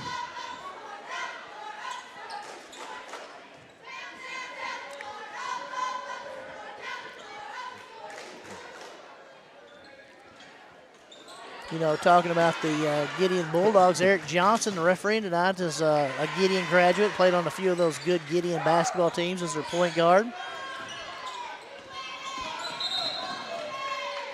We foul on the floor. Terry, Knapp, number 3, has done a good job of handling the pressure. He's been the primary ball handler all night for Gideon. Been handling it from coast to coast. They've been putting 3 or 4 different guys on him. He has done a good job of getting the ball down and getting the Bulldogs into their offensive sets. Down on Weaver, gets a shot interrupted, and there's going to be a foul called.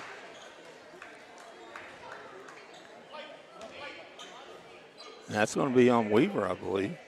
No, that's on Senath. On Senath on Ibarra. Super aggressive, a little bit over aggressive, as he kind of just took 2 hands and shoved him in the back towards the front row. That's one way to create space. Well, he's taller than I am, Terry, and he was in my way. Yeah. Franklin up the court. Franklin has it back free throw line. Sawyer from the wing. No good. Good rebound underneath. Gets back to Sawyer. Sawyer tried to scoop the ball when he could have gone on just with a straight layup.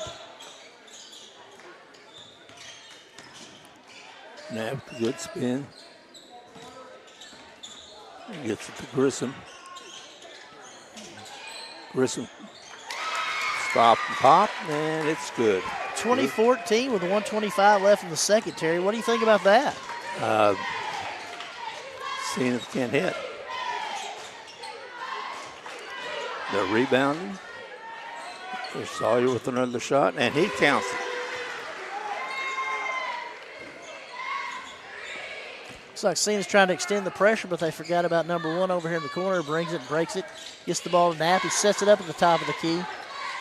Sawyer rides him a little bit out of bounds. 2017, 57.9 left in the second period. If you're the Bulldogs, you got to be happy with us, Terry. If you're Senath Hornsville, you got to be like, we've got to shoot better in the second half. We got to shoot better. If they were shooting, they'd be ahead. One thing that's going to be a struggle for Knapp is handling this pressure all night. He's going to have to make some free throws, and I know he's going to be winded because he has been handling the ball the entire length of the court against both 3 or 4 Senath Hornsville Lions defenders. Misses both. Gurley with the ball. Over to Franklin. Back to Gurley on the wing. Franklin on the wing. Looks at 3. Wide underneath. Triple team. Turnover. It's tough when you get in there and you got 6 hands on you. Coach Moore looks very relaxed on the sideline, but I bet his insides are churning a little bit more than he'd like. Down 20-17 here in the second quarter. The third-seeded Senath Lions to the number 6 seed Gideon Bulldogs. There's White with the rebound. But, you look at, seems really, nothing's really gone right for them in this game. And they're down by 3 points.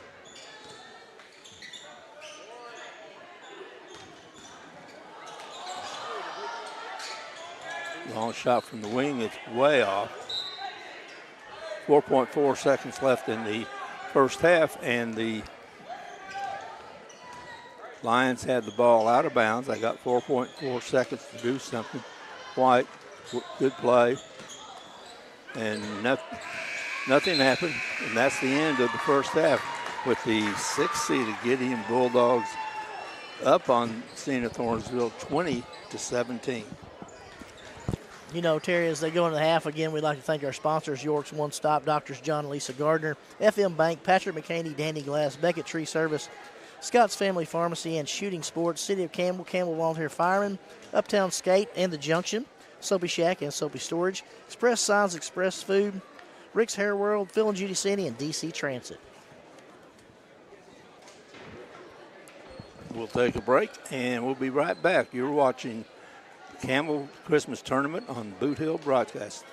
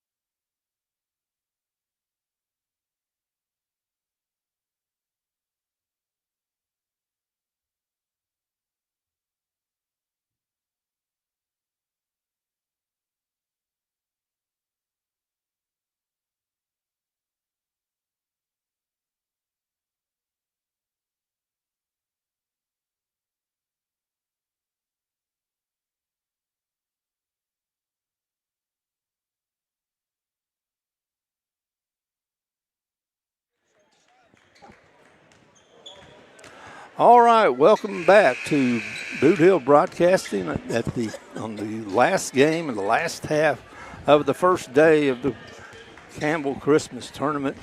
And this game so far has not been a clinic.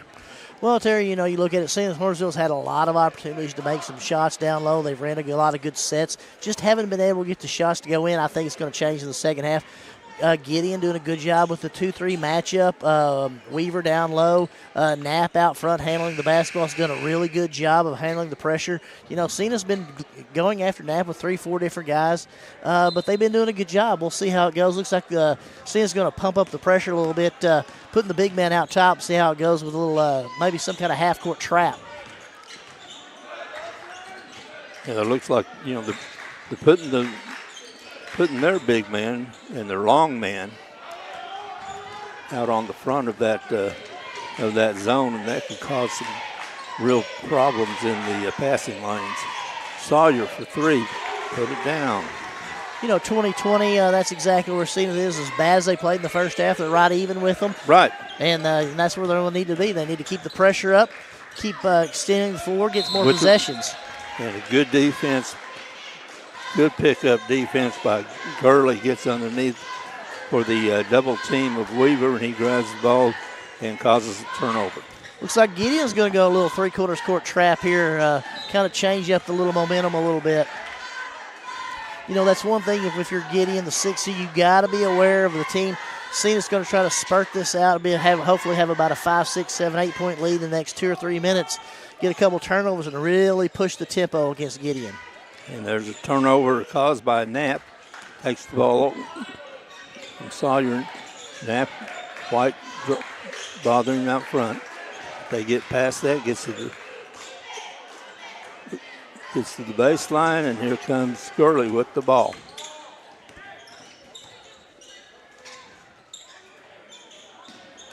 The steal for 3, no good. White with the offensive rebound. Knapp almost intercepted it with his head. Weaver with the rebound and heading back down the floor. 20-20 is the score. And there's White, very active, doing what that defense does, which is get in the lanes. One thing you can't do is lob passes or weak passes up top with White. He's very quick and very long and very agile. Very athletic player for St. Huntersville. Nice little back cut. Can't make the layup. Oh, nice steal by Duckworth. Very good steal.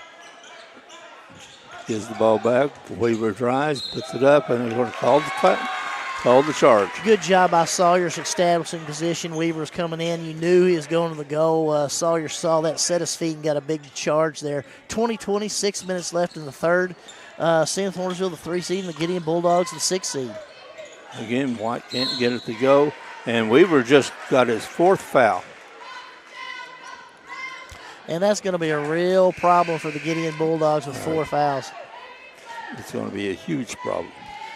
One thing Senath's really doing a good job of is pounding the boards and the glass. They've done a good job coming out in the first couple of minutes, putting up a lot of shots, really crashing the boards, which is what they've got to do.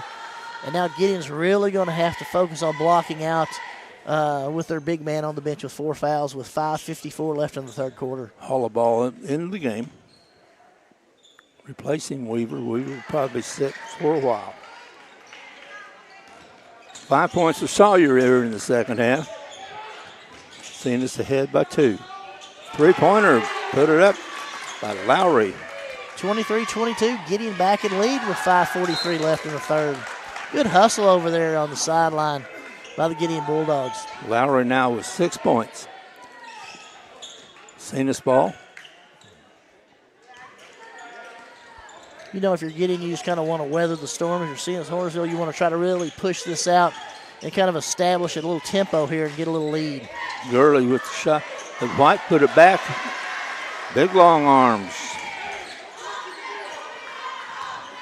White's very disruptive out there on the front of that press for the Senath Hornsville Lions. Yes. It's hard to get the ball over him. Reminds me a lot of that Syracuse 2-3 zone when Jim Boeheim had those long arm guards. Oh, Shot will not fall for Senath. Made a nice play to get it, the layup underneath. No good. Rebound. Gets his own rebound. Puts it up and going to be fouled. That is sending Duckworth to the line. He'll shoot 2. Duckworth is a hard player down low, really hard-nosed, really does a good job of blocking out and rebounding for the Gideon Bulldogs. It's Green's second foul. Makes the first.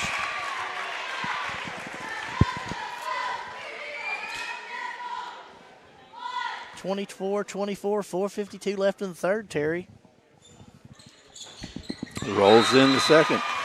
Terry McVeigh and Darren Todd is the first day of the Campbell Christmas Tournament. 3 great games before, and this looks like it's going to be the best game of the night here with number 3 seed Gideon Bulldogs against the number 6 seed Senath Hornersville Lions. You know, it may not be the best game, but it's going to be the most exciting. Beauty's in the eye of the beholder, Terry.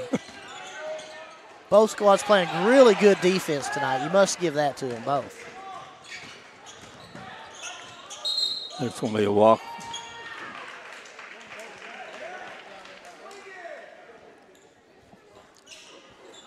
Seems this ball, Gideon with full court pressure, 1-4-1-2-2. Back to White, lays it up, lays it in. Good play, good feed. Good feed from Castile gives White 2 more points. He has 6 in the game. Trap in the corner. Going to be out of bounds off of Gideon, back to Senath. And looks like the defense of Senath may be giving them some opportunities. I think Coach Buchanan is seeing that, and that's why he calls the timeout. He's going to call a little timeout, kind of get his kids to relax, realize you can't put that ball in the corners, use the in line or a half line or out of bounds line as a third defender. You really have to keep the ball in the middle of the field. Once you get past White on the top, you really have to think if you're getting about attacking the basket, because he's now out of the play and they've got some of their smaller guys down low. Easy for me to say because getting around White and those guys up top, Sawyers, and those other guards is very difficult right now for the Gideon Bulldogs. Well, he has the perfect build to be out on the point, either the point or one of the wings. I mean, he's long and long arms, and it moves well. And if you can get in the passing lanes with long arms, you can really disrupt an offense. And one thing about Senath in this third quarter, it looks like they're going a little bit more with the starters too, Terry. In the first half, they were kind of rotating a lot of fresh bodies. They really stayed with their first guys, and there's Sawyers with a big 3. He can really stroke it when he gets hot. 29-25, Senath with the lead with 4 minutes left in the third period. That's almost backcourt, picked up by Gideon. Knapp drives, and he's going to be fouled out front.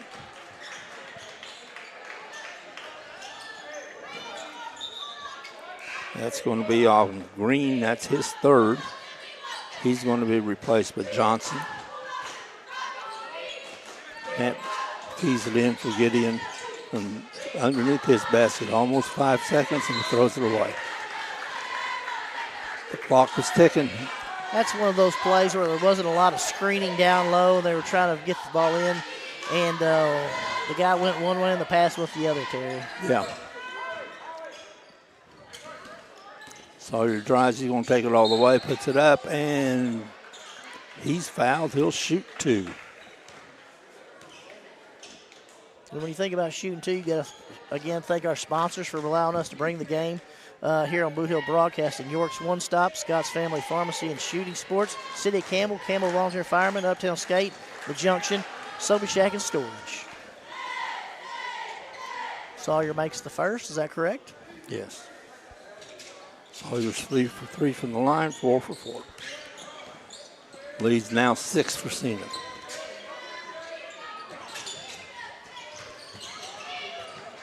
Throw underneath, picked up by Grissom. He misses the layup. Senath with the ball. They're coming down behind the back for Grissom. He's up point, he's feeling it, drives in, kicks out to Gurley for 3, count it. Nice shot by Gurley, the freshman, looking good. I think it's his second or third 3 tonight. Doing a good job running the point for the Senath Hornersville Lions. Yes, he is. Shots left, no good. Rebound knocked out. Senath gets it. Castillo in the backcourt to White.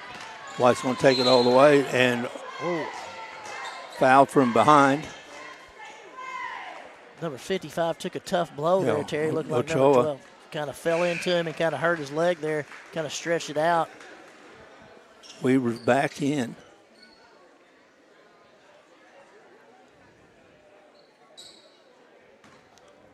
Ochoa is still on the floor, face down. Now he's rolling up, and they're going to help him out. Kind of fell awkwardly as White kind of fell into him and kind of built that leg backwards, and I think it's more of a hip injury than anything, Terry.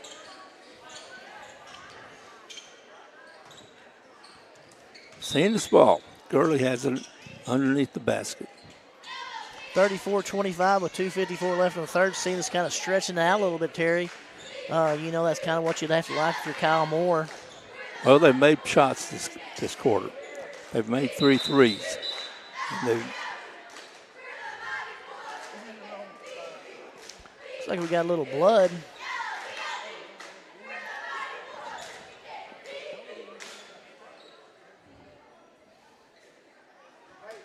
And while we're waiting on that to be cleaned up again, we'd like to thank our sponsors, FM Bank, Patrick McCaney, Danny Glass, Beckett Tree Service, Doctors John and Lisa Gardner, Express Signs, Soapy Shack, and Soapy Storage, Express Food, Rick's Hairwell, Phil and Judy Sandy, DC Transit, for allowing us to bring these games, the Campbell Christmas Tournament, first night on Boot Hill Broadcasting. Darren Todd and Terry McVeigh, very excited to be here with you. Be with you tomorrow night for the winners' games. Is that correct, Terry? That is. White, nice feed from the baseline or from out of bounds. White with 8 points in the game now. Weaver lays it up, lays it in. Good play by Gideon. By Gideon. Looks like Coach Buchanan realized he couldn't wait to get Weaver in anymore, so he's brought him in with 4 fouls, and he's really doing his best to stay away. It's still through, and there's White.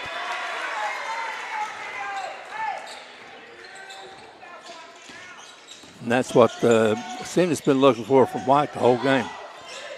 He's really come out and had a whole different game. Looks like we got a push on Sawyer's. Coach Moore upset about that because he really had him blocked up well, and he just kind of reached in there.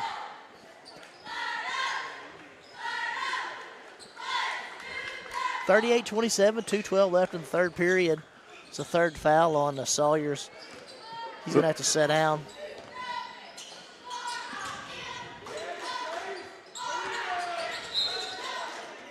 Like a foul on White out front.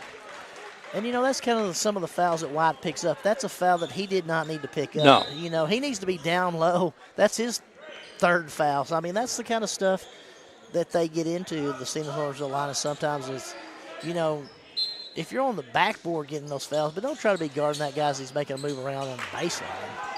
Yeah, especially, 18 feet from the basket. Right. Nice move, nice throw, nice finish. Small with the layup.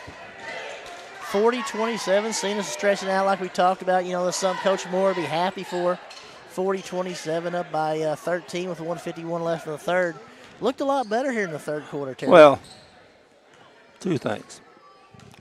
They're making some shots. And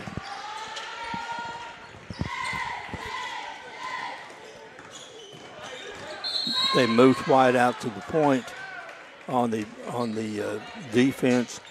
It energized him. He did a really good job there, but it also energized him, made him more active on offense. He's active on defense. He enjoyed being there, and I think that's made the whole difference for Senath. And, with Weaver picking up his 4th foul early in the third period, 2 quick fouls there, that really changed the complexity. He's back in the game. Now we're going to see how Senath does with their 2 big players, Sawyer and White, both out with 3 fouls. That makes 2. 41-29, Senath up with 1:42 left in the third quarter. Drive underneath. Weaver with the block. Walk. Weaver with the block with 4 fouls.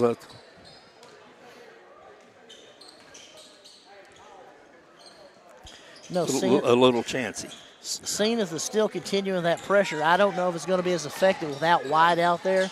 Knapp had done a good job handling up to that point. Did a good job taking it down 41-31. White's a big difference maker when you can put him out front on that press. Oh, yeah, I think it's his length just makes all the difference. His length and athletic ability. And as you alluded to, just think about the Syracuse defense, the zone defense. Nice little move by Knapp, gets the ball up the court.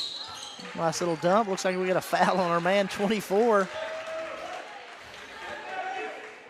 Ibarra. That's probably his third or fourth. Very aggressive defensive player. I just got him for 2. Oh. Looks like they called it on 3. I need Smalls first. Knapp with the free throw.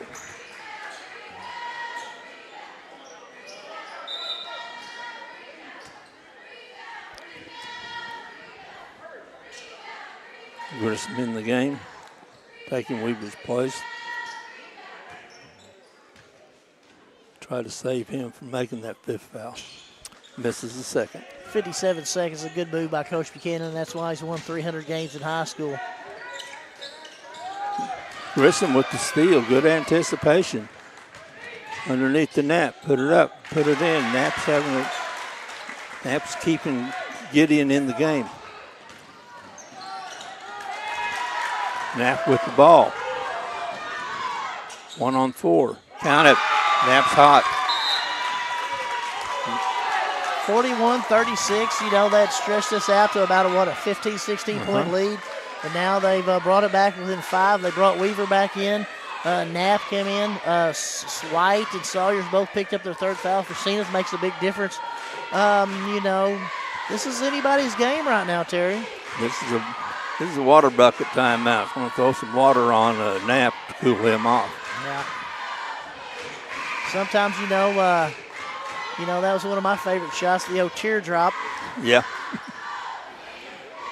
But mostly that was what the coaches were doing when I was shooting, was crying, thinking, why are you shooting out there? I said, Coach, I did well on my ACT. Let me shoot some shots. He said, Todd, you're more valuable on the sideline next to me. 29 seconds, 41-36. Senath Orangeville rushing it up the court. Good move, but then there's the fouls underneath. Foul's going to be on Duckworth. Going to send Gurley to the line. Coach Buchanan coaching on the sidelines like he's been doing for the last 30 years. Coach Moore coaching on the sideline like he's been doing for the last 5 or 6 years, and hopefully 30 more. He's a real good coach for Senath Orangeville Lions. Yes, he is. 42-36, 22.8 seconds left in the 3rd period. Senath Orangeville on top. First free throw was good. Gurley now has 11 in the game. 43-36. I think Gideon will hopefully think about holding it for the first shot. Of course, they could just say, you know what? I don't think so. I think they're hot. I think they said he stepped on the out-of-bound line. 12.6, 43-36. Senath leading. 3rd period. They'll wait for the last shot. Nice little poke away. Knapp has it. Long 3 is no good, and that's the way the 3rd quarter ends with the Senath Orangeville Lions 43, Gideon Bulldogs 36. Looks like Senath's going to make mass substitutions, bring in all of their starters. Looks like Gideon's going to take a little breather. While we're doing that, again, thank our sponsors. I know we say this, but can't thank them enough. York's One Stop, Scott's Family Pharmacy, Doctors John and Lisa Gardner. Scott's Family Pharmacy and Shooting Sports, City of Campbell, Campbell Volunteer Firemen, Uptown Skate in the Junction, FM Bank, Patrick McCaney, Danny Glass, Beckett Tree Service, Sobe Shack, Sobe Storage, Express Signs, Express Food, Rick's Hair World, Phil and Judy Sandy, and DC Transit. Well, Terry, we've got 43-36, Senath up by 7.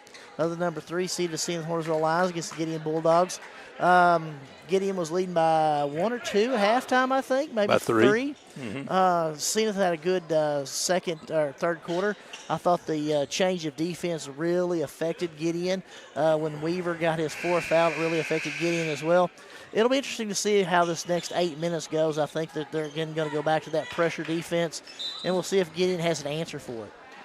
Yeah, 1-2-2 with White at the top.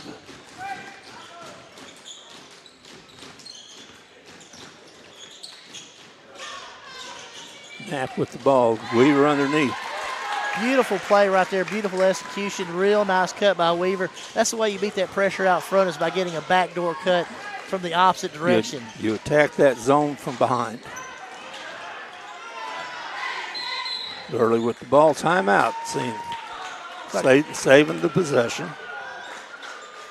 It's like Coach Moore didn't like what he saw. You know what they say about timeouts. You can't take them with you. Might as well use a few. Well, I mean, that was just like the last one he called to cool Knapp off. And that one was saving possession. 43. Because they were out of sorts. They didn't have anything going, and they weren't moving enough. 43-38 right here in the fourth quarter with 7:30 left. I think Coach Moore really wants the Senath to kind of push it out. Senath Hornsville cheerleaders doing a good job over there, building an amazing pyramid with some SHHS letters. You got to really appreciate the cheerleaders for both Gideon and Senath Hornsville High School tonight. Did a great job on both sides. Okay, Senath with the ball. Gets it to Gurley. Sawyer being guarded by Knapp. Going to be a foul underneath, or foul out by the free throw line. Grissom with the foul. That's going to be Grissom's 4th.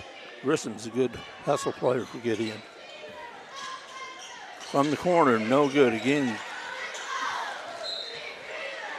White's a really tough guy. Coach Buchanan's telling his guy, you got to put a body on him, push him towards the cafeteria. You may not get the rebound, but don't let him rebound over you. And that's nice a good job. Shot, and that's Castillo with his first points of the game. Castillo in the past, we have seen him before get hot from the three-point line. Nice fake. Gets the ball underneath the Higgins. Knocked out of his hands. Ball will stay with Gideon. I really like 42 Duckworth. He doesn't look like he's really a scorer, but he does a good job with all the little things, rebounding, passing, cutting. Really does a good job for the Gideon Bulldogs. Really like Duckworth. And he sets screens. Ball's thrown behind Weaver and out of bounds. Over to Senath Hornsville's 8-point lead for Senath. 6:49 left in the game. Gideon with the 1-2-2 pressure. White in the corner to Sawyer. It's no good. Weaver with the rebound. It's going to be a blocking foul. When Lowry was trying to get a charge against Senath against Green. Blocking foul was called.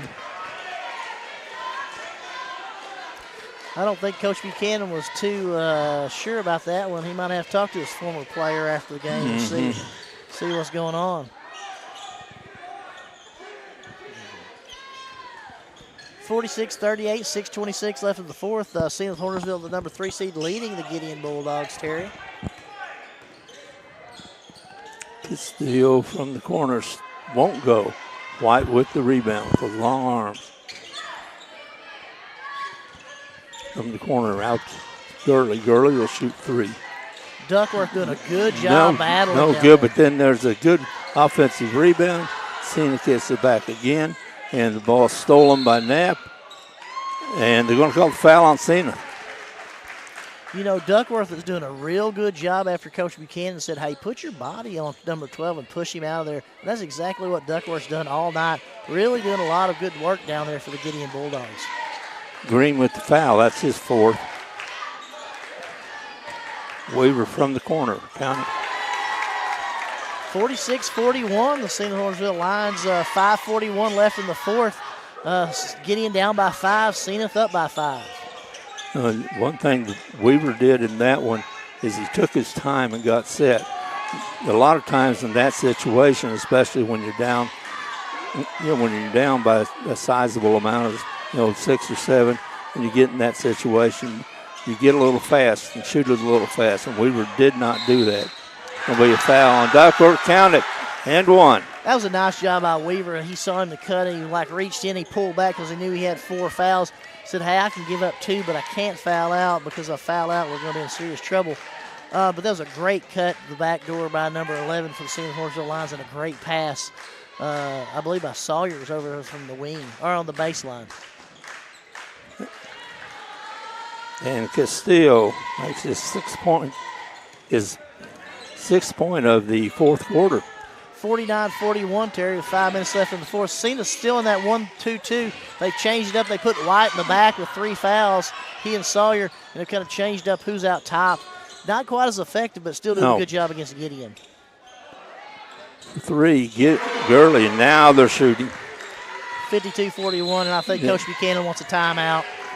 Now seeing that they're getting a little more relaxed. They got a decent lead, and get a little more relaxed. You get a little lead, and you start making the shots and Senath has started making the shots here in the second half.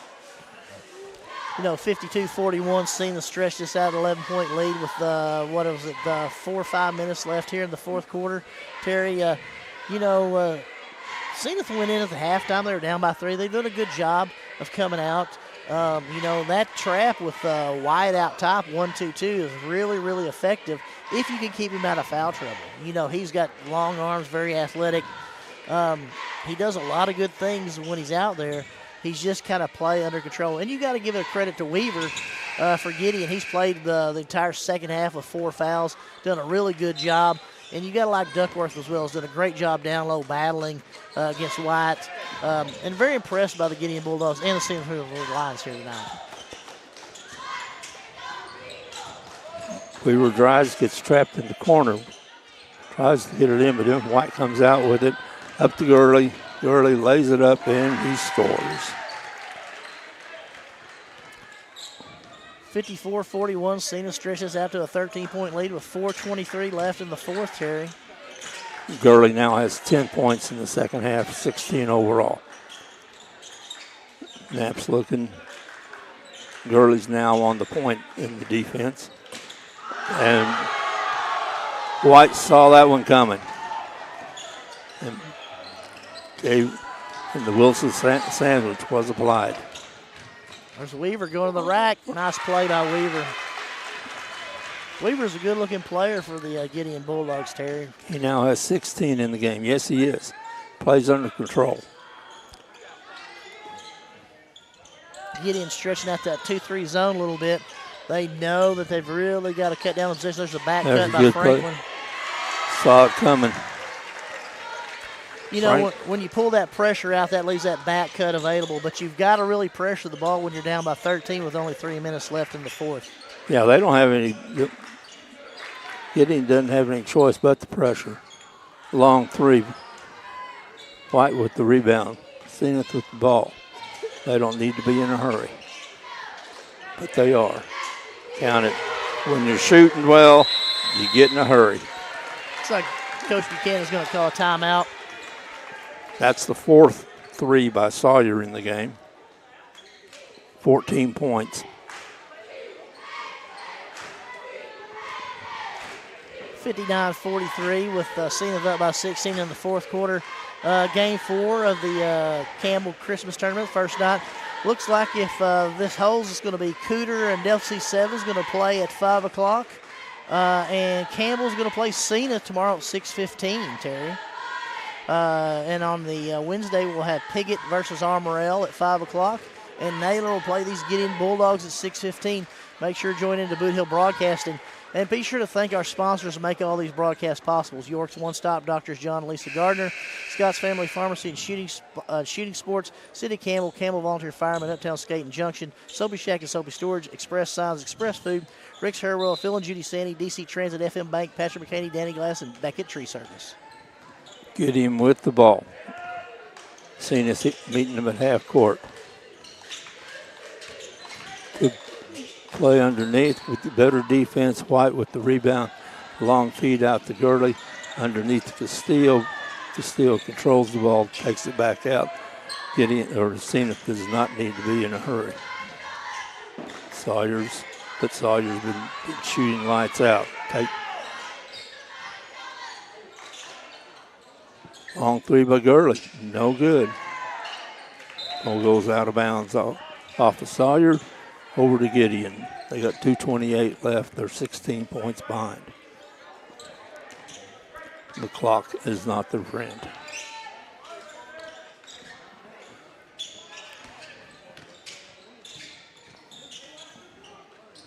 We were 3 from the wing. It's no good.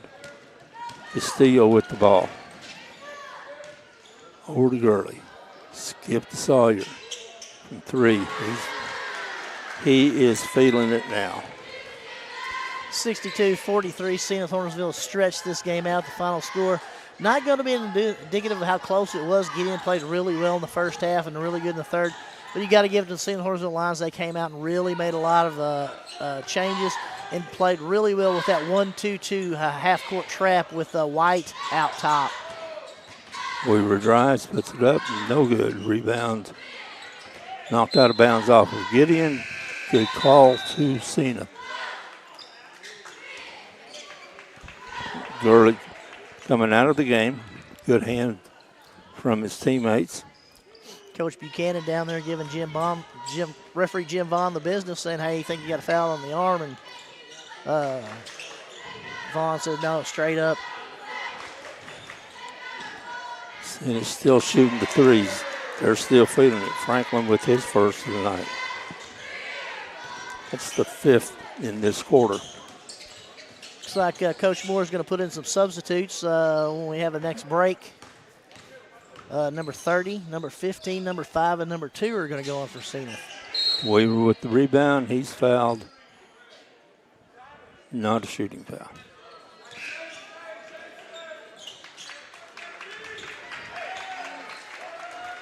Line change for the Lions. We got Chapman.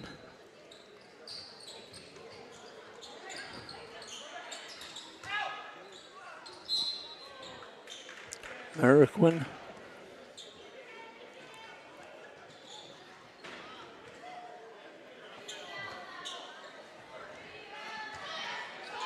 Maybe Noblin.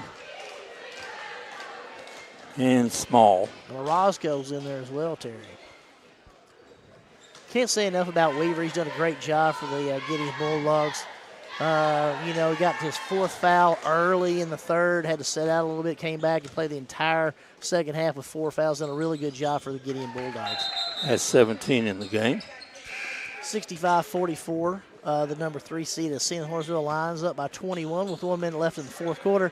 They'll be facing the Campbell Camels tomorrow night. Terry, you have any predictions in regards to the Cooter Del C7 or the Campbell Senath Hornersville game?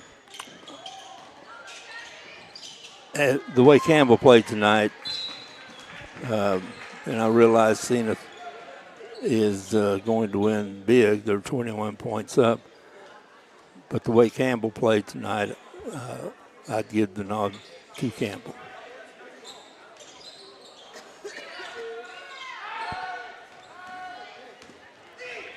Now what? Now, to take another view of it, the way Senath played the second half, it'd be toss-up because Senath has played very well the second half. First half, neither team played well. You know, it'll be interesting to see if Senath plays as many people against Campbell as they have tonight against Gideon. No disrespect to Gideon, but when you're a 3 versus 6, you could play a little bit more of your bench than you can when you're playing the 2 seed, I think.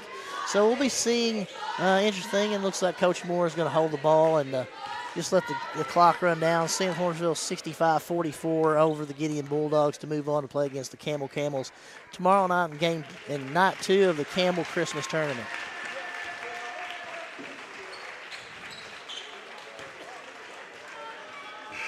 And that's the way it ends with the Senath Hornsville 65. Gideon Bulldogs 44. The game was much closer than that. Senath came out in the second half, took the advantage, took the lead. They relaxed and started shooting, and the threes were raining. And, you know, Terry, one last thing. We'd like to thank our sponsors once more. I can't say it enough. York's One Stop, Scott Family Pharmacy, and Shooting Sports, City of Campbell, Campbell Volunteer Firemen, Uptown Skate and Junction, Soapy Shack and Storage, Express Signs, Express Food, Rick's Hair World, Phil and Judy Sandy, DC Transit, FM Bank, Patrick McKinney, Danny Glass, Beckett Tree Service, and Dr. Johns and Lisa Gardner, who allows Boot Hill Broadcasting to bring you these games, and we're extremely excited. And I want to add and just give the folks one life lesson that I learned today at 73 years old, and that is, don't trim your beard when you're wearing a sweater. For those of you, I look like I've been wrestling a lab. We'll hopefully take a picture of it and see if Alyssa will put it on the website. Terry's been shaving his beard while he's wearing his sweater. He's got it all over him, so we'll certainly put that out there. I learned that today. 73 years old. Absolutely, and again. Tomorrow night, Boot Hill Broadcasting be here starting about 4:45, 4:50 for Game 1. Delta C7 and Cooter, the one in the 4 or the one in the 5 seeds, and then the big game tomorrow night, the number 2 Campbell Camels versus the Senath Hornsville Lions at 6:15. Join in Boot Hill Broadcasting. Appreciate you guys being with us, and this is Darren Todd, Terry McVeigh. I'll give you the last word as always. Good night. Join us tomorrow. Be safe.